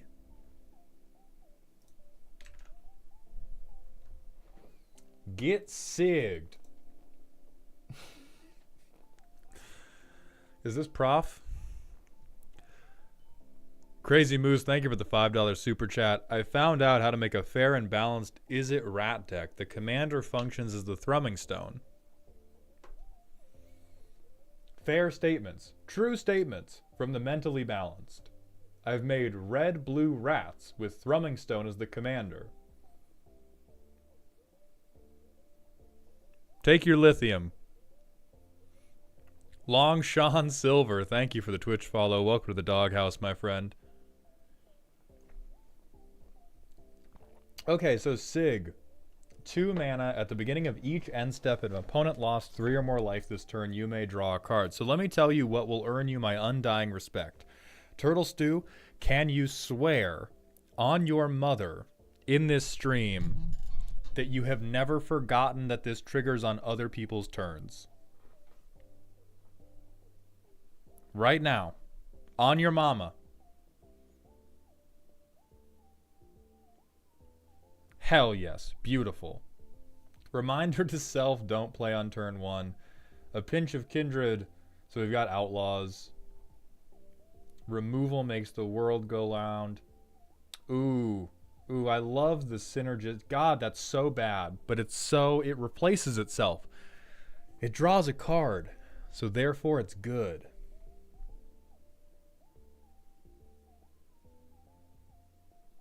Okay, fine.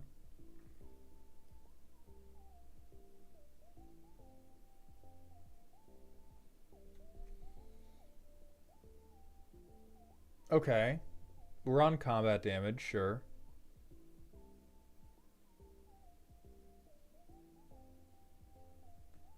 Yeah, goading makes sense here. I like that.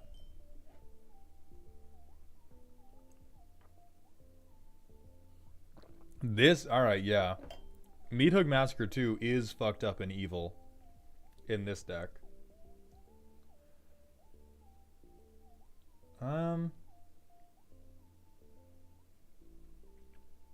Okay, I like that.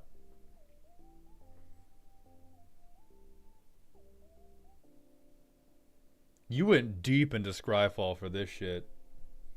I don't know if I can call 10 pieces of removal evil. Oh, okay. Hold on. I'm understanding it now. I am beginning to understand. My fault. I did not recognize your game. Oh, Titan Hunter's crazy. Titan Hunter is such a deep fucking cut.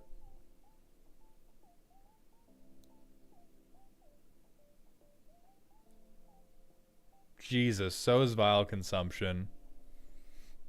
This is what that mono red hater deck dreamt of being. Bozos miss land drops. Here we fucking go. Best curve of the day. The green thing. I think Grim Hireling is good. Mari the Killing Quill is probably fine. Now listen. Mari's bad as hell.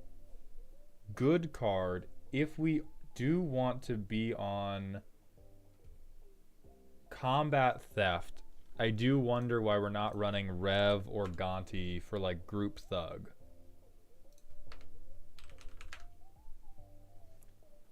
Where just now my creatures are Ragavan. But I don't think that's a problem. It's just a question. See, like this is a problem. This is where I think the pet cards are getting to you. That's okay if we're on Spooky, we can have some pet cards. Did not exist when I made the deck. Very reasonable. Good, honest.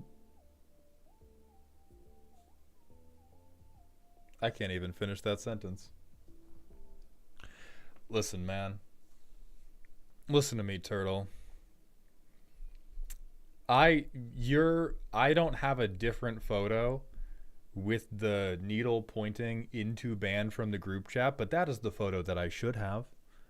If I was a responsible man, this deck has not been fact-checked by real Mihawk dick riders. I need a different meme where Mihawk is frowning to appropriately represent this deck. Oppression. Oh, God. What closes out the game? Not true? Sure. Not true? Not true. Not true. Probably not true. Not true. I believe this one. And I almost believe this one. So, every way you win the game is you lie. Or everybody scoops. These are all our card draw.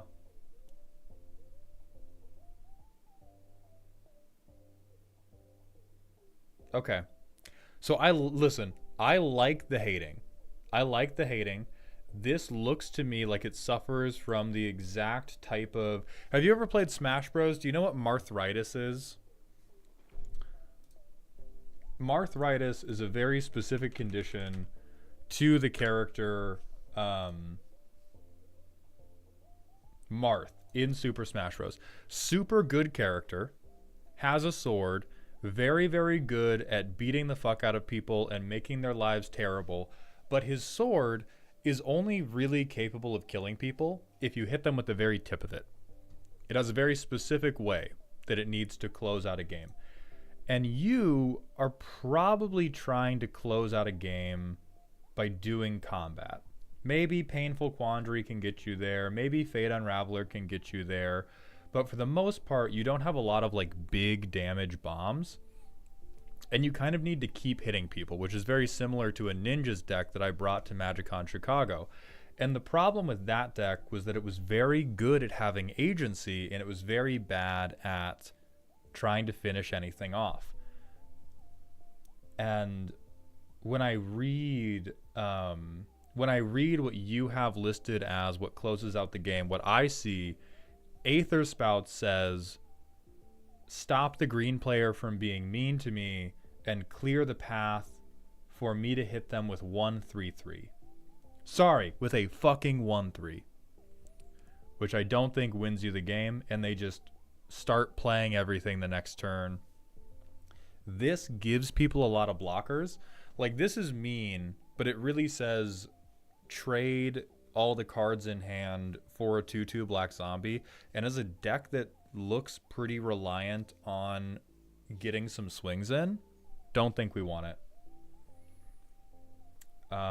This should just straight up be replaced with Rise of the Dark Realms. If you are going to be on removal, if you are going to be on discard, then you don't want your creatures back. Your creatures are kind of shitty. You would like their very good creatures that you spent the game hating out. You would like to steal these from them. Rise has no sauce, though. You think standing around with a 1/3 has sauce? We gotta work back. We gotta work towards sauce after we get something on the fucking plate, man.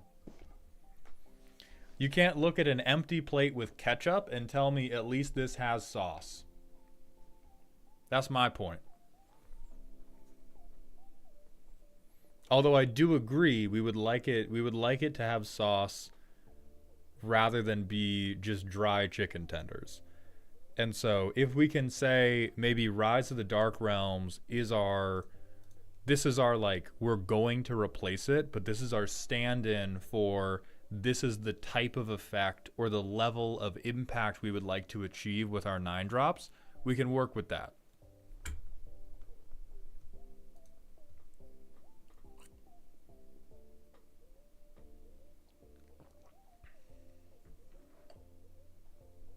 I think this is something cute that does not really play into the rest of your deck unless there is a 3-mana thing you desperately need.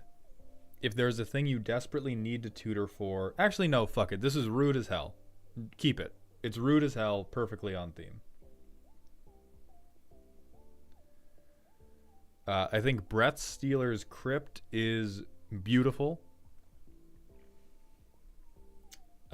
Fuck Bottomless Pit. You know what Bottomless Pit says? This says for 3 mana, you can make all of your friends want to kick you in the dick. I think it is rude, but it is not enough targeted rudeness to be worth it. If we want to be rude, we want the rudeness to have a payoff. Perplex, very distinct payoff. Either we get to counter the spell, or we get to fuck up their whole hand, or we get to tutor something. All of those are good. Bottomless Pit, we're going to be discarding shit, and we don't get to choose what they discard. Maybe they don't discard anything good. So if we're going to have stuff that is off theme, we want it to have, if we want to have stuff that is off the mechanical engine of the deck, we want it to have a very specific purpose. This is not making our opponents lose 3 life. It's not allowing us to remove threats. It's just rude, but we can probably find something that is rude and helps us mechanically.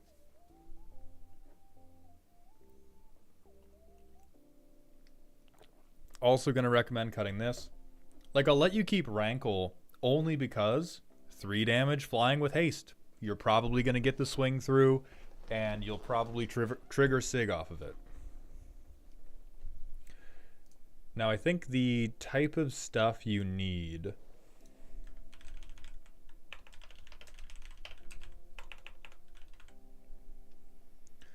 Holy hell, Fluffy Butt, thank you so much for the $20 super chat. First time catching you live, no deck, but could I ask some advice on a general problem I have? My decks often start around 150 cards. I struggle to have enough card draw, ramp interaction, and have engine pieces. So Fluffy, this is a pretty common problem that my community runs into, that I see other deck builders run into. Personally, couldn't be me. I'm built different. I often struggle to get my decks to 100 cards in the first place. I think what will help you the most, typically when people have their deck building process waylaid by picking way over 100, what they're doing is they're starting from a point of, what does my commander do? How do I synergize with that? That's generally wrong, or it is generally a recipe for getting distracted. What you should be doing is pick your commander, pick how you win. Work backwards from how you win to connect it to your commander. And you should do that with a group of like 30 cards. And then the rest is card draw, ramp, interaction, whatever. But every deck, if it was based upon the premise of what is my commander, or more broadly, what is my gimmick, if your commander is not the heart and soul of your deck, how does that gimmick win? You have between 25 and 35 cards to connect point A to point B. And then you fill in the rest. And then you fill in the rest with interaction and stuff.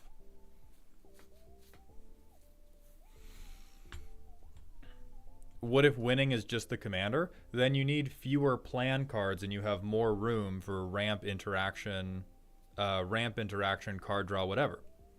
If point A to point B is extremely simple, then it means you can fill out the rest of the deck very, very responsibly. Or you can put in pet cards, right? Like you can just fill up, you have 30 cards in the deck that are always like, this is my game plan. And if your commander gets you to the win automatically, that's 30 fucking pet cards, brother. You get to play goofy bullshit. But anyway, back to which, welcome to Dog Heaven, Fluffy Butt. Thank you so much for that generosity. I usually build around an initial interaction between a handful of cards, like say Armageddon and Planar Birth Landfall. Okay, so that's another problem which I can give you a rule to fix. I'm not even going to get into what's wrong with you for playing mass land destruction, but what I am going to fix is just a basic rule. If a card in your deck does not synergize with your commander, it needs to synergize with at least 20 other cards in the deck to have any chance of going off. So if you are building a deck around an interaction between 2 cards that are both in your 99, if those are point A and point B, either point A or point B needs to have 20 pieces of redundancy. I am not exaggerating. Those can be tutors, those can be cards that have similar effects, whatever it is. So that's like, if you're building a deck around a landfall card that can't be in the command zone, your deck needs to have 30 plus lands to trigger that effect reliably whenever you do draw it. But if you're building a deck around an interaction that is both happening in the 99, one side of that equation needs to have 20 plus pieces of redundancy. If you do like Esper, if you're doing like an Esper deck and you can jam the deck full of tutors, you can legitimately achieve that. In other decks, it's probably going to be hard to make that happen with niche interactions like Armageddon and land recursion. You can make it happen with other things that have a lot of similar effects.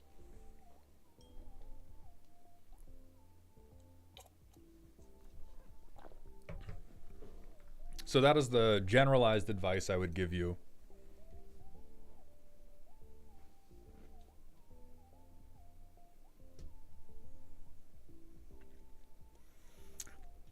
Oh yeah, I'm gonna keep it real. Like 38 to 40 lands is actually the fucking truth. I've started trying it with more of my decks, and it's just better. It's just like flatly better. What will make 38 to 40 lands feel really bad is if you do not have any card draw or any card selection, because then the like flood can be fucking criminal. But if you put some card draw or you put some card selection in your deck, 38 to 40 lands, or even like 35 lands and then a bunch of double-sided cards, chef's fucking kiss, dude. So let's get back to fixing this deck.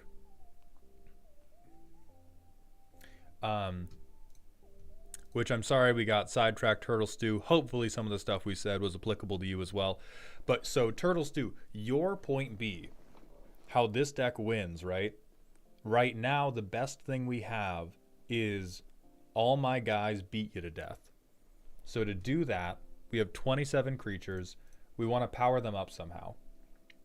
That can be... Now, what I'm thinking of, we could do some truly goofy shit like Cyberman Patrol and just be all Daleks, because that has Afflict 3, which works for your deck. We could try to go wide and do things like Eldrazi Monument. We could do fucking Graz, dude. Wouldn't that be goddamn funny? Is just I hit 8 land drops, I slam Graz onto the table, and now all of my shitty creatures become 5/3s and kill you. But the card I was specifically thinking of was stuff like Intimidation. Stuff like Intimidation, where we're going to give our creatures evasion to allow us to get through and finish off the people that have been like slowly bleeding each other out all game. So there's Intimidation.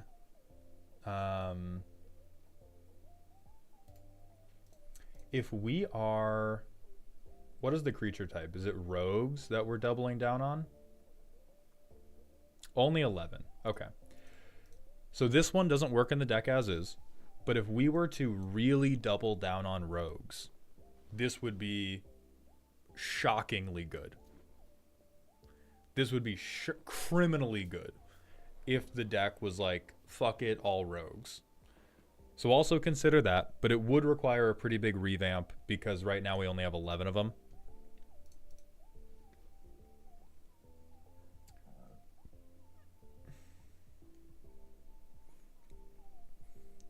Massacre Girl Known Killer, not as good as like Intimidation, is a pretty good way to de-incentivize people blocking your shit. And is very rude. Motherfuckers do not like Wither. They hate that shit.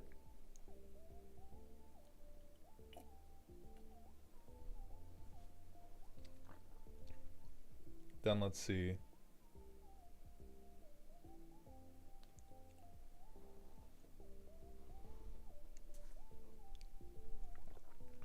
Currently, the deck feels like an even mix of enchantments and creatures, but that can change if I remove some of the discard stuff.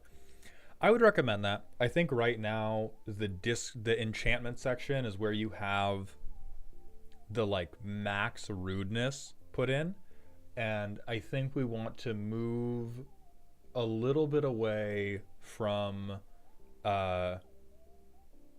just no reason rudeness and focus on synergistic rudeness. Etrata goodness or too niche.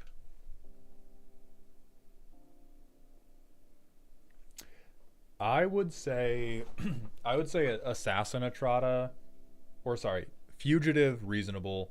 Etrata the Silencer is Fairy Blowjob territory because we're not going to be tutoring this back out.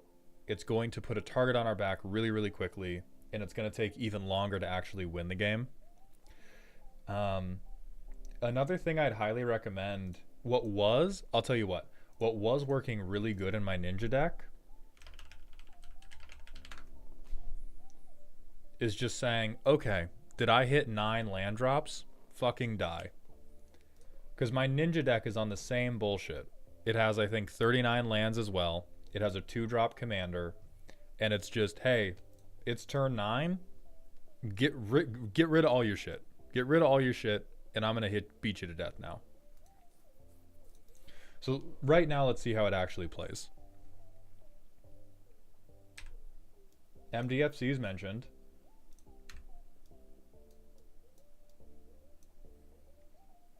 We play Sig.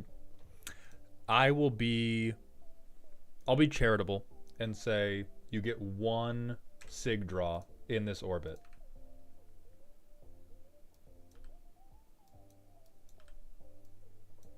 Do we need to pay the 3? I'm going to say we have to pay the 3. We ghoulish impetus something. We guarantee ourselves a Sig draw, which is chill as fuck of us. We play either Cryptghast or Notion Thief. I will discard... I'm going to discard Looter Ilk. No, I'm going to discard fucking Cryptghast, bro. Fuck that guy.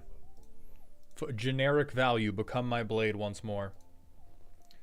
And we look for an opportunity to flash in Notion Thief. Say we get 2 draws off your commander. We're hitting our land drops. Real as fuck of you. I understand why you put this guy in. I think for your deck, the type of evasion you want is probably big flying dipshits rather than unblockable rogues, unless you're going infect. Because I tried to do the same shit, and it's just so hard to kill people 1 damage at a time, dude. It's so fucking impossible to kill people with 1 point of damage. We can't play this yet. Or maybe we can. No, this is still turn 5. We could copy Notion Thief, which doesn't do anything. We could prowl in Enigma Thief, which can slow down the board. Probably, if we do this, probably no Sig trigger. We can drop Polluted Bonds and make everybody really, really angry. So to date, right? To date in this playtest, what we've gotten is, and now I legitimately want to help you now. I think I've made fun of you as much as I'm going to. I want to legitimately help you as a person because I think this deck can be close to greatness. The cards that we have seen are Value Engine that's not deck specific, but is highly threatening. Rudeness that we can't guarantee will trigger. Rudeness. Reasonable interaction. Reasonable interaction. Guy who just can't carry his own weight.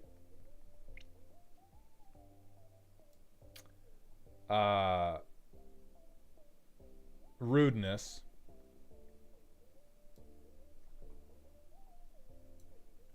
And then overcosted recursion. So I'm going to put this also in the like kind of pet card territory.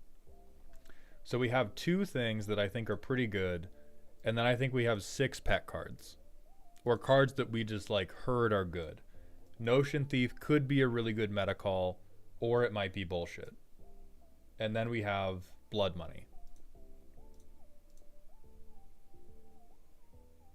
And then in this opening hand, card selection, which is good.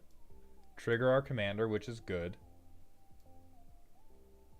Pet card.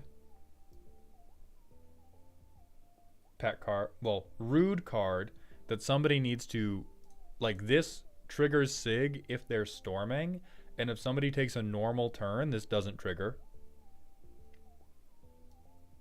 Rudeness. Rudeness. Good card. Good card, but notably 1 point short of being relevant for the Sig trigger. And so on average, more than half of our hand is full of stuff that is really, really rude and not driving our game plan forward, versus this is pretty rude and drives our game plan forward. So we want stuff like Crypt rather than stuff like Bottomless Pit. And the stuff that we need to replace it with to drive our game plan forward, we could go big shithead meanies. We can go big shithead meanies, but we would need to start including mana rocks in that case. The idea currently is to stack multiple damage each turn stuff and be rude. That is somewhat reasonable and also unfathomably bad. I think we want you can stack multiple damage triggers, but I think 1 is too low. If we want to stack damage, I think it has to at least do 2. And then maybe we can include a 1 ping if it's like crazy reliable. Like the 1 pings that I'll give you are like Fate Unraveler, because we're always getting card draw every turn. Bloodseeker, sometimes Bloodseeker is like high variance. High upside, because what if somebody's playing a token deck?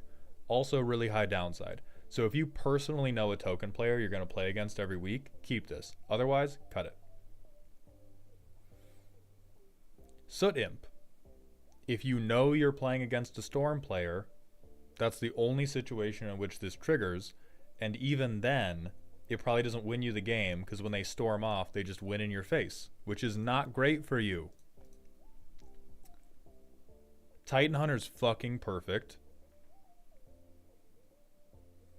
Trespasser's Curse is another situation of if you know somebody's shitting out creatures, for sure, otherwise cut it.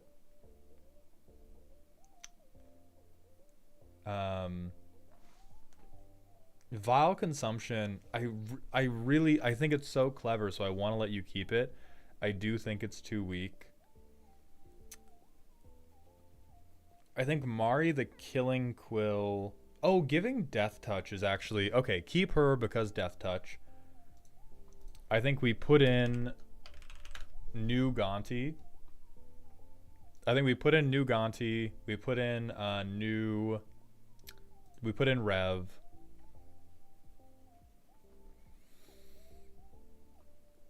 Stealing a Soul Ring is too good for me to tell you no, so I'm going to let you keep it. Not Rogue Class. I tried Rogue Class in my Ninja deck, and it just takes way too long to come online. I would say rather than Deadly Tempest, we want to look for more just one-sided board wipes, because we're going to be hitting all of our land drops. Pay a little bit more to make everything one-sided. Oh no, fuck this. Come on.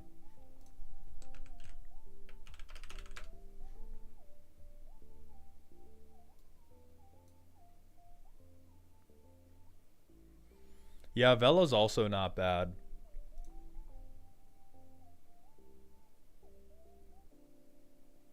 I like Undermine. That's very funny.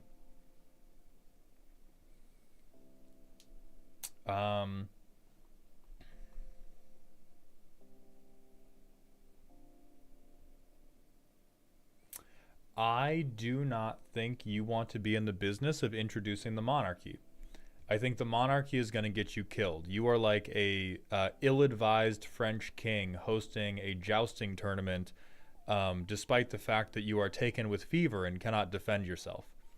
I think what happens as soon as you introduce the monarchy is the dinosaur player hits you to take it. Because you are running evasive creatures, you take it back. It's really good for triggering Sig. Monarchy idea was so that others hit each other. That is real and true. Here's the thing. You're probably the person at the table that needs to swing the most, which means you're going to be constantly gunning for the monarchy. The monarchy is fine if you are able to recuse yourself from the battle. But the way this deck wants to play, you kind of constantly want to be taking it back, and then you're just going to get cracked for it.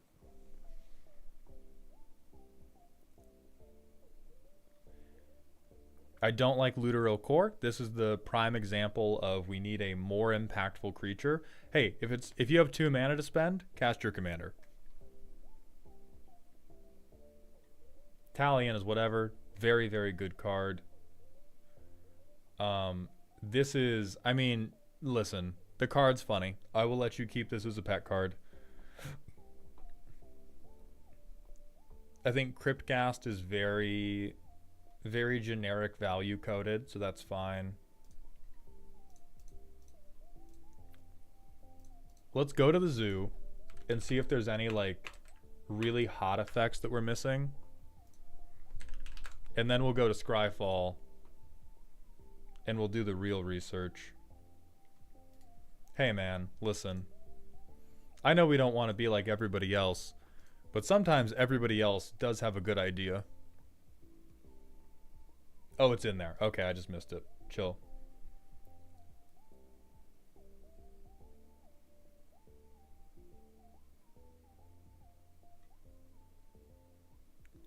Yeah, I mean, sometimes the zoo monkeys get it right. Exactly 3. We get to choose one person to always hit.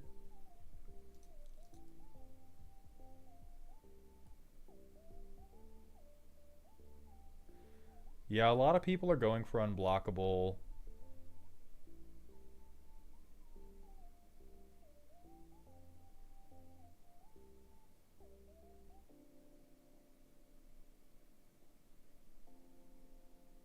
It is also a rogue. Darkstar Ashura, thank you for the Twitch follow. Welcome to the doghouse, my friend. If we want to stay on rogues, we probably want Anawan. We probably want some type of banner to get more of our rogues up to 3.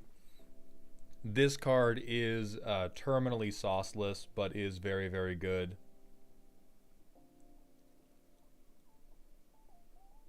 Fairy Vandal's probably a great card for you.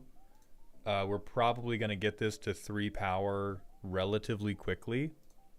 And then we have another guaranteed 3 trigger off a flying attacker.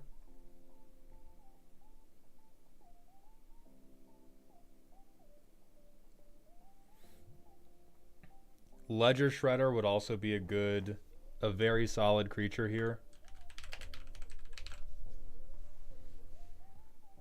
I like this. A lot of motherfuckers like casting 2 spells in a turn. It's very irresponsible of them, but a lot of them like doing it.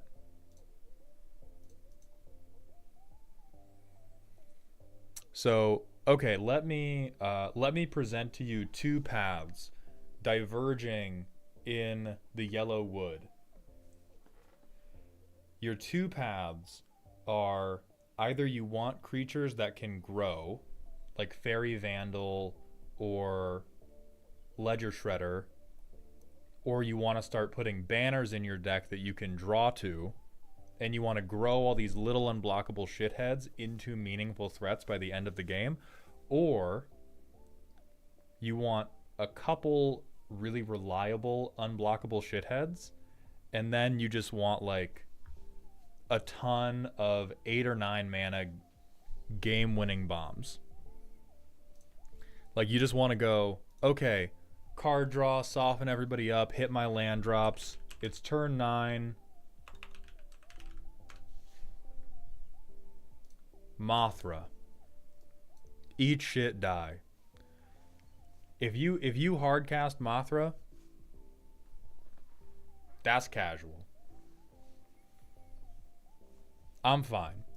I'm a bracket 1, bracket 2 lover. If you hit 9 land drops into Mothra, you got it, bro. Cook. Kill me with the moth monster. Now you may end up putting like 1 to 5 of these bombs in anyway. Yeah, and so Turtle Stew, if you go the path of growing, what you do is you cut all of your symmetric board wipes and you only run asymmetric board wipes. Like, you already have this in the deck, but everything has to be Raise the Palisade. It has to be Raise the Palisade. It needs to be Kindred Dominance. It needs to be Ingaruk's Wake. It needs to be Plague Wind. I think Sword of Fuck and You for Sig specifically are very real in this deck. Yeah, so if you want to go the growth route, then instead of having your big mana bombs be creatures, you have your big mana bombs be one-sided removal pieces. And then if you want to go the big mana bomb, you have your low mana stuff be like control, things to trigger Sig, and then you eventually just land drop into fuck you monster time. So right now I think this is like tuned soap opera in the sense of, or maybe tuned spiteful actually. The deck knows what it's about, but what it's about is being rude and not winning games of Magic the Gathering, or even attempting to win games of Magic the Gathering. I like Ledger Shredder being an advisor. Yeah, my official advice, my professional opinion, is that we should shred everything. Bro works for Donald Trump. Look at the primer. Sig's 3 wisdoms. Pillow forts are for weak people. Share in the pain and they will respect you. Jesus cries every time a black deck plays Gary. That is cute. So yeah, I think we can bring this into a little bit more of like spiteful soap opera than just pure spiteful. Because right now we just have a bunch of cards that are rude but don't accomplish anything. And so good luck on following one of those two paths to make a deck that is rude and accomplishes something. All right, last but certainly not least, we're going to move on to Air Laz's deck. Air Laz, are you still here?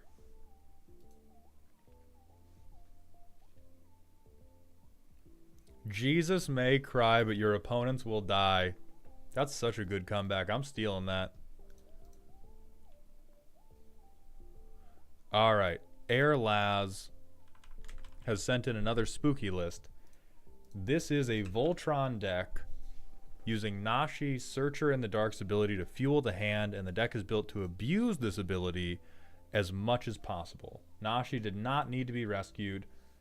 Okay, Voltron, keep your hand full by being legendary or enchant. You fuck ass. Beat your opponent's heads in with card advantage, metaphorically being a blue deck with 20 cards in hand. Alright, so we have a shitty 2-2, but does have menace. So we mill cards, we get legendary and enchantments among them back into hand. We have another rat. Doomwake Giant, Inner Demon. Okay, gives flying. And is a Massacre Worm for non-demons? Jesus, that's fucked up. Oh yeah, hold on. Swarm Yard check. We got there. Everybody fucking clap. Everybody clap. The goddamn rat player figured out rat immortality. The rat is evading. This is highly responsible. Yeah, so we're always going to have one way to make him evasive. Rat armor. Oh, that's fucked. That's so good. What? Cradle of Safety, Curator's Wand. Okay, lots of ward. Oh, double dipping. And is a good boy. I fuck with that.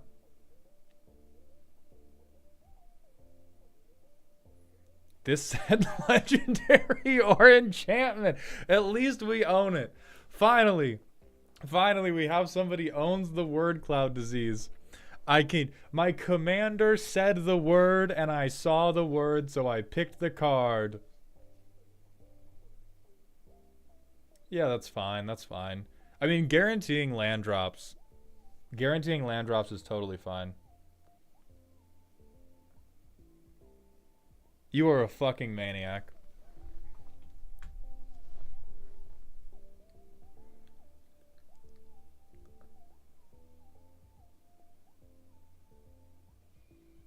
Okay, okay. That's all fine. Interaction. I think I love this deck. I think I love this deck, dude. Fear of Imposters is very clever. Momentum Breaker. Okay. Enchantment Edict. I didn't even know they printed this shit. You're going to hell, for sure. Some changes, some commanders do deserve this, but you are going to hell.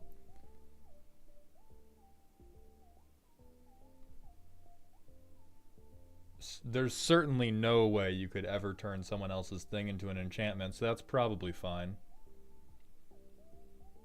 Okay. Wide hand, I mean, literally, who cares? This? Fuck. This looks like it rips, dude. As soon as when I saw the words rat Voltron, I was like, oh, sure. We're going to give the rat some form of workout plan. We're going to feed the rat a little bit of creatine. Then you're going to sit across from a green player who's going to pull out a gun and shoot you. This is straight up hateful. And I'm willing to believe it works on faith. Let me actually go to the playtest and see if it does. So we'll play this turn 1 so that we get it. We play our guy.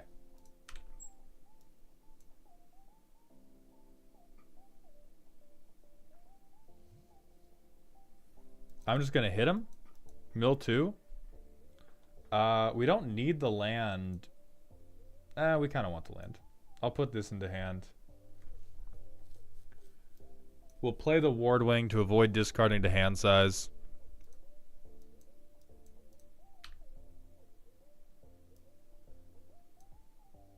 We can wobblet somebody's bullshit. We put this on. It gets +6/+6. This is an 8/8 rat. We have loaded the rat cannon.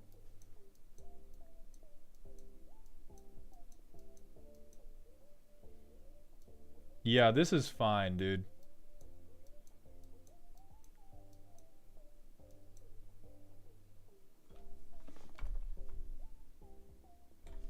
I read that, right? It says any number, right?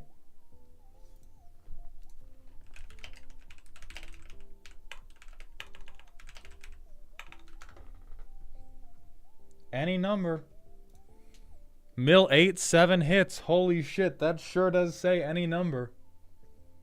So the rat is now 15/15. We have to discard to hand size, because I guess there is a god. And we did tap out for this. So what do we...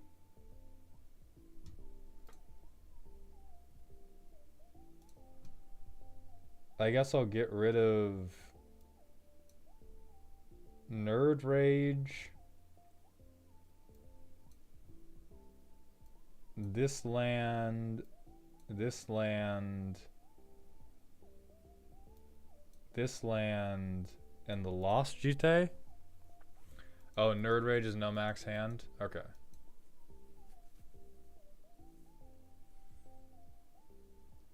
Then I'll get rid of this tap land. Fuck that. Next turn. So we Nerd Rage, we draw 2. So we have to get the 10 or more cards in hand, but we have a 10/10 fuck ass rat.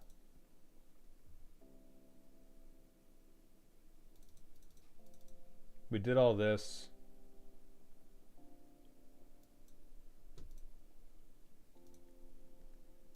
We swing our fuck ass 10-10 rat. We mill 10 cards. I wonder how many hits we're gonna get. One hit, 2 hit, 3 hit, 4 hit, 5 hits, 6 hits out of 7, 7 hits out of 8, 8 hits out of 9. 9 out of 10 cards goes straight to hand. The rat is now 18-18. The rat is now a 28-28.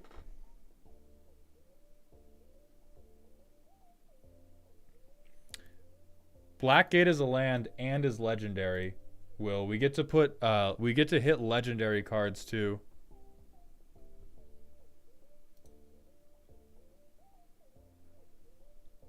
Holy shit.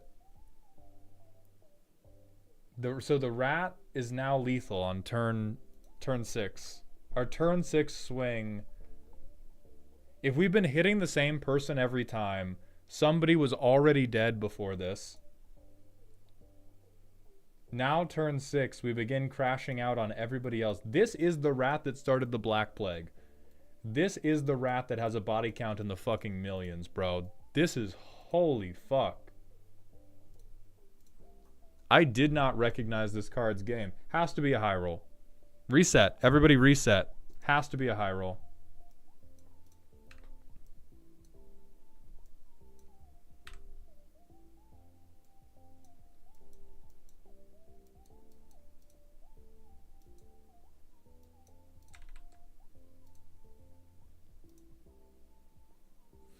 Okay. And now we were a little irresponsible. And because this has Nerd Rage, this rat is about to kick somebody into the next dimension. And so I'm going to make the reasonable assumption that somebody saw this and went, damn, that's crazy, swords to plowshares. And we will see if the deck can recover. We replay Nashi. Fuck this dumbass gate card.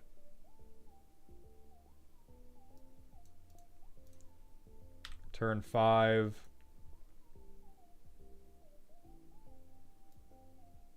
Kaya's ghost form security bypass. Swing.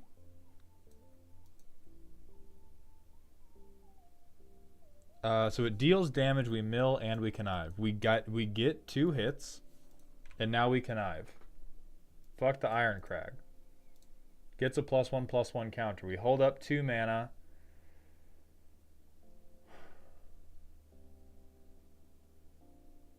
To not really do anything. We just play Key to the Vault. We pay the 3 life. Next turn, we resolve Key to the Vault. Hit for 3. We play the Blackblade Reforged for 3. Mill 3. Oh, only hit 2 out of 3. Okay. Deck's washed. Deck is super washed.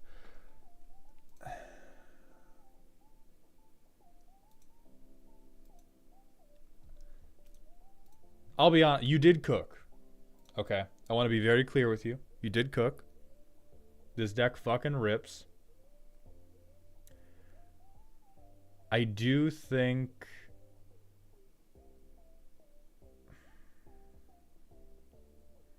it does feel hard to come back if Nashi does catch that early removal. I think there is a lot of protection. Like there's, well, maybe not a lot, but there's 15 pieces. So there is a reasonable amount of protection, which is good. But it also kind of feels like you cannot afford to play Nashi turn 2 into anybody that has ever played against this deck, because they are freaking the fuck out. This would very much be like, this would super be, or I guess you don't even need to remove him turn 2. Like, you need to remove him once you see Nerd Rage get equipped, or see that, like, hand size thing get equipped.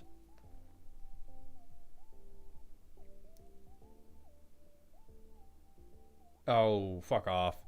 Come on. Don't play it. The deck's almost perfect. The deck's almost perfect. I know the card is good for you, but just hear me out. Hear me out. Swords are cooler. Swords are cooler. We're in the power level for free counterspells for sure. I don't care whether we have game changers or not. This is like hella a 3.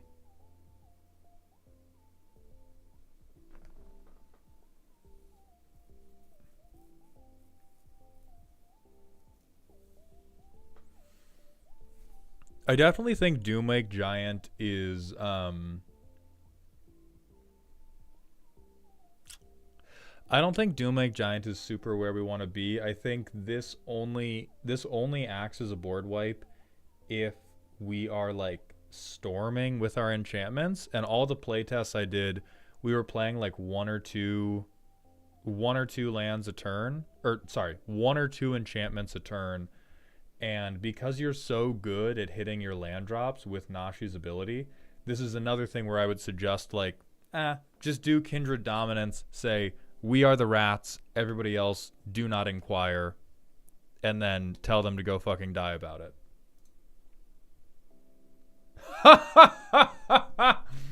Okay, yeah. Okay.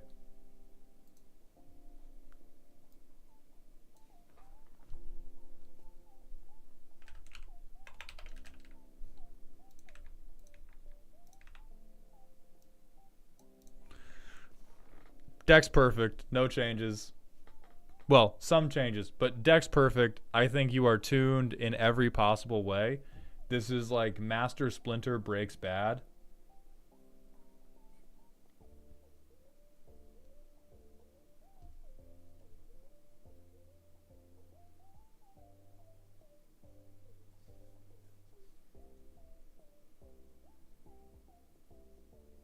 Yeah, this is super good. The only thing, I'll just post the link in chat.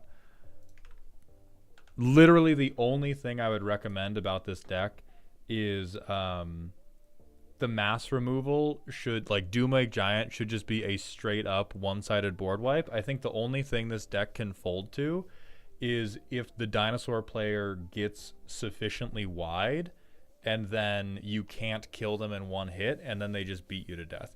If you want to be very like Bushido, Code of the Samurai, and say, I will not interact with anything my opponents do, and my only goal is to stab them with my little plague fingers before they do any of that bullshit, I respect it. And I won't force you to do it, because this list already fucking rips. But I think if you wanted it to be any better, I think this is cutesy bullshit in a like gothic horror movie with how strong the rest of the deck is. Like, this is incredibly soft removal in an otherwise very hard deck. My only concern is that I'm likely to mill the mass board wipe. That is unfortunately realistic. I'm trying to think if we could do anything about that.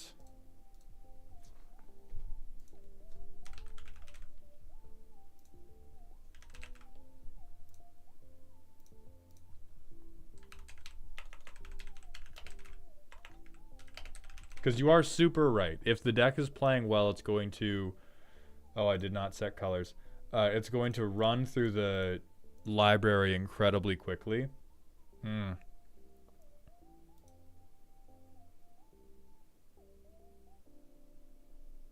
Run the enchantment that makes everything toughness 1.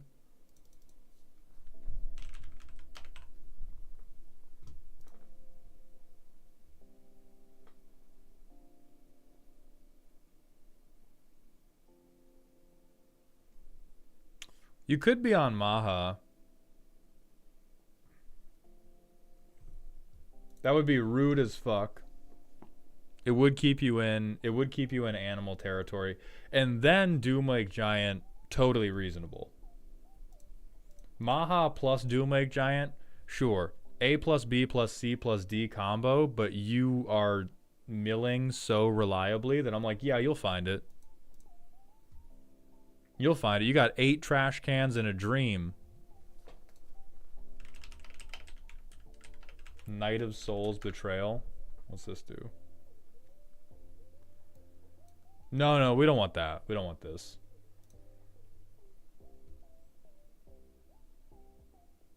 But yeah, this shit is dope. This is the power. This is the power of a low low CMC commander that you're actually confident you can cast that has a card advantage engine.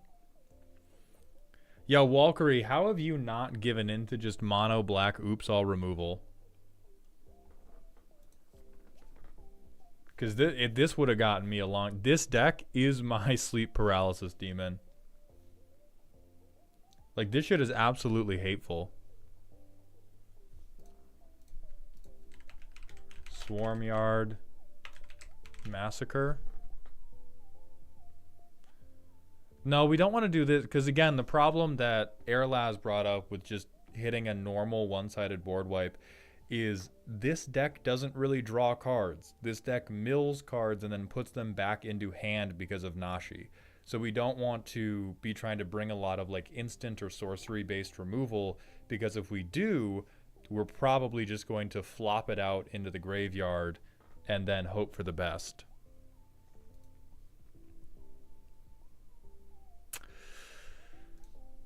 Meat Hook 2 could work, but as the Voltron player, I'm not sure if we want to be in the business of blowing our own cock off like that. Because this is symmetrical. So no matter what we pick for this, we're always going to be blowing ourselves out too. And like, you get it back with a finality counter on it, which isn't the worst. But it will drop all of our enchantments, which sucks. Like, any Voltron we have on Nashi when we land Meat Hook Massacre 2 all goes away, which is super rough. Also, Koopa Khan, thank you very much for the Prime sub. I'm sorry I missed that about 10 minutes ago. Welcome to the dog home, my friend.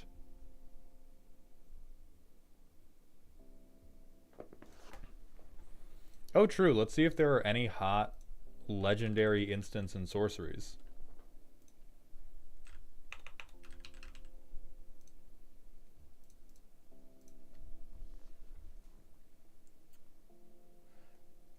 No. Yeah, we don't have an issue of single target removal. That makes very much sense.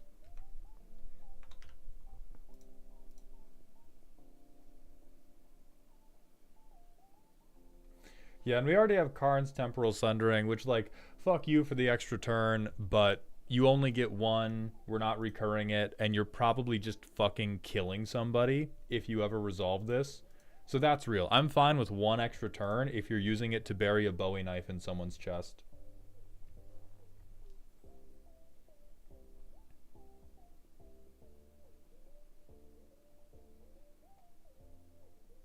Yeah, I love this. This shit is hot.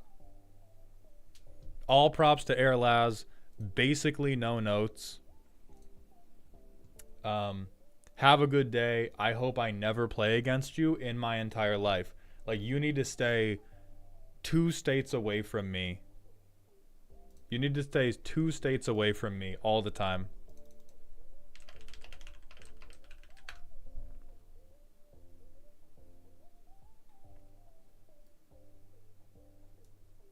Oh, you are depraved. So every spell costs double now? And I'm assuming this is in the deck?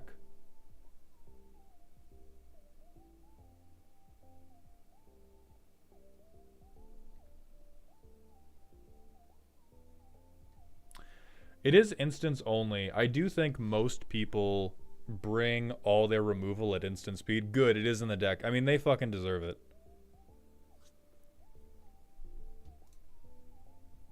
This card's not $100. It costs however much printer paper does.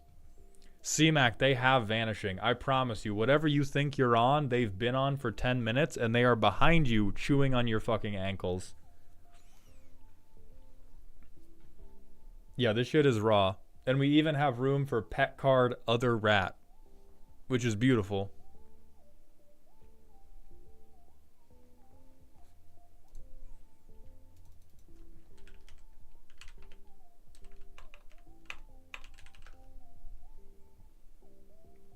We have Kagemaru first to suffer. Dude, this is how you know your deck rips, when the chat suggestions are literally trying to make it worse. When Twitch chat goes from like putting in a bunch of EDH rec cards to being like, what weird fucking deep cut can I do to make this deck less effective? That is the mountaintop for these streams. Good job, Airlaz. Absolutely beautiful. Please never play this against me. If you do, I'll cry. And that's going to be... true. One card worth considering, thank you, Nero Jester, is Echo of Aeons. Because it's a thing you want to flash back rather than cast anyway. And if you are getting stuck, this is a good way to get yourself out of Stuck Town. But the deck is already so good at not being stuck in the first place, I'm not confident that you need it. Like, when we were playing, our hand looked pretty full. It didn't look like we needed Echo of Aeons. If you've ever milled yourself out, and you're worried about milling yourself out before you kill everyone, maybe then.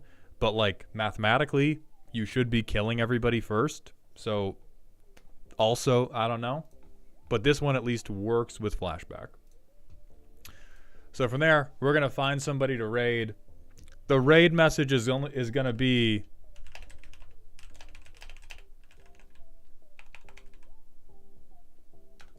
Holy shit, the rat is based. Let's see who of our friends are online. Nerd Girl is online. We're going to go raid Nerd Girl. I will be live again, maybe tomorrow, definitely Friday. I hope you all had a good stream. Airlaz, thank you for the deck. Thank you to everybody who followed, subscribed, or cheered. I appreciate all of your generosity. I hope you're having a good week. And please, please, please, remember to stay toxic. And I guess remember, if you ever see a Nashi deck, to kill that motherfucker on sight. Have a very good day. Goodbye.